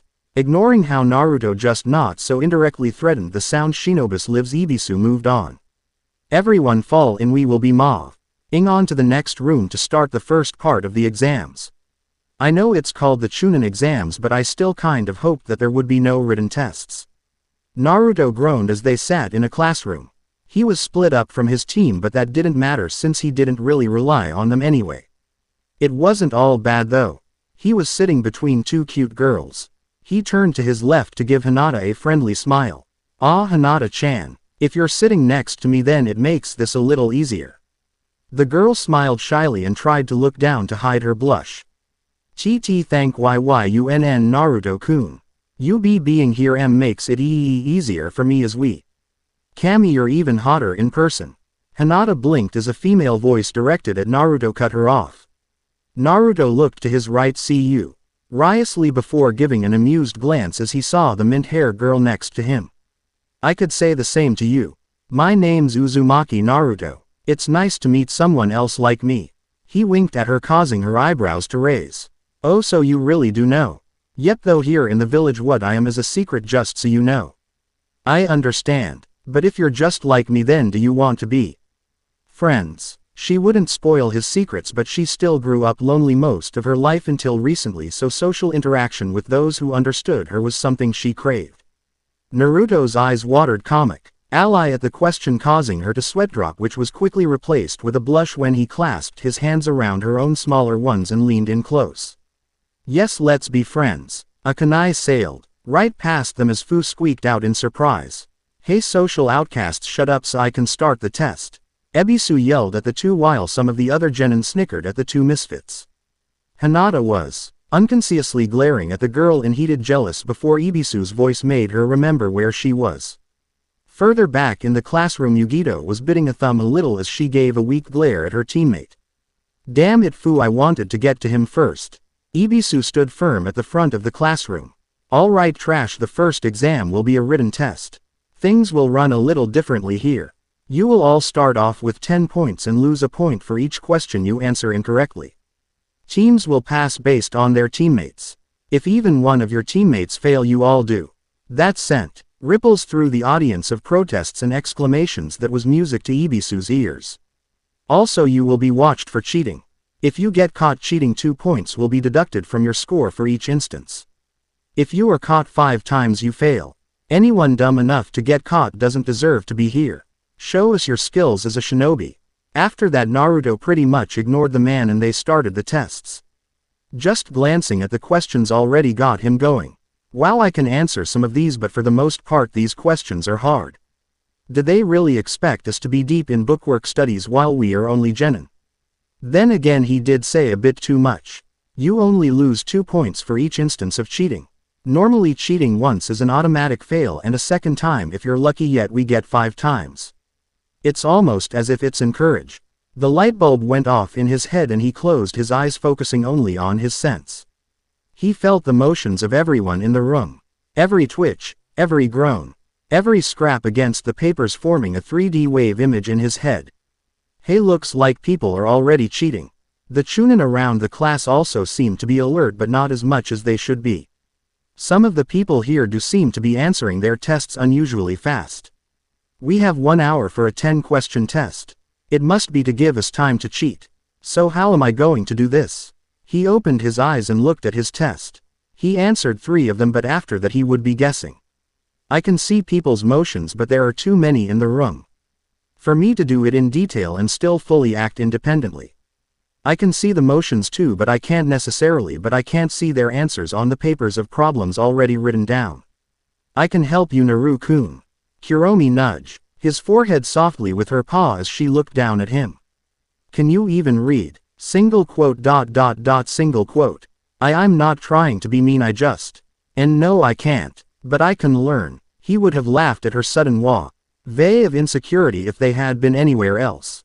He supposed a demon or Biju wouldn't have much of a need for reading unless they interacted heavily with humans, and most of Kuromi's interacts with humans was being sealed by them.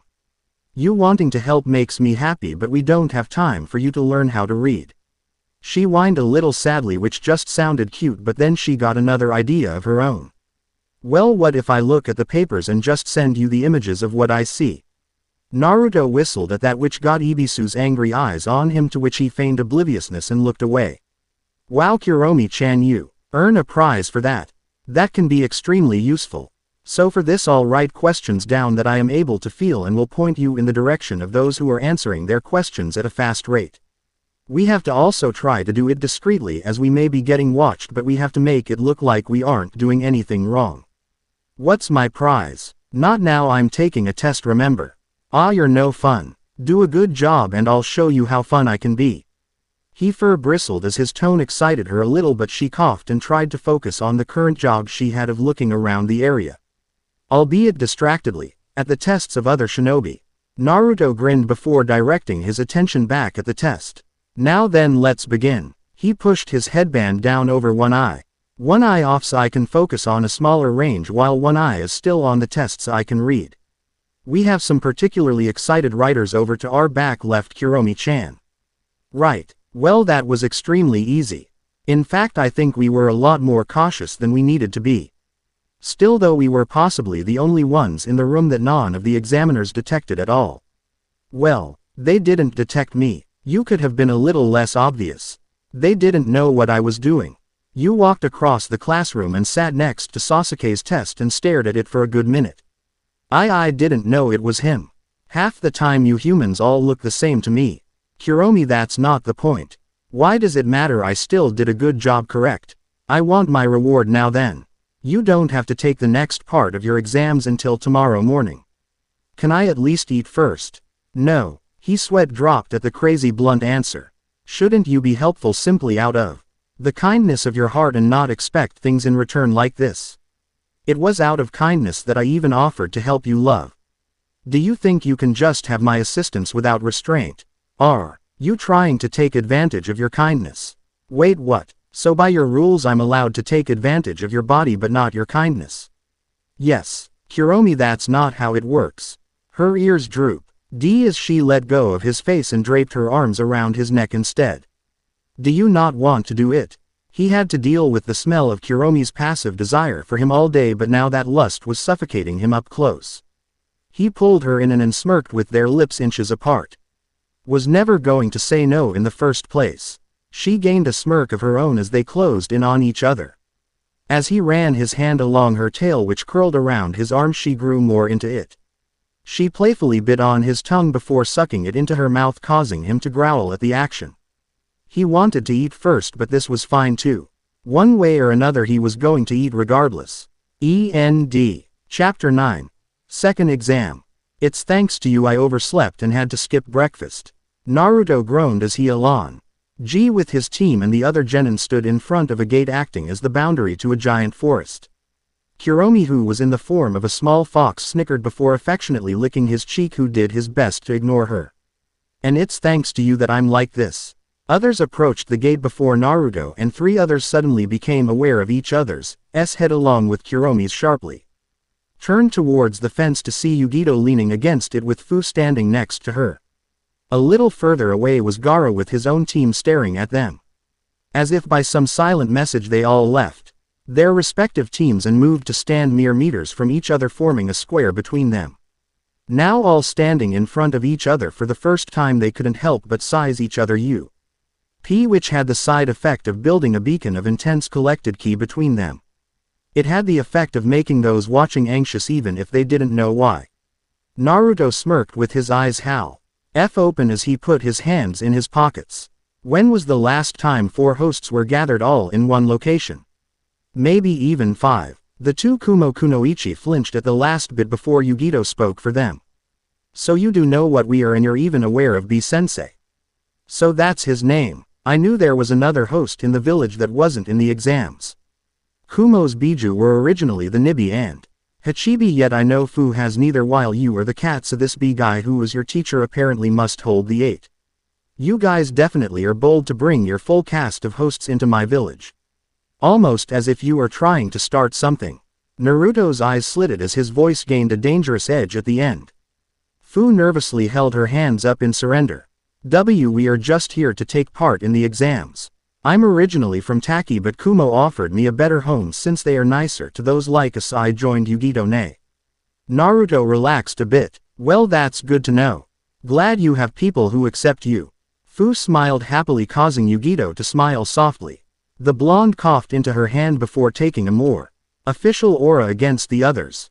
Well, since as you said 4 hosts are in one location together, why don't we introduce ourselves? I am Ni Yugito, holder of the 2.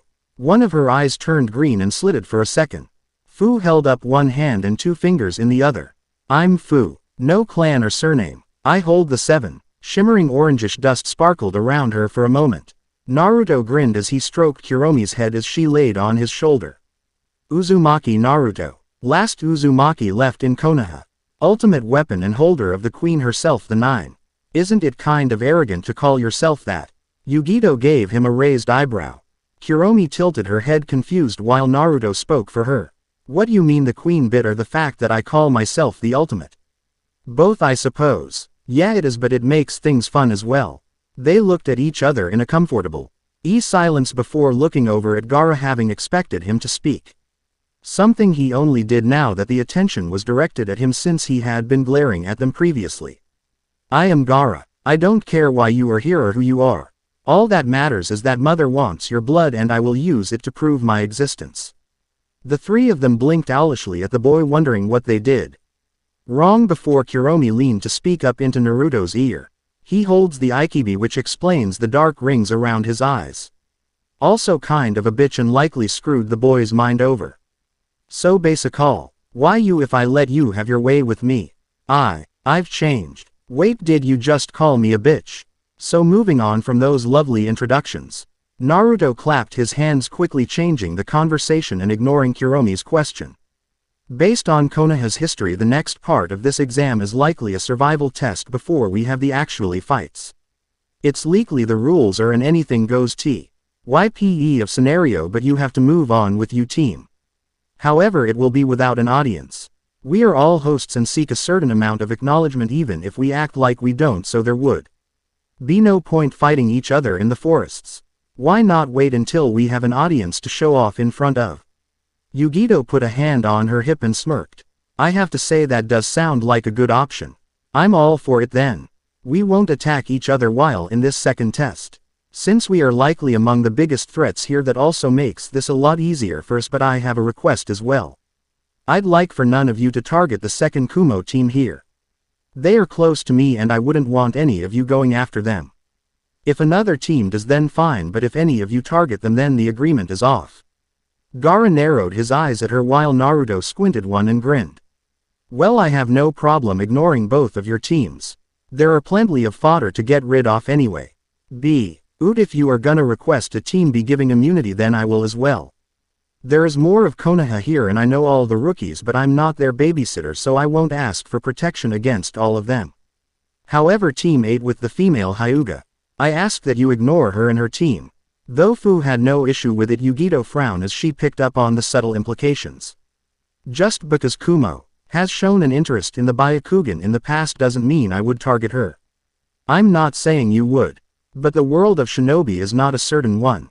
Also, the girl is the heiress, if you didn't know. She lost her mother when she was a toddler, was kidnapped by ninja from your village a few years later, an event that led to her uncle being sacrificed. Because of that event that is largely she has to deal with the spite of the main branch and her father. Her confidence is shot. If she had to face a Kumo team, she might experience PTSD, and so it wouldn't really be fair at all. Shinobi aren't about to be fair, but come on, would you single out a small girl with a mental disorder caused by your village? Alright already. Now she felt guilty for asking.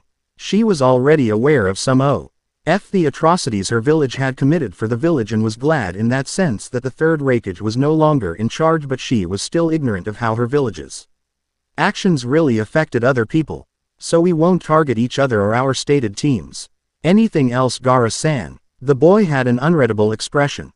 I am under no obligation to listen to either of you or acknowledge your wishes. If anyone gets in my way, I will kill them. That wasn't what Naruto wanted to hear as he gained a dark presence. He slowly reached out towards Gaara with an outstretched hand. Wow, you really are kind of an asshole. Naruto's hand was blocked by a wall of sand that compacted into a wall in front of his hand.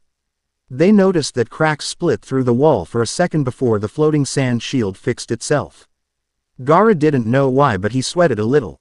The wall only blocked threats, but he had no idea what Naruto's touch could have done, as his sand somehow didn't even react to Naruto right away despite how slow he was moving. There was a tenseness between them for a few strenuous moments as Yugito and Fu were on edge in case something happened. Naruto retracted his hand after staring at the sand and shrugged. Fine then, I'll just tell them not to fight you, then you will have no excuse. If you touch the Hyuga girl, you're gonna die. Simple as that. The threat was real, but how Naruto was able to say that so easily yet not be on guard right next to them made them even warier. Alright brats, shut up. You can tear each other apart in the forests. The mesh fishnet. Wearing special John and Anko shouted over them, getting the group of Jinchuriki to stop their little chat. She gestured to the area of giant trees behind her. This after all is the Forest of Death and will be the location of the second test. Many ninja have ventured into these woods and died in the process, hence the name. Naruto rolled his wrist dismissively. Forest of Death. Hey, I've spent weekends here. He said it loud enough that everyone heard him. Anko gained a mischievous glint in her eyes. Oh, a tough guy, huh? Quicker than most could follow a kunai shot straight at Naruto. He lazily leaned his head out of the way as it thinly cut his cheek, which caused Kuromi to fall off him in surprise. A moment later he was grabbed from behind as one of Anko's hands cupped his face. Others were startled by her quick movement, but Naruto just simply glanced back at her.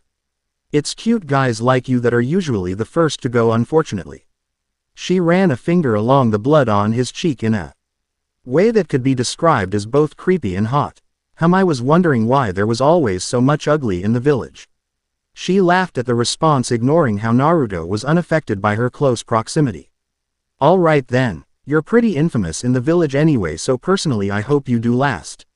She backed off from him and moved on with her job. Naruto reached down to pick up Kuromi, dusty in her office. She gave an irritated glare at the woman. Anko held up a stack of papers in one hand and a scroll in the other. Okay everyone, before we can begin I will need everyone to sign these waivers, basically a contract accepting that if you die it's not our faults.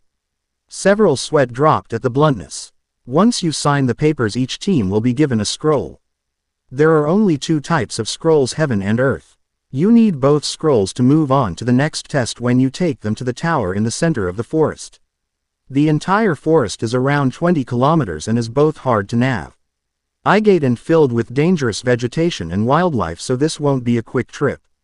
This is a survival test and so anything goes. Just don't open the scrolls prematurely or your progress in the exams will end prematurely as well. The teams started to collect amongst themselves after the woman said her part. Sakura wasn't sure how she would make it through the forest. Honestly, Naruto wasn't either, but he wouldn't say that out loud. So if the scroll is basically our only way to move on to the next phase, and so the most important, who should hold on to it?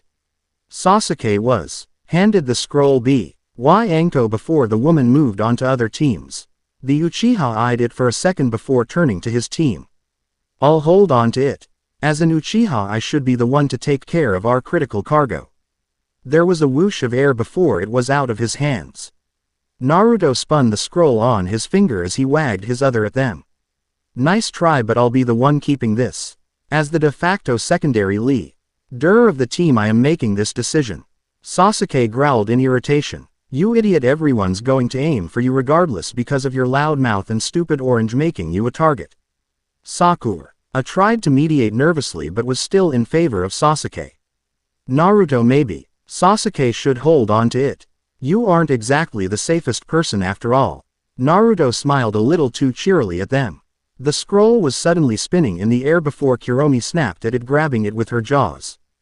Before they could gather themselves, both Sasuke and Sakura were grabbed by the fronts of their IRTs and lifted off the ground by Naruto. They gulped, though Sakura was visibly a lot more cowed than Sasuke. Naruto's smile fell as a shadow spread over his face and slitted eyes peered at them. I'm doing this. End of discussion. Off with Team 10. Shikamaru rose an eyebrow at Naruto. What is he doing? Too troublesome to worry about with this test. Pretty clever that the proctor had us all enter the forest from different gates. Makes it harder to find each other. Naruto sat on a tree as he closed his eyes. Sasuke stood to the side of him as he looked around the area. Naruto, how far exactly does your sensory skill go? Not far enough apparently. When we are moving the range is about 10 or so meters. If I'm still, then I can expand that range to around half a kilometer. This forest is so big though that I can't feel out any people, and all the wildlife is causing interference and making it harder for me to focus. Looks like we are going in blind. 10-meter coverage is better than nothing. If we move a little slower you can expand that range, right? Naruto nodded as he stood back up.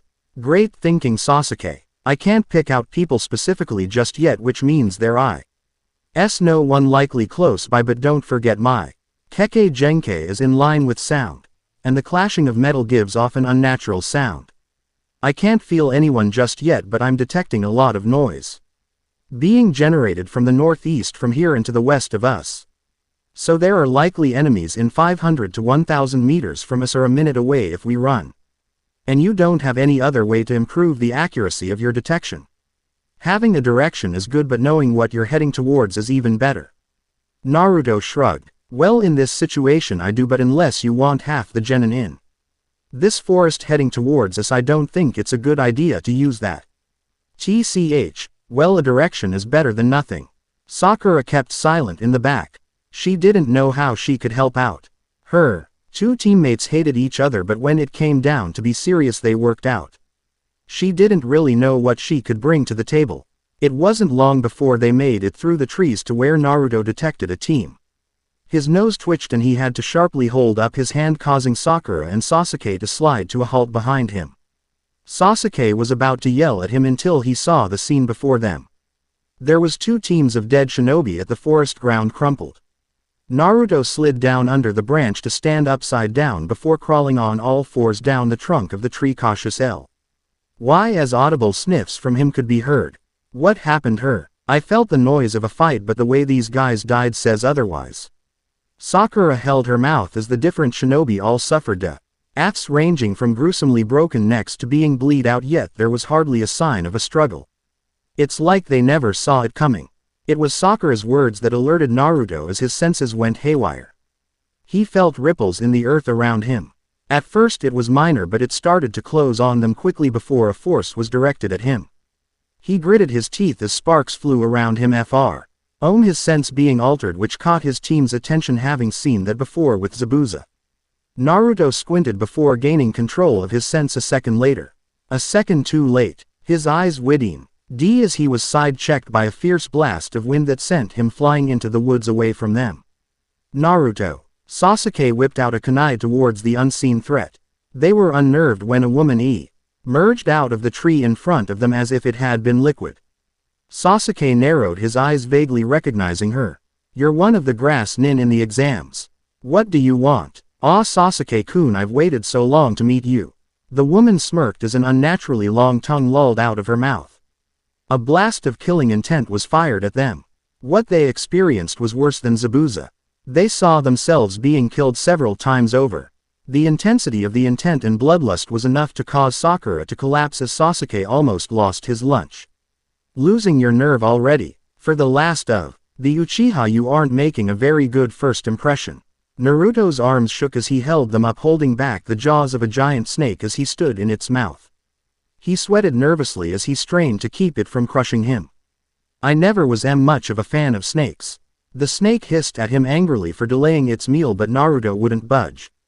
It was a losing battle, however, as a snake's jaw strength was amazing.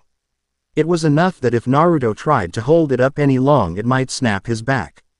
He mentally groaned in defeat as he jumped forward into its mouth as the jaws slammed shut. He shivered as he was forced down the slimy cavern of the snake's mouth. Kami, it smells so bad. You know you can help out at any time, Kuromi. I don't wanna. He pressed against the snake's inner lining as its muscles squeezed him. He was happy snakes didn't chew their food or he'd have other problems. But I thought you loved me. I do, but what could possibly be a good reason for you not helping me from dying? I don't want to get snake slime in my coat. Quote. He deadpanned as he held up one hand in a seal. We are going to have a long talk after this about your priorities. In glow started of translucent chakra covered his body. A hum could be heard from him that only increased in intensity. Gra. The giant snake's lidless eyes widened before it vomited blood. Sikon. Later a faint light was seen from its belly before its gut expanded and the snake was blown apart as a shallow 10-meter wide crater was left. Naruto grimaced as snake mess scattered the area. His teeth chattered for a second before he shook it off. Well, my bloodline chakra could have worse side effects, I guess. Now where did they go? Kaden. Ruka no Jutsu, fire style. Dragon Flame Jutsu. A jet of fire ran along a wire to strike the woman Sasuke was facing. It traveled like a comet with the vague shape of a dragon head before crashing into the woman and wrecking the tree she was tied to. He had lost his nerve against the woman initially but had managed to steel himself as he activated his Sharingan. Sakura had to watch from the sidelines as she would only be in the way of this level of a fight. The woman was clearly not a genin, but Sasuke was able to hold her off well. The woman screamed out in pain as she was burned alive. Not bad, Sasuke. I would have done it better, but it still had the right amount of flair. The two looked up to see Naruto with his hands in his pockets grinning down at to their surprise. You're alive. Naruto's grin fell as he gave off an annoyed glare. Well, you sure wrote me off quickly. Kukuku, such promise, such potential. They refocused on the woman who was remarkably still alive. As the flames died down they could see that her face was peeling, revealing the traces of another paler one beneath it. Snake-like yellow eyes looked them over as if gauging a potential meal. Who or what are you? The person reached up to peel away false skin, revealing a much more attractive woman. She had long black hair with pale skin and piercing yellow eyes and a lithe, slender body. Naruto squinted before looking nervous. Are you a woman? The woman looked confused as she tilted her head at him for the odd question. Do I not look like one? Looks can be deceiving. He held his nose as he looked a little dizzy. I can't tell by your scent either. Sasuke grew frustrated at the pointlessness. That really is not important right now. The woman coughed into her hand. Yes, well, I suppose I should introduce myself. I am Yamada Orochi. Their eyes widened as Naruto spoke up again. Yamada, as in the Snake Princess and one of the Sannin. So you really are a woman. I think. A vein popped on the woman's head, though her expression feigned a dangerous smile. Such petty things may not usually matter to me, but I do have my pride as a woman to uphold, boy. Why are you even here? I have heard rumors that you may have a thing for children, specifically little boys. I mean, I don't see myself as little, but I'm still growing, so I'm not quite a man yet, but I'm getting there at least. Simply because I have taken hold of young ones does not mean I would do such obscene things to them. Children are just very malleable subjects when it comes to genetic experimentation. Your definition of obscene seems to be pretty selective. And you also seem to be just as talkative as I've heard. The two glared at each other, having momentarily forgotten why they were here. Sasuke was the one to bring them back down. What are we doing here? Yamada blinked as she remembered why she was even here. Alright, well, I'm here because I have an interest in young Sasuke's body. I was right about the little boys, and yet at the same time now my feelings are hurt. Now I'll sit alone thinking, why not me? Why, Sasuke? Naruto was silenced as a hand grab went over his mouth, grabbing him, and he was slammed into the branch they stood on by a mildly irritated Yamada. Sakura and Sasuke jumped back in surprise. So fast. Naruto smirked as his body became unstable and popped, releasing a burst of static and sound that sent tremors up the woman's forearm. Yamada stood up and looked at her numbing hand in thought. So you were baiting me. I have to say you've piqued my interest. That both makes me happy and extremely uncomfortable at the same time. Naruto hung by one arm from a branch up above them. He flinched as a snake bit his head. His eyes faded out as he became unstable again and burst, killing the snake and breaking the tree limb. Yamada stepped out of the way, avoiding the branch. You are quite elusive, almost like a fox. Naruto wasn't startled by the not so indirect insinuation at all. Yeah, well, with my bloodline. Nay, I can sense the vibrations and movements of anything around me, so sneak attacks don't work well on me. If anything, that's more like a snake than a fox, or maybe even a bat if anything. Yamada gave a wide smile of interest. I've heard of your supposed new bloodline. You may be of use to me along with Sasuke-kun's Uchiha blood. Sorry, but no one uses me. Naruto pulled his arm sharply, breaking the branch he was hanging from and chucking the sizable piece of wood at the woman. The woman batted it out of the way, making him sweat a little. He landed on the branch below. Well, that's too bad. I was only here for Sasuke entirely anyway, so if you could politely move out of the way, I'll finish my business and be on my way. I kind of need him to pass this test, so I can't let you have your way with him. Your choice of words is quite detestable. Play. Mathemagics of the tiger. She had enough and ran at Naruto, her legs resembling a snake tail. She closed in on him, but Naruto held up his arms to block the strike. Her eyebrow rose pleasantly. His body is quite sturdy for a genin's. Naruto broke out in a nervous sweat as he grit his teeth. I'm pretty sure she almost fractured my arms. She pulled back her fist and hit Naruto again, which he this time caught with his hand, surprising her. She sent out a flurry of more blows, but Naruto defended against them all, parrying some, before stepping forward and sending a couple strikes of his own which she avoided. Your style is too direct for my sense. Her face steeled and she gave a malicious smile. Oh really? But that's not my style. This is. Her stance changed before her hand wiped at Naruto's face and hit him hard across the cheek as he recoiled. It was like a snake just struck out at him. She stepped forward into his guard and sent a barrage of blows at him, with most of them not being avoided, before grabbing him by his shirt and kneeing him hard in the stomach and sending him off the tree. Gak. Naruto had nay eyes shut from where he got hit, and he was feeling sore, but it was nothing he couldn't deal with. But he was getting ticked off. Yamada almost didn't react fast enough when a chain shot out of Naruto's tailbone mid-flight and stabbed at her. The snake woman leaned out of the way as the chakra chain cut through the air. The Uzumaki bloodline as well. The chain wrapped around the thick branch as Naruto swung under and around it, coming back to kick the woman in the back, sending her flying instead. Her body hit a tree hard only for it to break down into mud. Sasuke was too focused on the fight to notice his surroundings. Your teammate is a strong one. Are you jealous of his strength? I can give you the power you want and deserve. He looked back in fear as the woman revealed a pair of long fangs gleaming in her mouth. She was about to grab hold of Sasuke when a cluster of wires wrapped around his waist and pulled him through the air. He yelped as he was dumped right to the side of Naruto. Naruto rolled his wrist as ninja wire waved around it as if they had a mind of their own, with a small hum being heard from them. My bloodline has so many uses. I won't let you get him that easily. Yamada glared at Naruto as she grew irritated once more. She had limited time to play, and that was quickly running out along with her patience. It wouldn't take long for shinobi forces to be aware of her presence. I've indulged myself long enough. She widened her jaw and made gurgling noise as a long Western-style glowing sword emerged from her mouth. That was kind of hot, not gonna lie. Internally, Naruto was on guard at the sight of the weapon. Sasuke, I'm going to need your help if you want to get out of this alive. Sasuke nodded as he went into his own stance. Yamada formed a hand sign and her cheeks swelled before vomiting out a tsunami of snakes. Holy shit. Naruto made hand signs of his own as Sasuke hastily shot a fireball at the wave. Naruto let loose a roar at the ball of fire, escalating it into a shocking white ball of energy that hit the snakes in a powerful explosion enough to break it apart. Naruto took a breath to collect himself.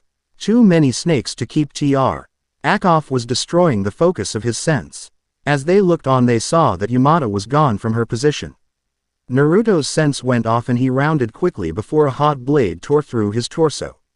Sasuke turned around a second later to see Yamada had gotten behind them that fast. Yamada held up her sword again to strike Naruto down.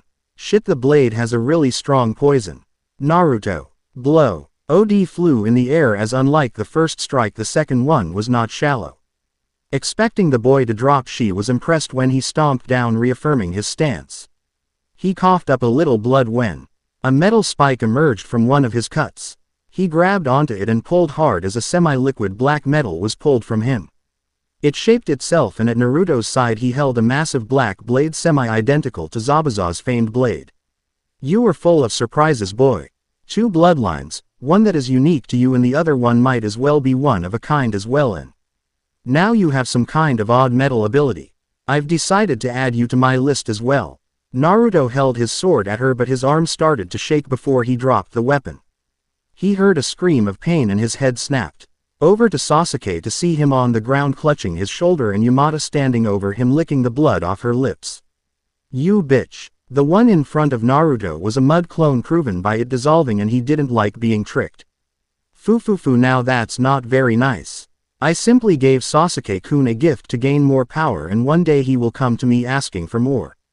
Along my blade was the same gift as well as a poison, and now both are in you. So you can either accept it or die, fox boy. If you die, I'll just extract what I need from your corpse. Naruto tried to grab hold of his wound as it bled, exposing blackening blood. Metal spikes started to grow out of the wounds before falling out to the ground and breaking apart. He groaned in pain as the metal made things worse. Not this shit again. His tolerance for pain was high, but how would you deal with high-grade searing poison causing a cancerous metal in your body to expand out of you in clusters? And so was the next weakness of his sense shown. Because as he had become momentarily distracted by his injury, Yamada had used that lag to close the distance to grab him by his neck and choke him. Could you not detect me? I didn't move very fast. The woman was confused, as she had honestly been expecting Naruto to at least react before she got this close, and then it dawned on her. Her tongue hissed out in a snake-like manner as she giggled. Fufufu, could it be that sensory skill of yours is distracted by what you can process in your other senses? I got by you when I created a horde of snakes, and I got by you again now. So there is a limit to how much your sense can process, and it's harder for you to check in on said sense when you are in pain as well. Naruto's eyes dilated, not being able to stop his reaction as Yamada was dead on. He grabbed her wrist as she squeezed hard, making it difficult to breathe. His eyes shifted along the trees behind them to see Sakura had made her way down to Sasuke's body, who was on the verge of passing out. At least she had actually moved from her spot. Sakura, get him and get out of here now. The girl jumped at Naruto's voice as she looked at him confused. What? But what about? Do you want to die? You are of no help here, and Sasuke's in a worse position than me. Grab him and go while you can. I'll hold her off while you escape and catch up later. Leave. The inflection in his voice forced her to go. She'll admit here and now she was useless to them, and she might not get along well with Naruto, but she didn't want him dead. How would they pass if he died? Not thinking out her messed up thought process, she grabbed Sasuke and jumped away to escape into the trees. Yamada glanced back at them before looking back at Naruto with a mirthful expression. I suppose I can let those two mice go. But I wouldn't say Sasuke's in a worse position than you. You received a double dose of the serum that was laced in the poison to counter any of the adaptivity you might have got. And from being an Uzumaki or Jinchuriki fox boy, your body must feel like it's resting in hell right now. You have my respect for even still being conscious. Her amusement died when Naruto smirked at her as his hair started to flare up. His body blurred in her grip randonkey as his chakra started to build. His pupils turned into fine slits before he let his chakra explode in a bright bang. Yamada was knocked away from the force of the blast. She righted herself in the air as her feet caught a tree branch and she skidded to a stop. Her eyes widened in shock when Naruto's shadow blocked her view. His eyes were widened in a predatory stare as he cocked his fist back. She jumped away as his knuckles met the wood and broke it apart. A chain extended out his back like a tail and wrapped around a branch before Yamada could land on it and pulled him towards her like a buzzsaw. He ran through her, tearing her body apart only for it to turn into mud. Naruto stood up as lightning crackled around him. He stumbled in his step, feeling woozy while also coughing blood. The Sannin was an expert at taking advantage of openings, as it was at this one moment that she closed back in on Naruto and grabbed him by his face and slammed him into the trunk of the tree before spinning on her heel and kicking him hard in his gut for good measure. She grabbed him by his hair and pulled him up while bringing her other hand back as the fingers became coated with chakra. Gogyo Fuin, five-pronged seal. She slammed her hand into his street moch, tearing through his clothes to strike his chakra. He gasped before passing out as he backslid down the tree, crumpling over. Yamada stood there in wonder at Naruto's performance. The boy definitely throws caution to the wind. Seems he finally started to succumb to his injuries. How dare you? She was going to let Naruto handle his fights, but he wouldn't let this woman take advantage of her host like this. Suppressing chakra in a fight. As a being of chakra, she found this very insulting. The woman flinched as Naruto's body started to steam as red energy flowed out of him and a panther-sized fox formed over him protectively. This actually made Yamada panic a bit. I don't have time for this. She formed another seal and struck at Naruto again through the malicious chakra, hitting Naruto on his seal. Again. Kuromi yelped before she vanished, dispersing into the air. Yamada let her arm go limp as it was covered in chakra burns. So his beast reacts defensively as well. If I didn't know better, I'd say it looked like it was trying to protect him and not defend itself. CRRCK. There was the crinkling of metal as tired eyes glared up at Yamada. Kuromi, Kuromi, Kuromi. But he got no answer. Cracks started to spread over the chain around his neck. What did you do? The impact of the second seal had jolted him back awake. Yamada took a step back subconsciously. How can he still move? Ignoring his injuries, I sealed him twice. He shouldn't be able to use much more than 5% of his chakra at most. Is it really that potent? Naruto's body started to darken as he begun to resemble a walking shadow with glowing orbs for eyes. The killing intent going off actually made the woman pale a bit. Naruto was pissed off and was losing himself. He turned his head to the sky and let loose an ear-shattering roar. Oa hhhhhhhhh. Waves of sound went out from his throat, reverberating throughout the area. The reset of his jacket and top went up into the air in shreds. His wounds glow brightly, showing as a sick-looking giant white X on his black shadow-like body. Yamada grew anxious at the prolonged battle. The pest is going to alert everyone in the forest to this location at this rate. I need to end this now. She actually felt fear when Naruto tightened his muscled body as he kept warring, and from natural force the double seal she had put on him was breaking quickly as if his chakra was shattering the levels. Already in a number of seconds 3 of the 10 points had been destroyed, and with each point lost his chakra and power grew tremendously. The chain around his neck cracked more and more as it started to float, as if trying to go above his head, but was only up to his mouth. Steam started to seep out of Naruto's powers. Yamada thought the boy was healing himself until the steam ignited and started to form small flames along with the previous sparks. It was like the boy's chakra was responding to his aggression and negative emotions. I need to end this now. Fu sat on a rock as Yugito stood off to the side, wiping blood off her fingers. The 2 scrolls Fu twirled in her hands implied what had happened to an unfortunate team. They closed their eyes for a moment as a gust of wind went over them from the power of the roar. They looked in the direction of the voice to see trees shaking in the distance as sound waves could be seen rippling out through the night sky. They were a good 2 kilometers away, but the call was still strong. And just that fast it died down. What do you think that was, Yugito? Nay. I'd say a wild animal, but that sounded a lot like a tailed beast. Over the whole 4, Saint the Genin were aware of the roar and most decided to stay away. The aftermath of the battle was heavy. Trees were toppled over and scorch marks littered the area. There was a small area of turned up rocks in the ground as if a person were crushed into it. Sure enough, an unconscious and bloody Naruto laid on his back and in the body-sized crater, stuck and unmoving. Every bone in his body took a hit. Steam continued to lightly go off his body in wisps, and the X-shaped wound on his torso started to heal over and turn black. He may have survived, but when he woke up he was not going to be in a good mood at all. The end. I hope you enjoyed this episode. Remember to subscribe and like this video. See you in the next video.